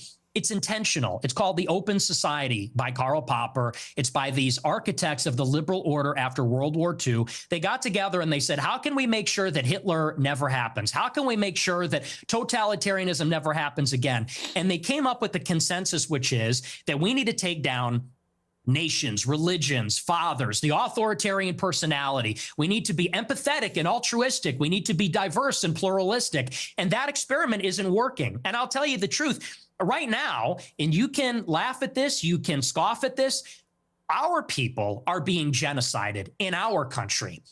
50% of the live births in the United Kingdom and in the United States are non-white. In 100 years, my ancestors, your kids who are so empathetic and compassionate, they're going to be a minority. They're going to be a minority in maybe a Muslim country, an Indian country, an Hispanic country. And these Jewish people that are 100 years old talking about my grandparents and the Holocaust, they don't care about that. Actually, they like to see it. At the SPLC, they're literally counting down the days until whites are a minority in America. So forgive me if I don't believe them when they talk about compassion. There's a genocide going on right now. It's not against the Jews. How many Christians are there? In Gaza, it's against How many whites. Christians are there? See, this is like, if Piers was smart, this is exactly what he would be doing. It's just pushing him on the victim narrative that he has for white people right now, and making a very big deal about the fact that this is nothing compared to what it is that the Jews had to deal with in not just Germany, but across a lot of Eastern Europe, that, like, they were slaughtered, they were starved, they had to go through decades and decades of oppression, and Nick, like, isn't allowed to use Twitter and for a couple of years, for just 2 years, and makes this his whole fucking thing. Or somebody from Daily Wire said something mean about him, and he talks about this on every fucking show. Or he he has a little old woman walk up on his front fucking doorstep, and he can't help but fucking piss his pants and kick the woman down the stairs and pepper spray her in her face because he's too fucking scared. This is a fucking baby. This is a bitch. This is somebody who has been pampered their entire fucking life. This is not somebody who should have any right to sit there and look down on people who talk about how bad the Holocaust was. Give me a break. In the world, like me, 1 point some billion, yeah, 2 billion. How many Jews are there? 15 million. Okay, there you go. So with a straight face, you're going to tell me the world is being overrun by the Jewry, by 15 million people, when there are over 1 billion Christians. There is a genocide of Christians like poor old Nick Fuentes going on at the hands of these 15 million Jews. Really? See, this attitude is why you're losing. When you say Who am I poor losing old to? white people, Who these am I poor losing old to? white people. Who am I losing to? You're seeing it, mass migration. You're losing to me. We are losing as a civilization of mass migration. And here's the difference. In Israel, they have my politics. In Israel, they want to maintain a Jewish majority. If they had it their way, it would only be Jewish people. They're fighting like hell so that Jewish people can have as much territory, a Jewish state. They can be proudly Jewish in their own land. Whereas in America, we are being besieged by 10 million illegal immigrants in 4 years. And then whites and Christians are going to be the minority. And that's true in Canada, Australia, all the countries in Europe. So you could say there's 2 billion people, but what's the proportionality? What is the percentage of people being born that are white? Where's the arrow pointing? Where are we going to be in 50 years? In 50 years, there might be in Israel. In 50 years, there isn't going to be a white Christendom. You don't believe people should get married, right? I think people should get married. I'm a Christian. But you're basically anti-marriage, really. You've talked about this. You've talked about. Are we done talking about white genocide? Well, no, I'm coming to the same part because you seem very resistant to the idea of marriage. You've never got married. You've talked very Yeah, this is a little hypocritical. Yes, if he's going to whine and complain about the fact that white birth rates are so far down, yet he's not doing anything about it. Like, birth rates are down mainly because people wait to have kids or to get married. That is one of the biggest reasons, because if you get married earlier, then you are more likely to go ahead and just get jiggy with it more irresponsibly. You're more likely to have a kid and therefore have more kids later on because you have more time to kind of pile up before you need to get fixed. You got, like, there's a lot of this is one of the bigger reasons for why. Excuse me. This is one of the bigger reasons for why birth rates are way down, and he's doing it too. He thinks he's a fucking strong, independent woman who don't need no man, and he can wait until he's got his career and his life together.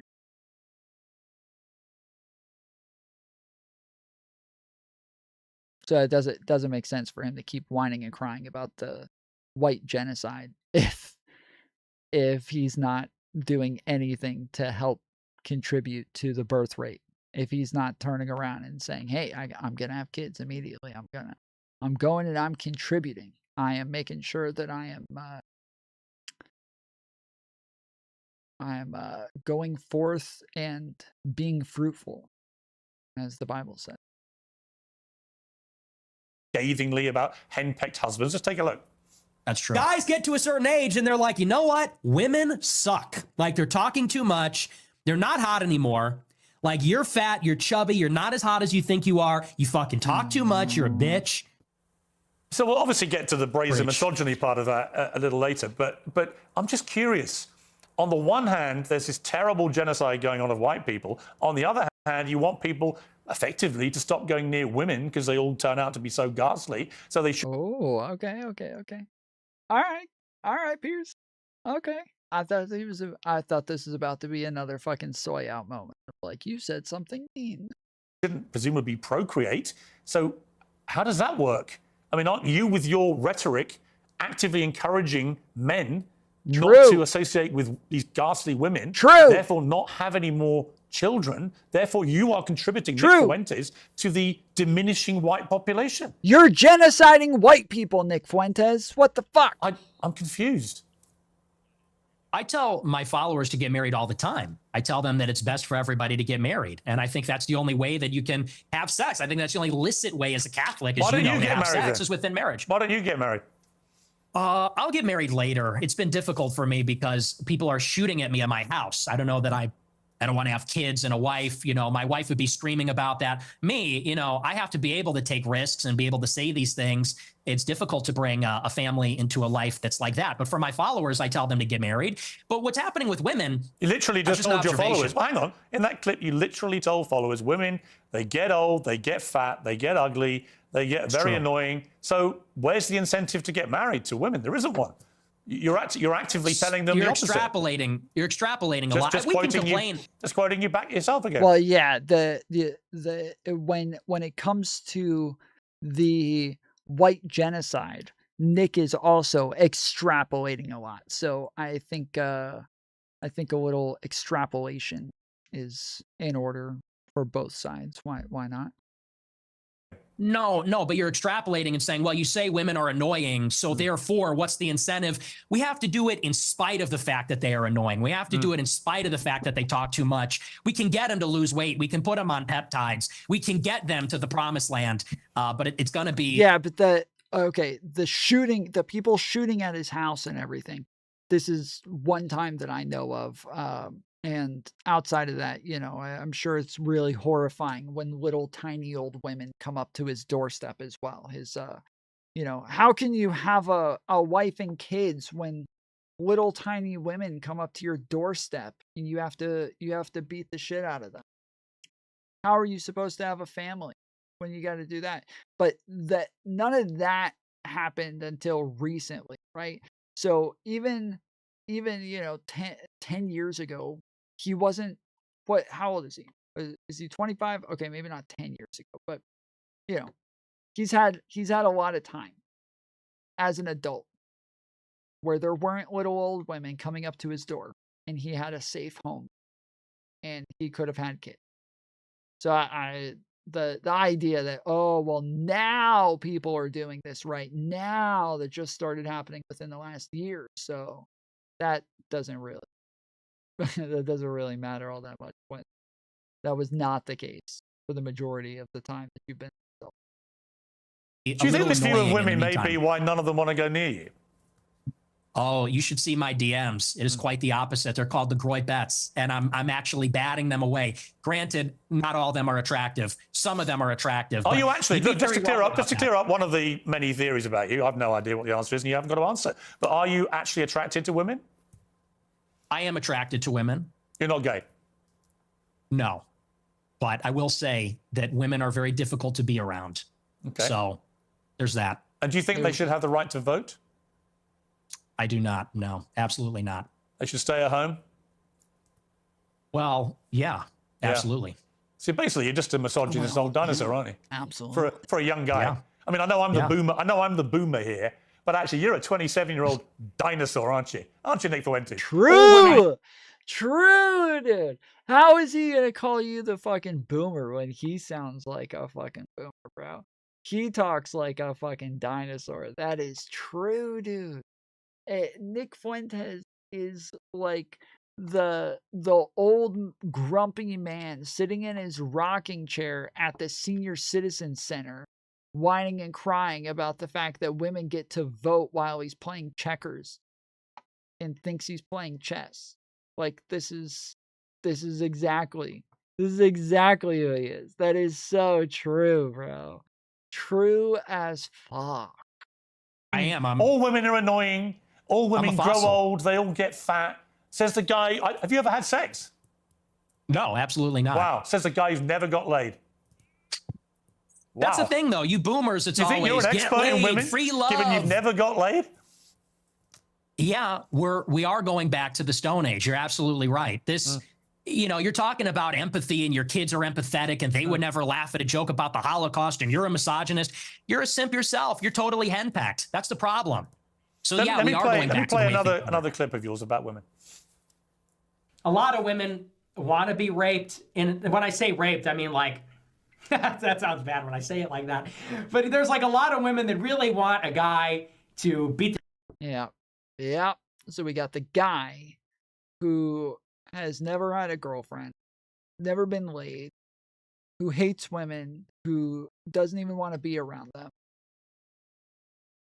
who's telling everybody else what women want and what they're like and about their sexual desires and shit like that. That's who we should be taking our input from. We need to hear it from the guy who doesn't know any fucking women. That's beautiful. Genius. the shit out of them. But also, they have to pretend, but part of it is they have to pretend like they don't. You think women want to be raped, do you? That's what the studies show, Piers. That is what the statistics say. But that's what you believe, They is have it? fantasies. They have fantasies about it. I don't think that they want to actually get raped. But there's a study out there. Get ready for this. it says 62% of women have rape fantasies. And if you read anything that they're reading, if you watched what they're watching, what do you think 50 Shades of Grey is about? What do you think Twilight is about? I mean, that's just true. You think women want to have the shit beaten out of them, as you said? Yeah, and it's very disturbing, but it's true. Do you think your views on women might change if you actually ever had a relationship with one or had sex? Yeah, maybe. That's why he doesn't want to do it. That's why he calls you henpeck. And actually had a proper relationship. I mean, people say the reason you're so angry about women is you're basically an incel. Well, I'm not angry about it. He's not basically an incel. He literally identifies as an incel. He literally identifies as an incel. Now, is he an incel? Not really. He is actually a balcel. And he used to say it in the past. That's what he used to say in the past. Like, people used to ask him all the time. His viewers would ask him with their little TTS super chats and say, like, hey, Nick, are you an incel? And he'd be like, I don't want to, like, have, like, any sort of stolen valor or anything like that. I'm not an incel. I'm maybe more of a balcel. I don't like the terminology. I don't like, I don't identify with these terms. But he's like, I'm more of a balcel where, like, I choose not to have sex, and it's like a religious choice. So I'm choosing to save myself for marriage, and I'm not looking to get married anytime soon. But now, these days, he just calls himself an incel. You sound very angry. You sound very, very angry about women. They get I'm passionate. It's an issue. You're I'm not passionate. about. You're sounding very bitter about women, as if women have done a terrible disservice to you. But when you don't have relationships, you don't have sex, when are they doing these terrible things to you that's made you so hateful towards women? I'm really curious. Was that? I don't think that was a hateful clip. I think I was laughing. I said they want men to beat the shit out of them, and that's just true. I mean, when you look at the state of modern women, all they do is lay in their bed, doom scroll. They're chilling out. They're getting a little fat. It is what it is. I don't know what the average weight is, but they're getting a little heavy. And any guy that is playing the field these days will tell you that. I mean, and I know a lot of the Chads. I am an incel. I'm friends with a lot of Chads like Bradley Martin, Clavicular. They agree with me. There's sort of like this alliance between the guys that don't have sex and the guys that get the most sex. We know what women are about. It's the guys in the middle. Guys like you in the middle. It's the beta male orbiters that say, she's amazing, you're a misogynistic pig, because I don't know what that is. I guess well, come on, let me explain to you what I think it is. I think when a 27-year-old guy who's never got laid, never had a meaningful relationship with a woman, says that women shouldn't be allowed to vote, they should stay at home, that all they do is fantasize about being raped and being beaten up, that's what they want, that they're annoying, that they get fat, that they get ugly. That's a misogynist. Now, you may not understand it because your knowledge of women is so incredibly tiny, but actually you are the embodiment of a misogynist. It couldn't be clearer. And if I was in a way, you have the deep-rooted misogyny of some of the actual boomers I know. Yet here you are, 27 years old. And most of the current studies show that a lot of men are really disenfranchised from society, no longer have physical relationships with women if they've ever had them, never associate with women, and build up instinctively misogynist views about women. And I fear you're in that position. You're just a bit of a lonely guy who wants to get laid and can't for whatever reason. And it's made you bitter about women. And I don't know where that's come from, but it's fascinating. No, see, here's the thing. First of all, you're very caught up in the labels. It's always, you're a racist, you're a misogynist. You said you were a racist. Mean nothing to me. Oh, hang on. Whoa, can I respond? You gave yourself the label. What is this? You said, I am a racist. I didn't give you the label. Okay. You said, Nick Fuentes, I am a racist. Calm down. Calm down. Did you or didn't you? It's okay. Did you? Yeah. Okay. But so here's I didn't give you the label. You did. Why are you yelling at me? Because you're trying to infer something that didn't happen. You said, I gave you the label of being a racist. No, you did. You said, I'm a racist. You gave yourself a label. You're going to have to tone it down a little, all right? You're going to have to bring it down a notch and relax. This is just an interview, okay? Please calm down. All I said is you're hung up. I didn't say you gave me that. Maybe I did. You did. But here's what I mean. What I mean is, you're just hung up on on proving you're a misogynist. Okay, you're a racist. Okay, you denied the Holocaust. And I'm not about the labels, you didn't deny I'm the just Holocaust. past that. As I said to you, look, Nick, Not as I about said the to you, labels, bro. I just wanted to go. I'm not about the labels, man. He's saying that they're fucking hippies, dude, but he sounds like a hippie. I'm the labels, dude. I'm not I know about those labels, bro. Can't why are you labeling? Over the stuff that you know everyone uses out there about you and get you to respond. And we are getting, I think, a long way in this interview.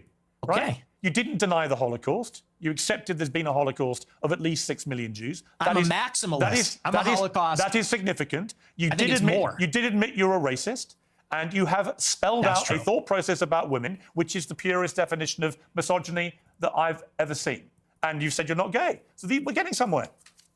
Yeah. Well, look, and I own the labels, okay? But I just don't care that much about them. That's fine. I feel like the whole. I'm not saying this you is have- like a weird. I'm not saying you have to care, Nick. Well, he does not own the labels. So he denies that he's a neo-Nazi. He denies that he's a white nationalist. He denies that he's anti-Semitic. He denies all of those things. And those are the most obvious ones, right? Those are the most blatant ones. Like saying that, like, you know, you're a racist. That's like, you know, that's something that in today's age, with the way that like MAGA has worked, where you can kind of just act like the word racism doesn't mean anything anymore, and that like everybody's a racist today, so like who really cares? Like, and he doesn't even have to say that. Like that's what a ton of people hear when he says I'm a racist. They hear somebody being like, yeah, I mean, I get whatever. They're gonna call me a racist anyway, so I'll just call myself a racist. Right? That's what people hear. And then even when he talks about it, he says, like, you know, oh, I mean, like everybody's racist, right? Like everybody has some preference for their in-group and blah blah blah. Like he makes racism mean something totally different. But you can't really do that with like anti-Semitism. You can't really do that with like neo-Nazi. You can't really do that with you know, with white nationalism. Like you can't be like, oh, everybody's a fucking white nationalist today. Like, you know, you can't do this with those labels. So it just it doesn't you know, you're not able to get away from those as easily. But he does. He refuses to take on those labels. So You don't have to care about any of it. I promise you. Right? That's not why I got you on the show. I wanted to give you a fair crack, which I think I have. We've gone over a lot of stuff. We've got a bit more to go on. I genuinely don't think I've ambushed you with anything you couldn't have been expecting. No. I don't think I've been overtly hostile. In fact, when you've asked me to calm down, I've calmed down. I don't want to have a hostile, angry, shouty match with you. I simply want you to spell out exactly what you've meant about all these things, and people can then be the judge of them. So let's take another break, and we'll come back and talk about Donald Trump, Tucker Carlson, Candace Owens, and others. Christmas is peak time for online shopping sprees, but that also means it's peak time for hackers and data brokers who steal your information. Let's go. Yeah, be fair to say. Okay, back with Nick Fuentes. You began your show in 2017, the same year as Trump was inaugurated for his first term in office. You supported him at that time, but you've grown increasingly disillusioned, I think it'd be fair to say. Let's play a recent clip from you about Trump. We played this game in the first term. We're 10 years in. And you still have these people, I hate to say it, but they're just like in denial. And they're like, okay, everybody, let's all go on Twitter and let's tell Trump, don't screw over your voters. Okay. Hey, Trump, don't hire John Ratcliffe in the CIA. Like, what are we doing? We lost. It's over. The time to make demands was during the election when he needed the votes. He's a lame duck president. He doesn't need anything from us. He's not even on Twitter. He's on Truth Social. So what are you talking about? We're going to all rally and tell him, don't hire yet another neocon? Now, over the weekend, you posted this on X. You said performative cruelty is the perfect phrase to characterize the Trump admin and the mood of the MAGA movement. In order to compensate for his compromises and failures, Trump has to fall back on mean-spiritedness to appeal to the basest instincts of its followers. It's really sad. I mean, do you think you're the best person, Nick Fuentes, to lecture people about performative cruelty? I mean, look, while he is not the best person, obviously, I do think that he is, I do think that there's a massive difference between some streamer you know, some fucking Gen Z fucking noob on the internet compared to the president of the United States. I think it makes a bit more sense for him to say it, you know. But it is a very true statement as well. It is something that is insanely true, that the Trump admin is just trying their best to throw out red meat every chance they get, and just, like, you know, say something about Democrats again, or say something about Obama doing Russiagate, or say something about Hillary's emails, or, you know, just throw out some red meat. Say the, you know, January 6th was an inside job. Say you just caught the pipe bomber. Say, like, you know, just throw out some fucking red meat real quick that you know all of your brain dead followers are gonna jump onto. But that really is all it is. Like, they'll just turn around and throw some insults out and hope that it lands. Hope that it makes all of their bots forget about what's actually going on. Why are you accusing me of being cruel? Is that what that is? Yeah. What? How am I cruel? You're cruel about black people. You're cruel about women. I mean, you're cruel about a lot of people, and you're very performative. Okay. I don't think I'm performative. If anything, everyone else is performative. I'm authentic. You know, whatever you want to say about me, it's real. It's from the gut. But yes, I do think it's performative. And what I mean by that is, you know, when they're doing the deportations, they know the deportations are not where the base wants them to be. They deported, the figures are disputed, but from my data, it's 300,000 in the year, which is not a massive deportation. They know the base is unhappy with that. So what do they? So the reason that they say it's over 1 million, or I think they say it's over 2 million, is because the Trump administration offered people money to self-deport, and they claim there were 1.6 million self-deportation. There's no way to know if that's true. That seems a bit outlandish. It seems kind of ridiculous. But I also don't know of any, like, confirmed questions about the numbers that they put out, or any, like, authoritative questions, any like official questioning about this. So I don't know. I'm not sure. But I am skeptical. I think it's a bit high of a number. They do the deportations that they are carrying out. They do a big spectacle, and they arrest everybody, and they film it, and they put a hype at it, and there's a meanness in there. They played that song, I think from Sabrina Carpenter or something, and they make it a joke. They make it glib, and they do that because they're not delivering on the promise, so they compensate by doing it meaner, edgier, more mean-spirited, so that the base will overlook the fact that it's not happening. And I think that's by definition performative cruelty. You can call me a hypocrite, but it's definitely true about what they're doing in the administration. You went to see Trump at Mar-a-Lago with Ye for dinner. What was that like? It was very interesting. They're my two heroes. Ye is my hero. Trump is my hero. Even though he's very disappointing, I still a personal hero of mine. And he's a remarkable person. It was a great conversation. We got along pretty well. He liked me. I liked him. It was a love fest. I mean, he got attacked afterwards for supping with the white supremacist devil. I mean, do you accept you are a white supremacist? No, absolutely not. You don't think? But I thought you owned all the labels. What happened? I thought you owned all the labels, Mr. Fuentes. White people are superior to black people. No, I'm a Christian, so I believe everybody is equal before God. He should do like a Mexican accent every time he says his name. Don't call him Nick. Keep calling him Mr. Fuentes. Mr. Fuentes. Every time he says it. Including women? Yes. So you give women equal rights then? No. Great. No. Great. Okay. So you just talked a lot of bullshit, didn't you? No. Why are you like mad about this? No. You want women to be treated equally before God, but you don't want to give them equal rights. Yeah, because women Okay, and men it's are fine. different. Look, Do you it's your believe there are view. two genders? It's your view. Do you think there's two genders? I do think there are two genders, yes.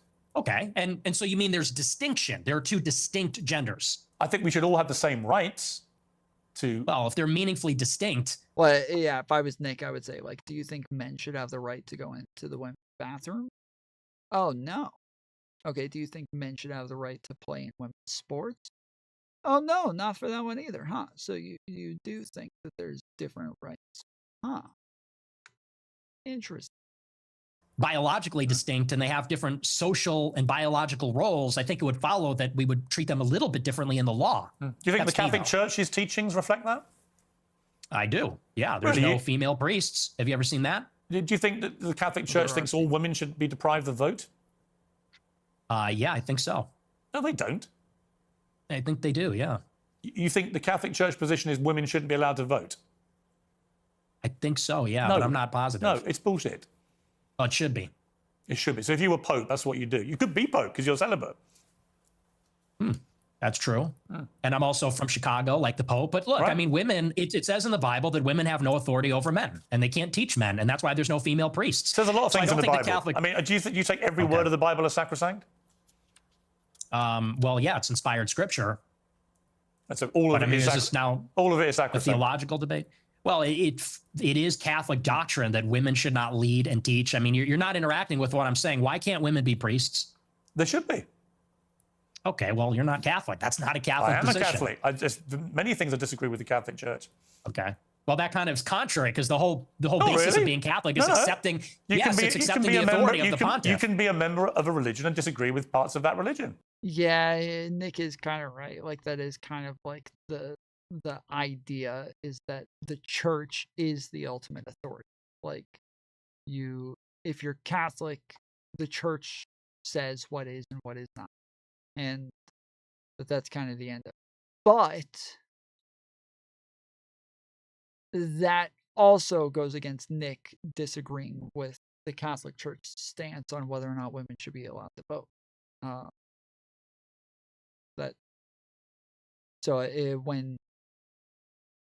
When Nick brings this up and says, like, oh, I don't disagree with them on anything. Okay, but you just said that you disagree with them on whether or not women should vote. What happened? Perfectly reasonable. You could be, well, yeah, I mean, you could say unless you're an that, but it wouldn't extremist. be true. If you're an extremist, you can't. Okay. Obviously, you never deviate. That's just not rigorous. You never That's just deviate if you're an sloppy. extremist. But even the That's just Constitution, sloppy. even the Constitution's been amended. Was it 27 times? People talk about this sacrosanct document. It's it's been amended 27 times. Goodness. Yeah. Oh my, this is not rigorous intellectually. This is very Just a statement of fact. Theology. Okay. But it's fine. Where were we? We're talking about Trump and somehow we got on into Trump, you're look, white on knighting for women's rights. On Trump, well, I think women should have the same rights as you and I. You don't. That's fine. Put on the pink hat, bro. Put on the pink hat. We're waiting. What's the pink hat for? For the march, for the women's march. Are we going to see you at the women's march protesting for women's rights and all that? I think women should have equal rights to men. Period. You carry tampons in case your female friends get a period or something? Like, it's crazy. Period. Get it? Vagina hat. I think they should have equal rights, period. Good one, Piers. That was good. I'd have no problem giving a female friend a tampon, would you? Have you ever? I don't suppose you've ever seen a tampon, have you? Gross. Absolutely not. You Get that away you think from me. tampons are gross? Yeah, they're filled with period blood. Yeah, it's kind of gross. Wow. Are you into that? You like that? You, have you ever got seen a lot of tampons? I don't think you've ever seen it, have you? I've seen them. I've seen them before. You've been that close to a woman? Really? No, I've seen them. Look, I you've seen I videos? used to live with women, so I've seen them around the house. I bet you've seen videos, haven't you? What? What are we doing here, Piers? I'm not sure. You really hate that. I'm not sure, You're Nick. more impressed that I'm a misogynist than you are about anything. It's Not very really. revealing. I'm actually more exercised about your blatant, self-admitted racism than I'm about anything. But the misogyny runs a close second. Let me ask you about Tucker Carlson, because you had a long sit-down with Tucker Carlson, in which he was, oddly, I like Tucker, we got on well, I was with him last week in London, but he gave me a harder time than he gives you. And then afterwards, he was more critical. And then you said this about Tucker. He's a handler. He handles people. That's what he does. He's a fucking liar and a handler. He goes around telling people, I said that the handler thing. So he for the longest time said that that Tucker Carlson was part of the CIA, that he was a CIA agent. And then when he was in like person with Tucker, he said, oh, I don't think you're a Fed. And so now he's using a term, a handler, that obviously implies that Tucker's a fucking CIA agent. But he's not allowed to say it because he just said to Tucker's face that he's not one. So now he's trying to I don't know, dog whistle that in. I don't know anything. I don't know. Oh, I know nothing. I don't even have a phone. I am just a clueless tourist. I just travel to all these countries and, you know,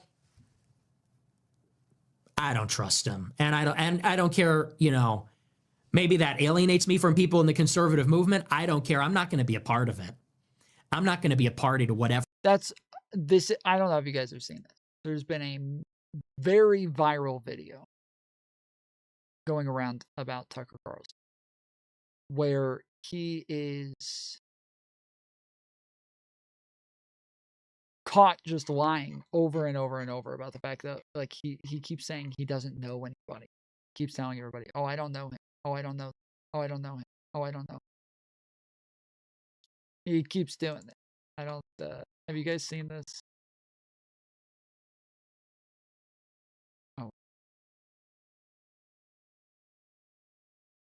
The thing that's going on with Tucker is a little more bizarre because he seemingly has rebuffed or rejected all of his previous positions in a very, very fast, in a very quick way, but then also just turned on so many people out of nowhere. Dave Rubin, whoever that is. But I don't have the control that you have, which is wonderful. Who's Tommy Robbins? You know Tommy Robbins. He seems like a fraud to me. Tommy Robinson, thank you very much for agreeing to talk to us. Laura Loomer, that's the world's creepiest human. I don't even know where she came from or who she is exactly. Seth, whatever, from the Babylon Bee. Yeah. So thanks so much for coming on. Thanks for having me. Quotes from that Josh Hammer guy. Well, that's incredible. Yeah, Josh Hammer. It's right there. It's a whole fucking video of just like tons and tons of times that this has happened where he's like, I don't even know who that is. There's a video of the two of them just sitting there next to each other. Oh, it's so bad, bro.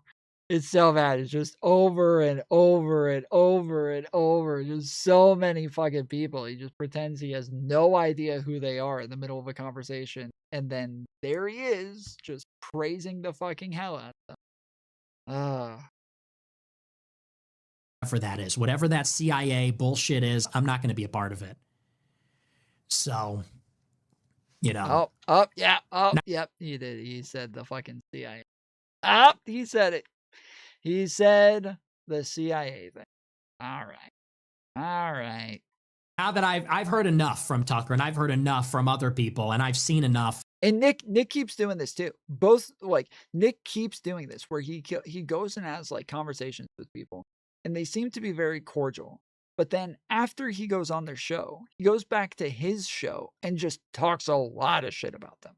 Like this is something that he has done throughout his career. This is what he did to Destiny. This is literally what he did to Destiny. One of Destiny's, one of Nick's followers,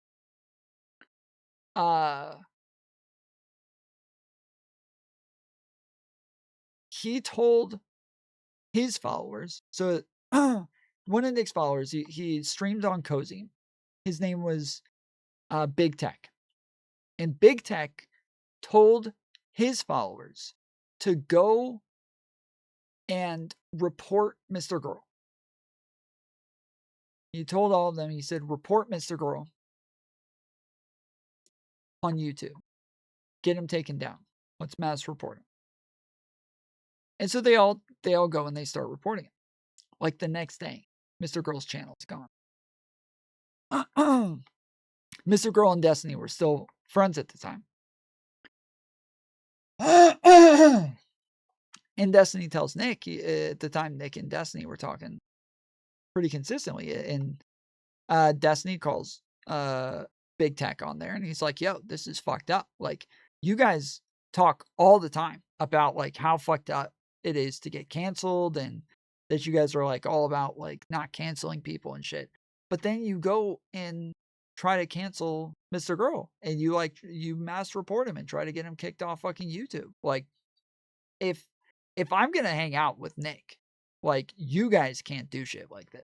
Like, there's no way that I can keep talking to Nick if everybody who comes and talks to me and is friends with me is now afraid that you guys are going to go after them. Like, I can't keep having Nick on the show if this is how it's going to be. And Big Tech admits that he was wrong. He's like, all right, I fucked up. Like, my bad, blah, blah, blah.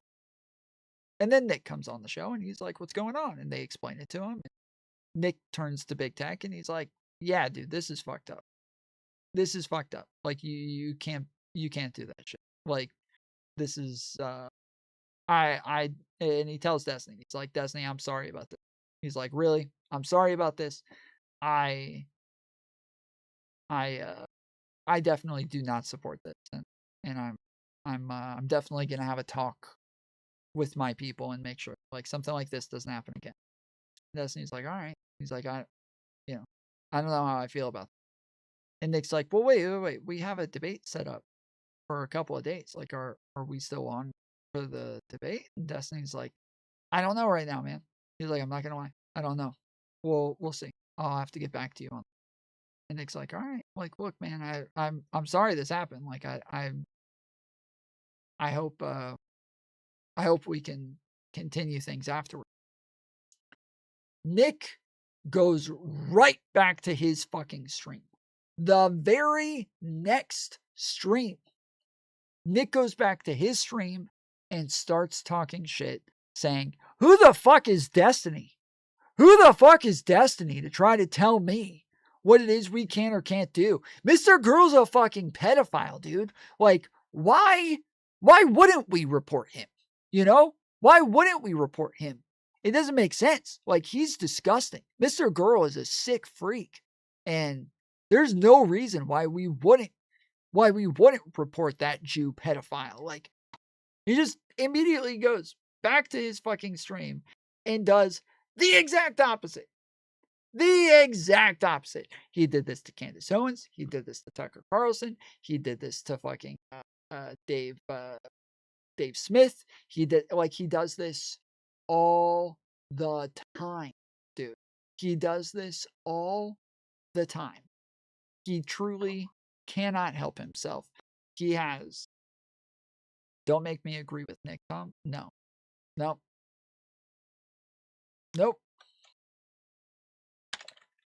This is Mr. Girl is fucking base. All right. And if you don't know that, it's just because you're either not smart enough to know or you just have not taken the time to know.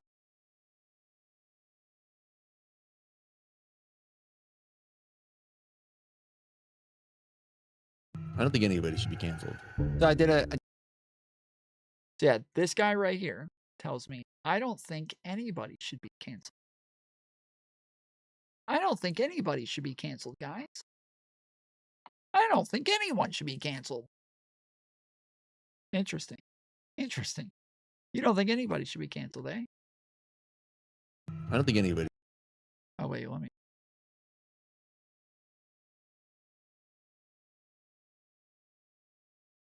I don't think anybody should be canceled. So I did a documentary on Candace Owens, and you getting Mr. Girl banned off of there is a part of it. I didn't get. I would appreciate if you would stop circulating that false rumor. I'm sure you would.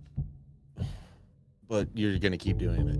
I saw you say that you reported him, and you said no, you didn't see me say that I reported him. Yes, I did. Yes, I did. No, you didn't. I never have reported him ever, and I never said that I did. No. You said I did it before, and everybody else should go do it too. That's what you said. Play the clip. That's not what I said. You don't even remember the words. I'll play the clip. Report them. Report these freaks. Report. Spam. I've done it a few times. I've done it a couple few times. Huh. The point is that clip is very unfortunate, and I wish I didn't say that on the stream. I don't think anybody should be.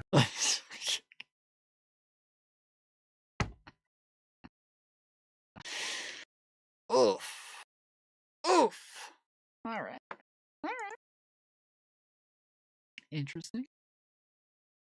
Interesting Strategy. This guy's not who he says he is. Not an ally. Stay the fuck away from me. You're weird, dude. You're weird. See, what would have been great is if you'd said that to him when you were sitting opposite him. Well, when I was sitting opposite him at the dinner and in the interview, he was nothing but nice. He was very... Yeah, he's okay. So Tucker Carlson did the same thing. Tucker Carlson did the same thing to Nick. Tucker pulled a Nick on Nick. He sat there with Nick and was super friendly the whole time. Agreed with everything he said. Was smiling and laughing. Oh, I totally agree. Yeah, I could not agree more. Yes, murder is bad. Yeah, we are on the same page there. Yeah, thank you for saying. Thank you. Thank you for being willing to come on and say it's important. You just sat there sucking up to Nick the entire fucking time. And then after Nick left, Tucker went on a bunch of different shows and said, yeah, no, I don't like that guy. I don't like that guy. He's an anti-Semite. And I am not down with the anti-Semitism. I am not cool with the anti-Semitism. I am not a fan. Just not my thing. And so Nick afterwards was like, what the fuck? Like, I was just on his show. And the whole time, he never called me an anti-Semite. He never said anything about Jews. He never said it, like, he didn't broach this topic whatsoever. But as soon as I leave, now he's calling me anti-Semitic. Like, what the fuck happened? So I do agree with Nick. Like in this case, Tucker did pull a Nick Fuentes on him, and so now Nick is also pulling a Nick Fuentes on Tucker. Fair play. Very nice to me and very cordial, and he didn't call me an anti-Semite, and he didn't even press me on it at all. And I thought he would, and I almost wanted him to. He was nothing but nice, and we had a great time. We had a really great dinner, really great interview, and I felt really good about it. And the next week on my show, I said, he really surprised me. He's great. And then every interview he's done since, all he does is call me an anti-Semite. He goes, well, I hate his anti-Semitism, and, I wonder why people like him. And so I just think that's two-faced. So after that experience, it kind of turned me off. I didn't like that, but he's going to do what he's going to do. He's still a nice guy, but I think he's two-faced. What about Candace Owens? You had a sit down with her.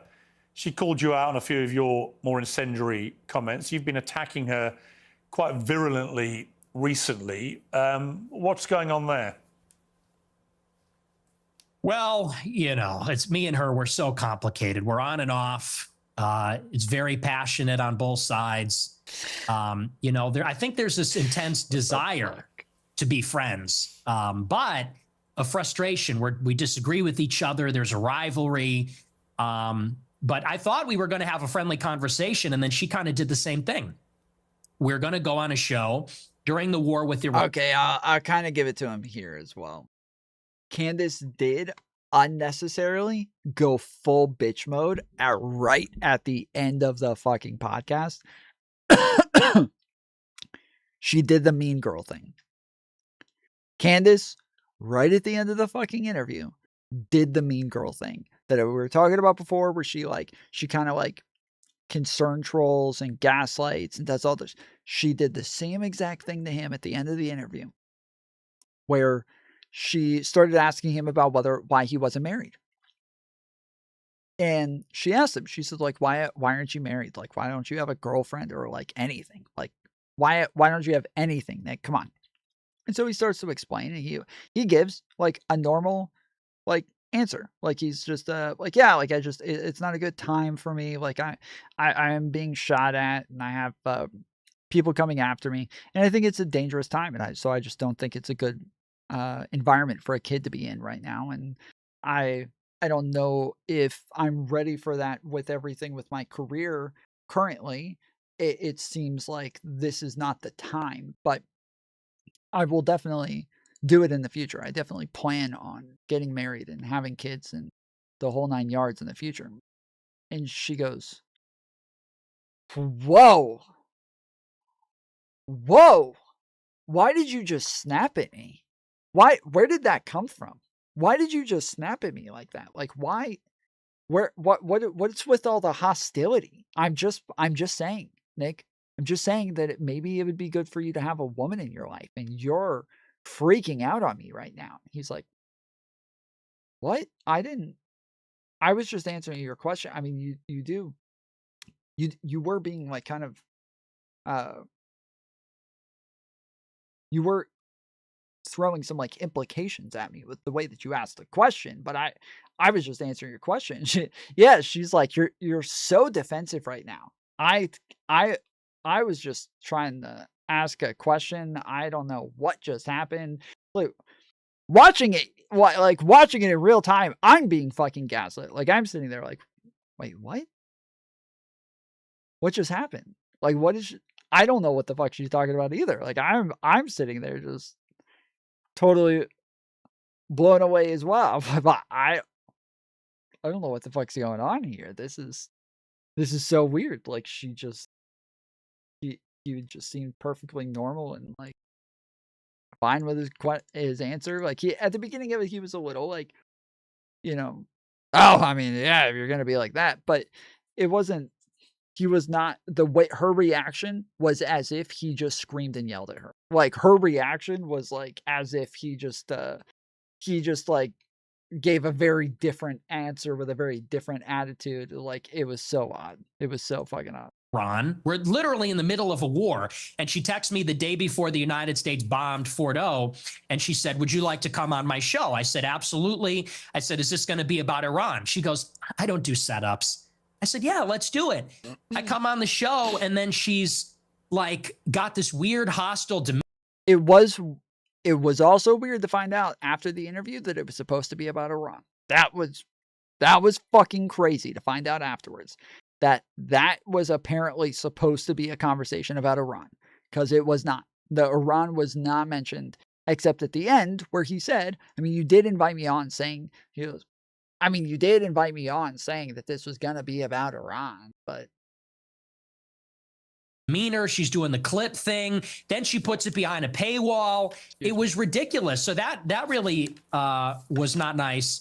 And then I think this whole Charlie Kirk thing, I think she's gone insane. I think she's absolutely lost her mind. So I feel sorry for her husband. What did you feel when Charlie Kirk was assassinated? Where were you when you heard about it? I was at my house, and a friend of mine who was actually at the event texted me and said, Charlie got shot. I said, who? He said, Charlie Kirk. I said, oh my gosh, that's terrible. And honestly, it was devastating. I didn't like Charlie Kirk at all. And we had an intense rivalry, and he hated me. But honest to God, I was devastated. I was emotionally affected by it. I didn't even do a show that night because I was beside myself. So it was rough. I mean, it was hard to watch. When you say you were beside yourself, I mean, you hated him. I don't hate anybody. I didn't hate him, but I really didn't like him. Obviously, I did not like him. And this is not hard to believe. As much as he fucking hated Charlie Kirk, he said very messed up shit about Charlie very consistently. He was always attacking Charlie. Charlie Kirk was his biggest rival for years. But I'm sure any normal person that's not a 15-year-old on fucking TikTok, they watch that fucking video. That was rough. That was rough.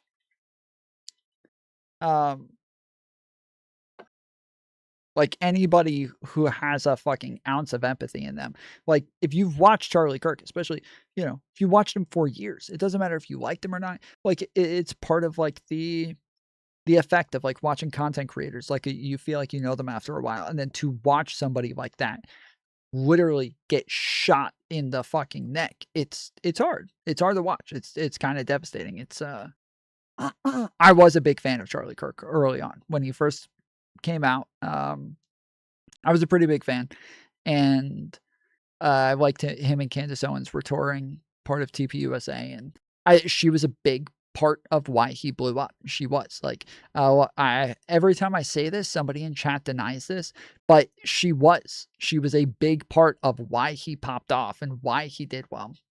And he's yeah, it was definitely hard to watch him just get shot in the fucking neck and blood gush out like that and his eyes roll back and everything. Yeah, it was horrible. Immensely disliked him, and He called with you him. vermin, didn't he? He did. Yeah, he hated me also. But you were still beside yourself when you heard what happened to him.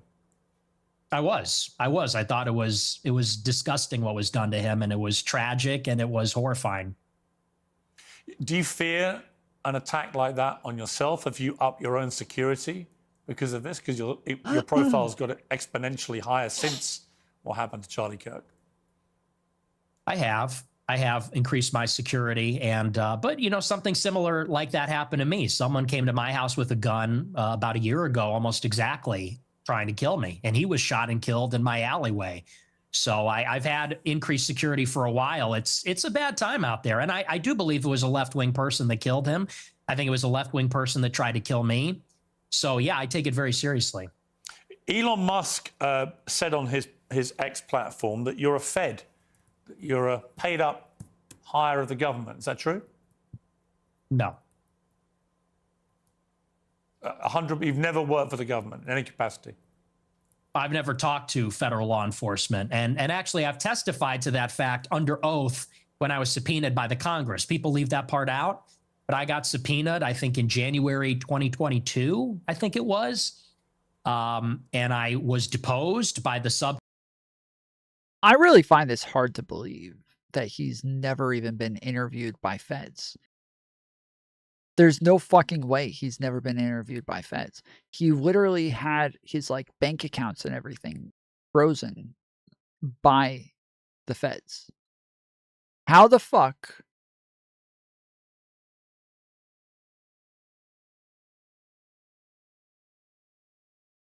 This is a lie, apparently. Destiny looked it up. He pled the fifth over 145 times.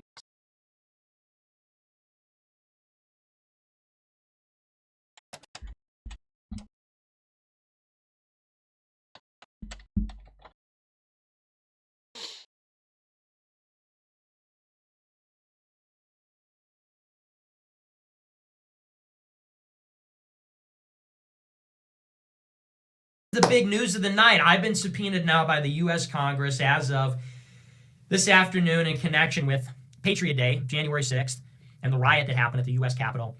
And just to be clear, he does not call this Patriot Day anymore. Just so you know, he says that Donald Trump threw them all under the bus and lied to them. That Donald Trump told them that the election was stolen and that he lied. And that Donald Trump's own DOJ ended up subpoenaing a lot of them and indicting a lot of them. And that he should have protected them. He should have given all of them pardons before he left office. And the fact that he didn't is him betraying all of them.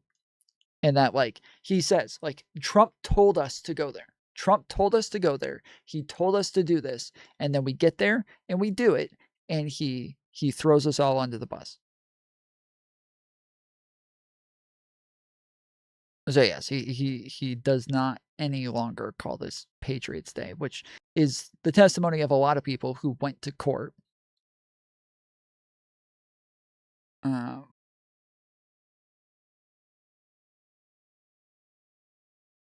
A lot of the people who went to court also say that when they ask them, why did you go there? They say, because Trump told us to.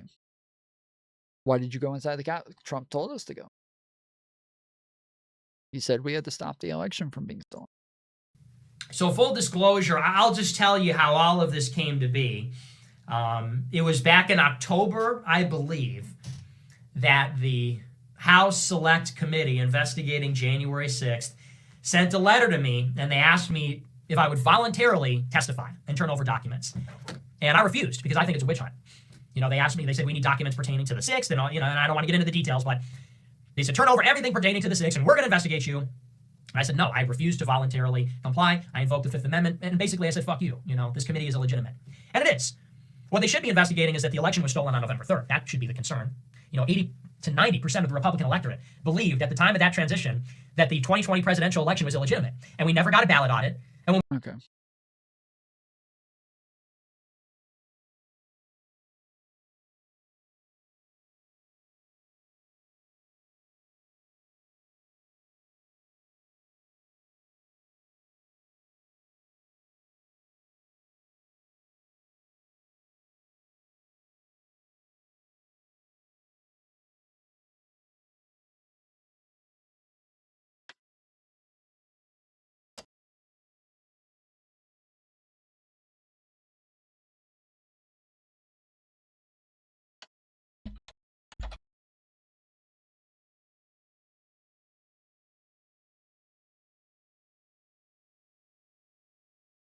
Really, this wasn't recorded?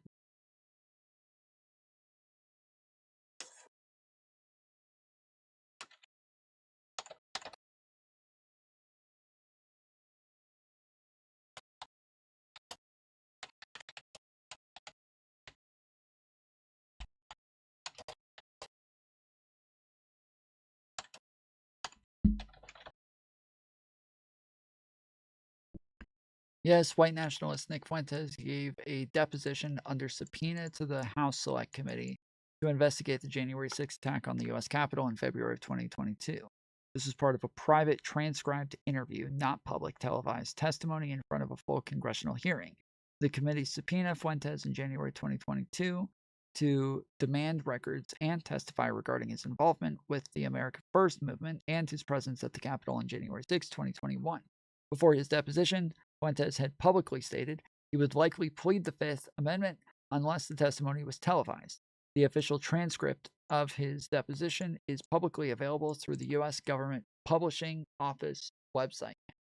Separately, the committee also accepted a formal written testimony from the Anti-Defamation League and other organizations that explored the Groyper movements led by Fuentes' role in the Capitol insurrection.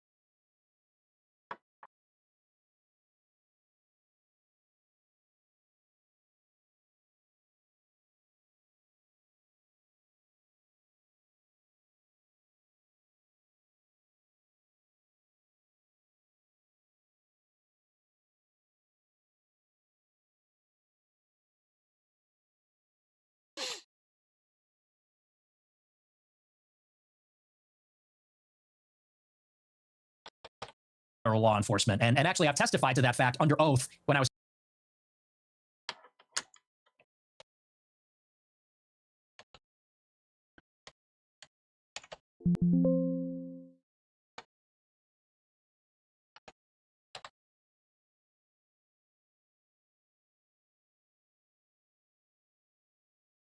I can represent that he has, to his knowledge, not been interviewed by any law enforcement, federal enforcement, or any law enforcement, or turned over any of his devices or anything else.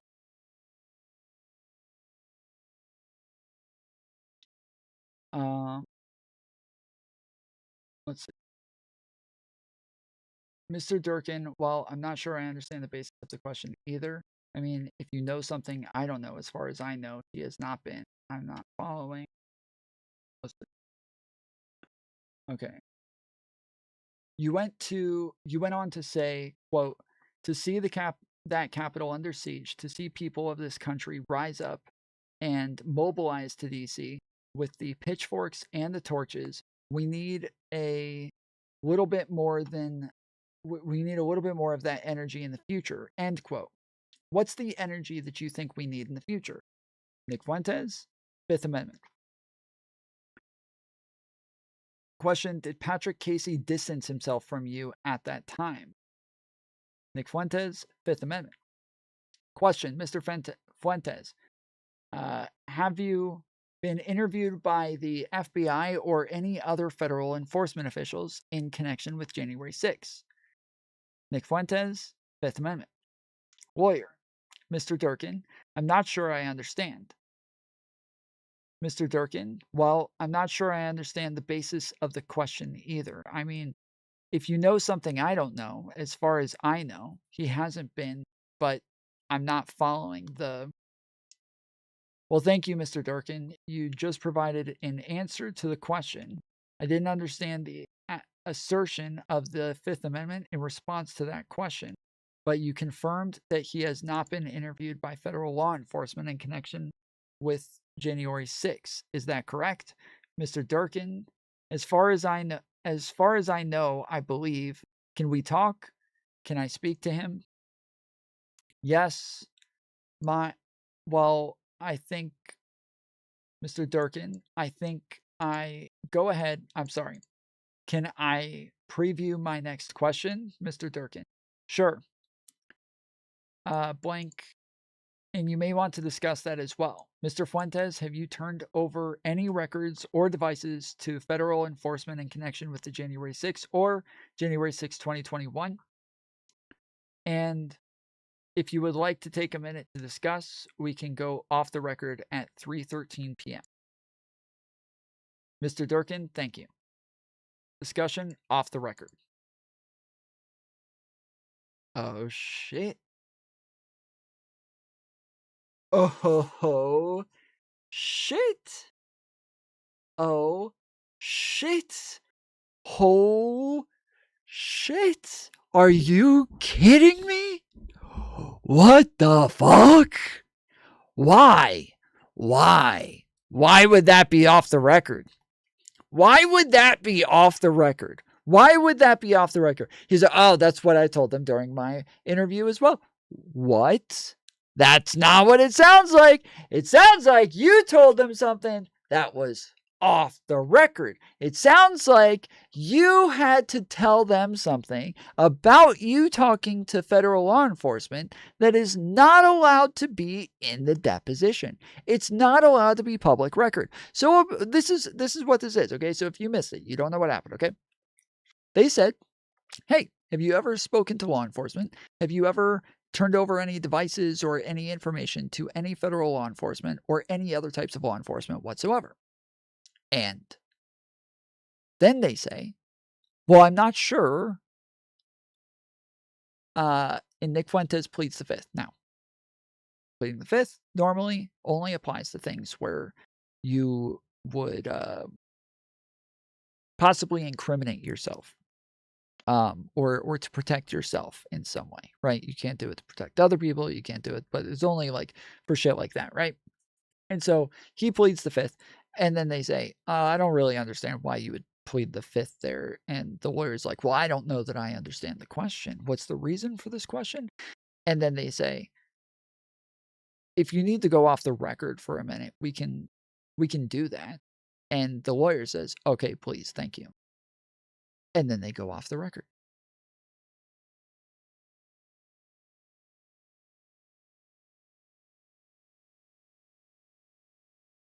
And then they come back on the record. So it says that we'll go back to record at 3:15. They went off the record at 3:13. So for 2 minutes, they were off the record. And then they say, okay, we'll go back on the record at 3:15. Mr. Durkin says, I can represent that he has, to his knowledge, not been interviewed by any law enforcement, federal law enforcement, or any law enforcement, or turned over any devices or anything else. So unless somebody was in his house under 2333 or whatever, or the intelligence community is more clever than I think, as far as I know, the answer is no to that. But that's my representation.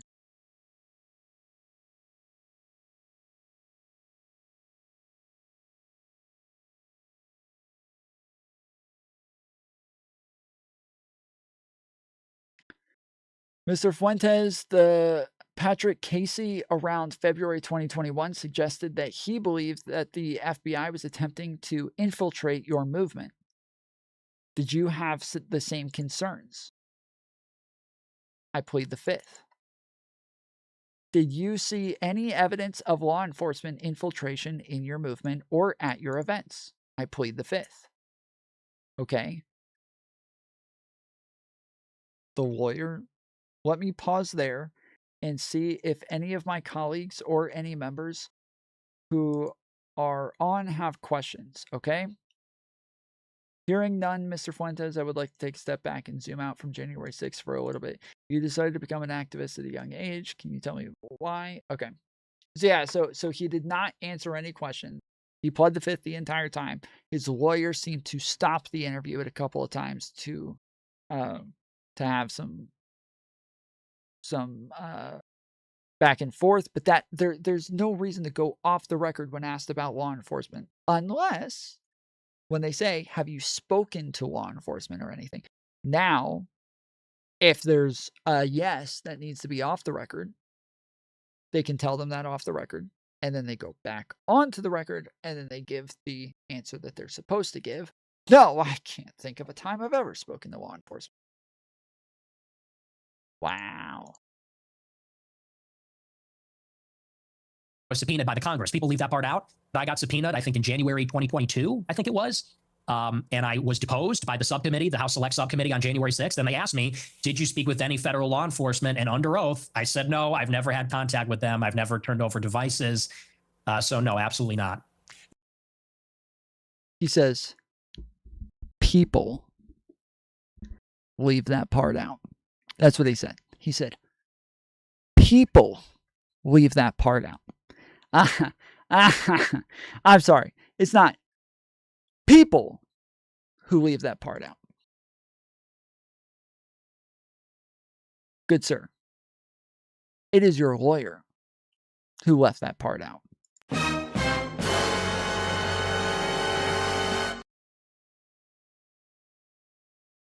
There's been footage that's come out again this week. This is you at the January the 6th riots. Let's take a look.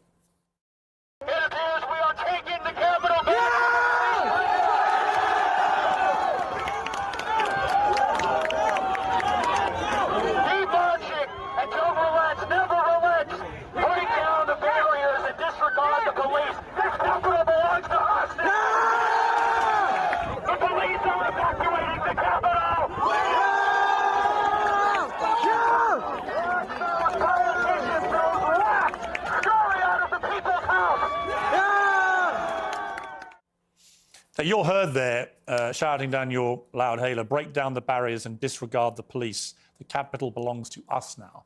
What did you mean by that? I think it's pretty self-explanatory. The capital belongs to the people.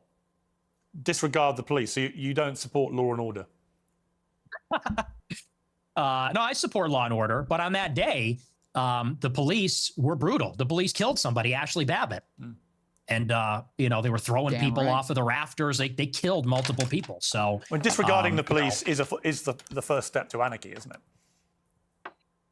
Well, I think the first step to anarchy is when the government rigs the election, which is what happens. That is when the government loses its legitimacy, and its enforcers, consequently, do also. Well, that's exactly what happened in 2020. There was no evidence the government rigged the election. You know that. You're a bright guy. Well, let's talk about it. Do you want to talk about the election of 2020? Yeah.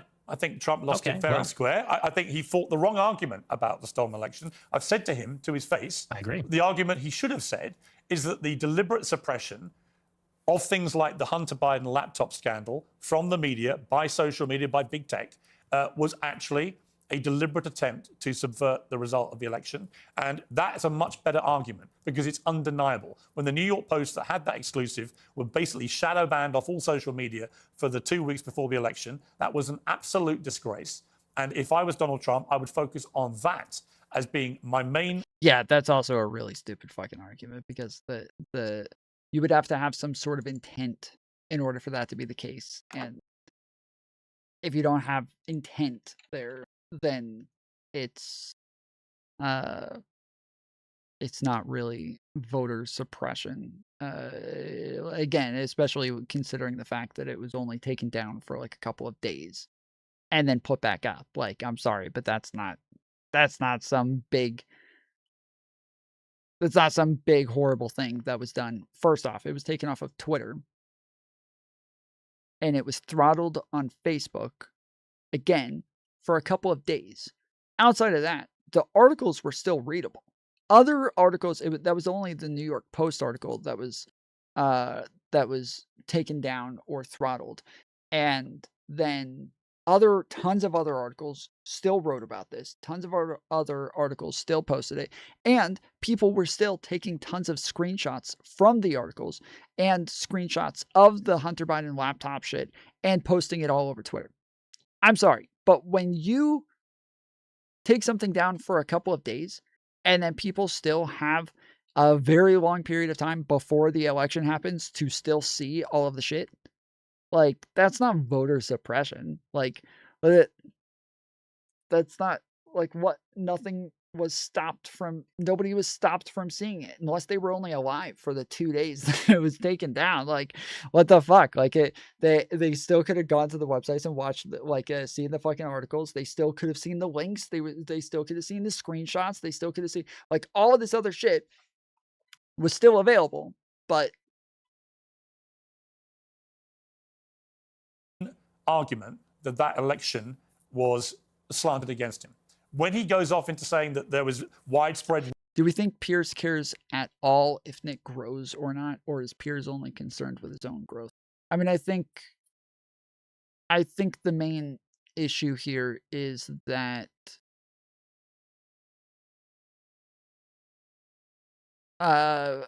like Tucker Carlson had just had his interview with Nick Fuentes and was being heavily criticized for not pushing back enough. And so I think a lot of people were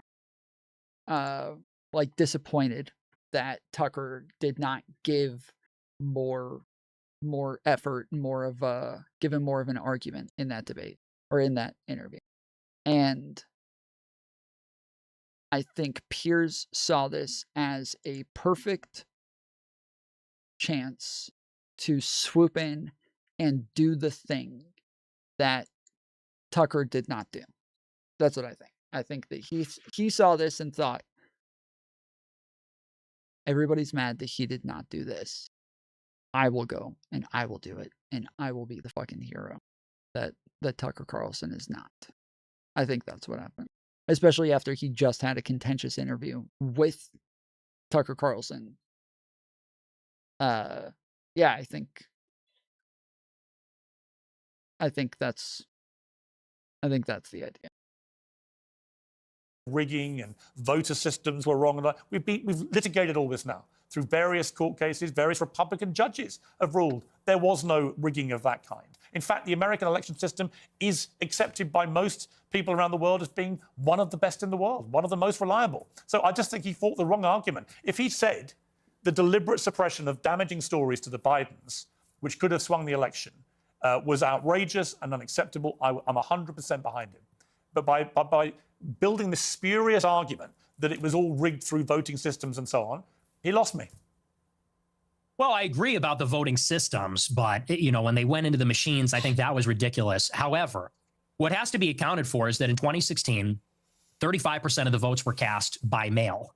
By 2020, it was 70% because of the pandemic. So you doubled the amount of votes that happened by mail. They called it in-person early voting. They called it a variety of different things. And the other thing that they changed is they solicited the mail-in ballots. So they sent ballots to people's houses. And once you do that, I mean, you have absentee balloting normally, but it's a process. You got to give your social security number, your ID. They send it to you. There's regulations in place. I've talked about this, that I don't think I ever requested a ballot. I don't think I ever requested a ballot. It was just sent to me. I just got it. It was not something that I had to ask for. It was not something that I signed up for. It just got sent to me. But I was registered to vote. And so people who were registered to vote were able to just get sent ballots to their homes, and they were able to vote there. That's not ridiculous to me. That's not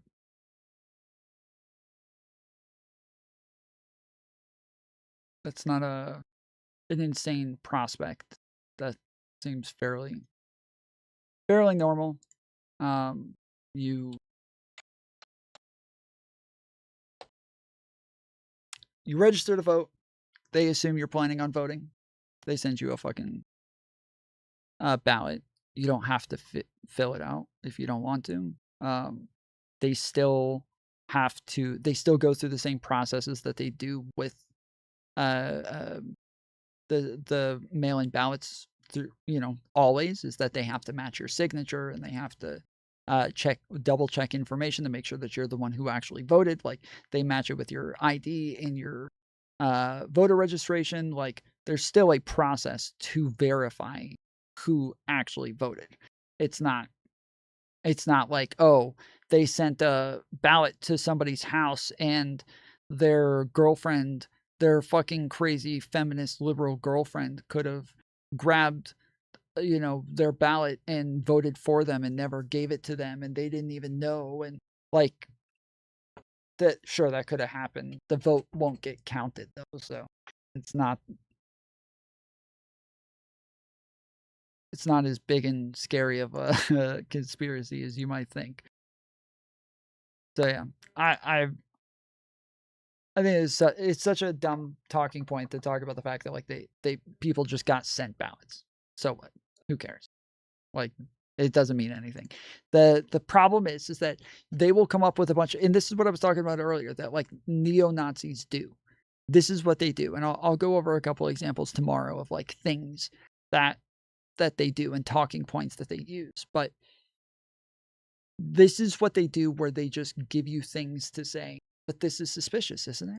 But isn't that weird? But isn't that odd?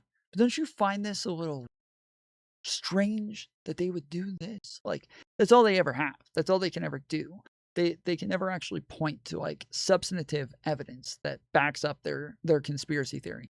They can never say like, well, no, look, this is how you know. Like, they can never do that. They can never do that. They never will do that, because that would actually be too logical.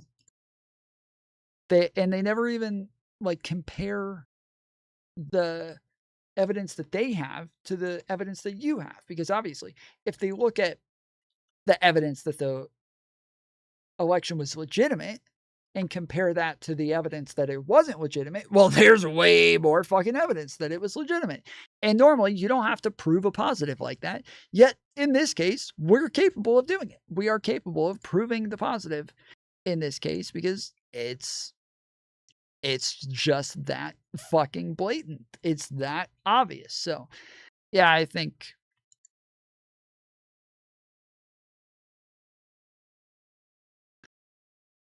it's pretty clear. YouTube changed all of its settings, and I'm trying to find shit on here right now. I'm sorry, I'm kind of fumbling, but I don't know what the fuck is going on. I'm trying to like change my title and shit, and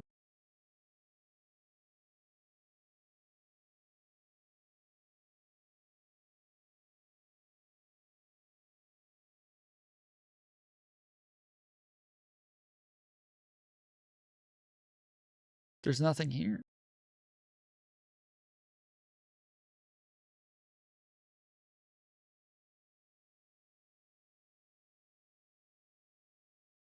I don't know how to. Oh, there. Okay. It's on a completely different page. YouTube had a bunch of updates today. Tom, what were you registered in 2020? I don't think we registered here. Most states don't register parties.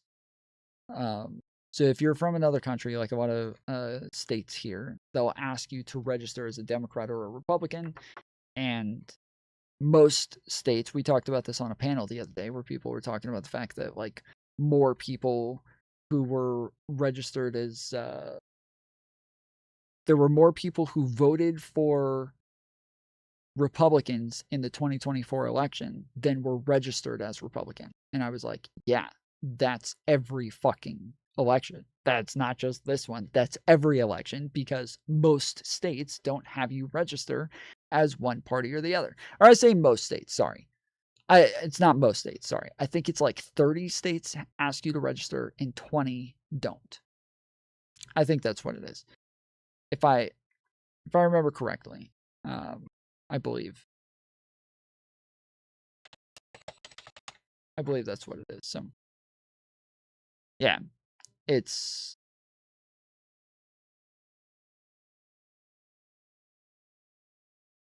I never registered as one or the other, but in 2020, if I had to have registered, I would have been registered as a Republican. The problem is that I think that no, yeah, never mind. I was gonna say I think if you register as a Republican, you aren't allowed to vote for Democrats, but that's not true in the general. That's only for the primaries.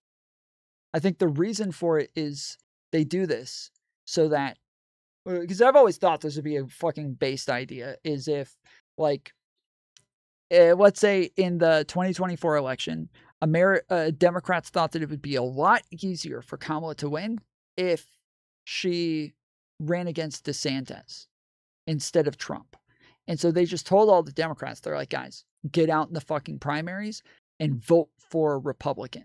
Vote for DeSantis. Make sure that DeSantis beats Donald Trump.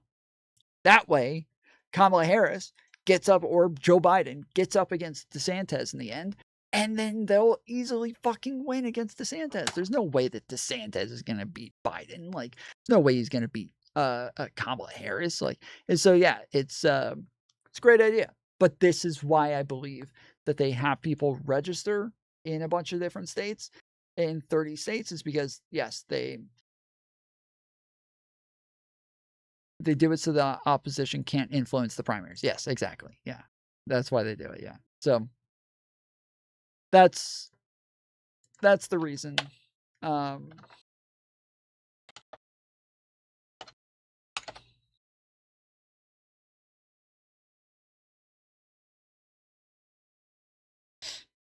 Makes sense. I would do it too.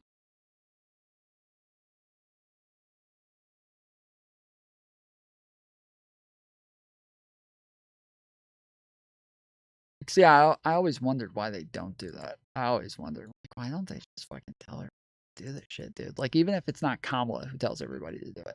All right, fine.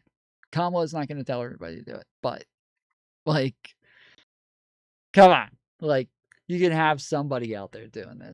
You can have somebody out there telling everybody to do this. Have Brian Tyler Cohen do it. Just have him run around telling everybody to do this fucking shit. Yeah.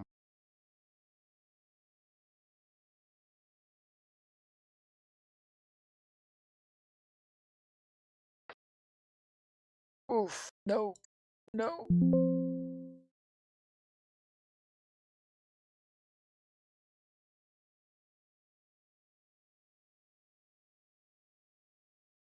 Okay. All right. I'm gonna head out.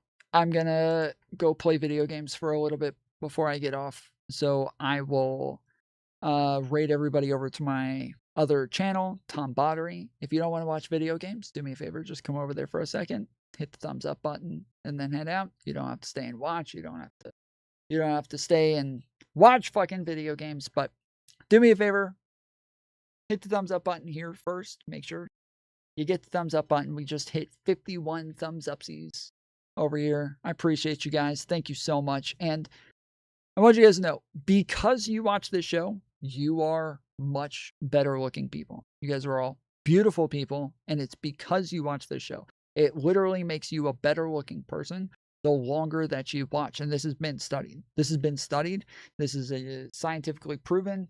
It is a fact.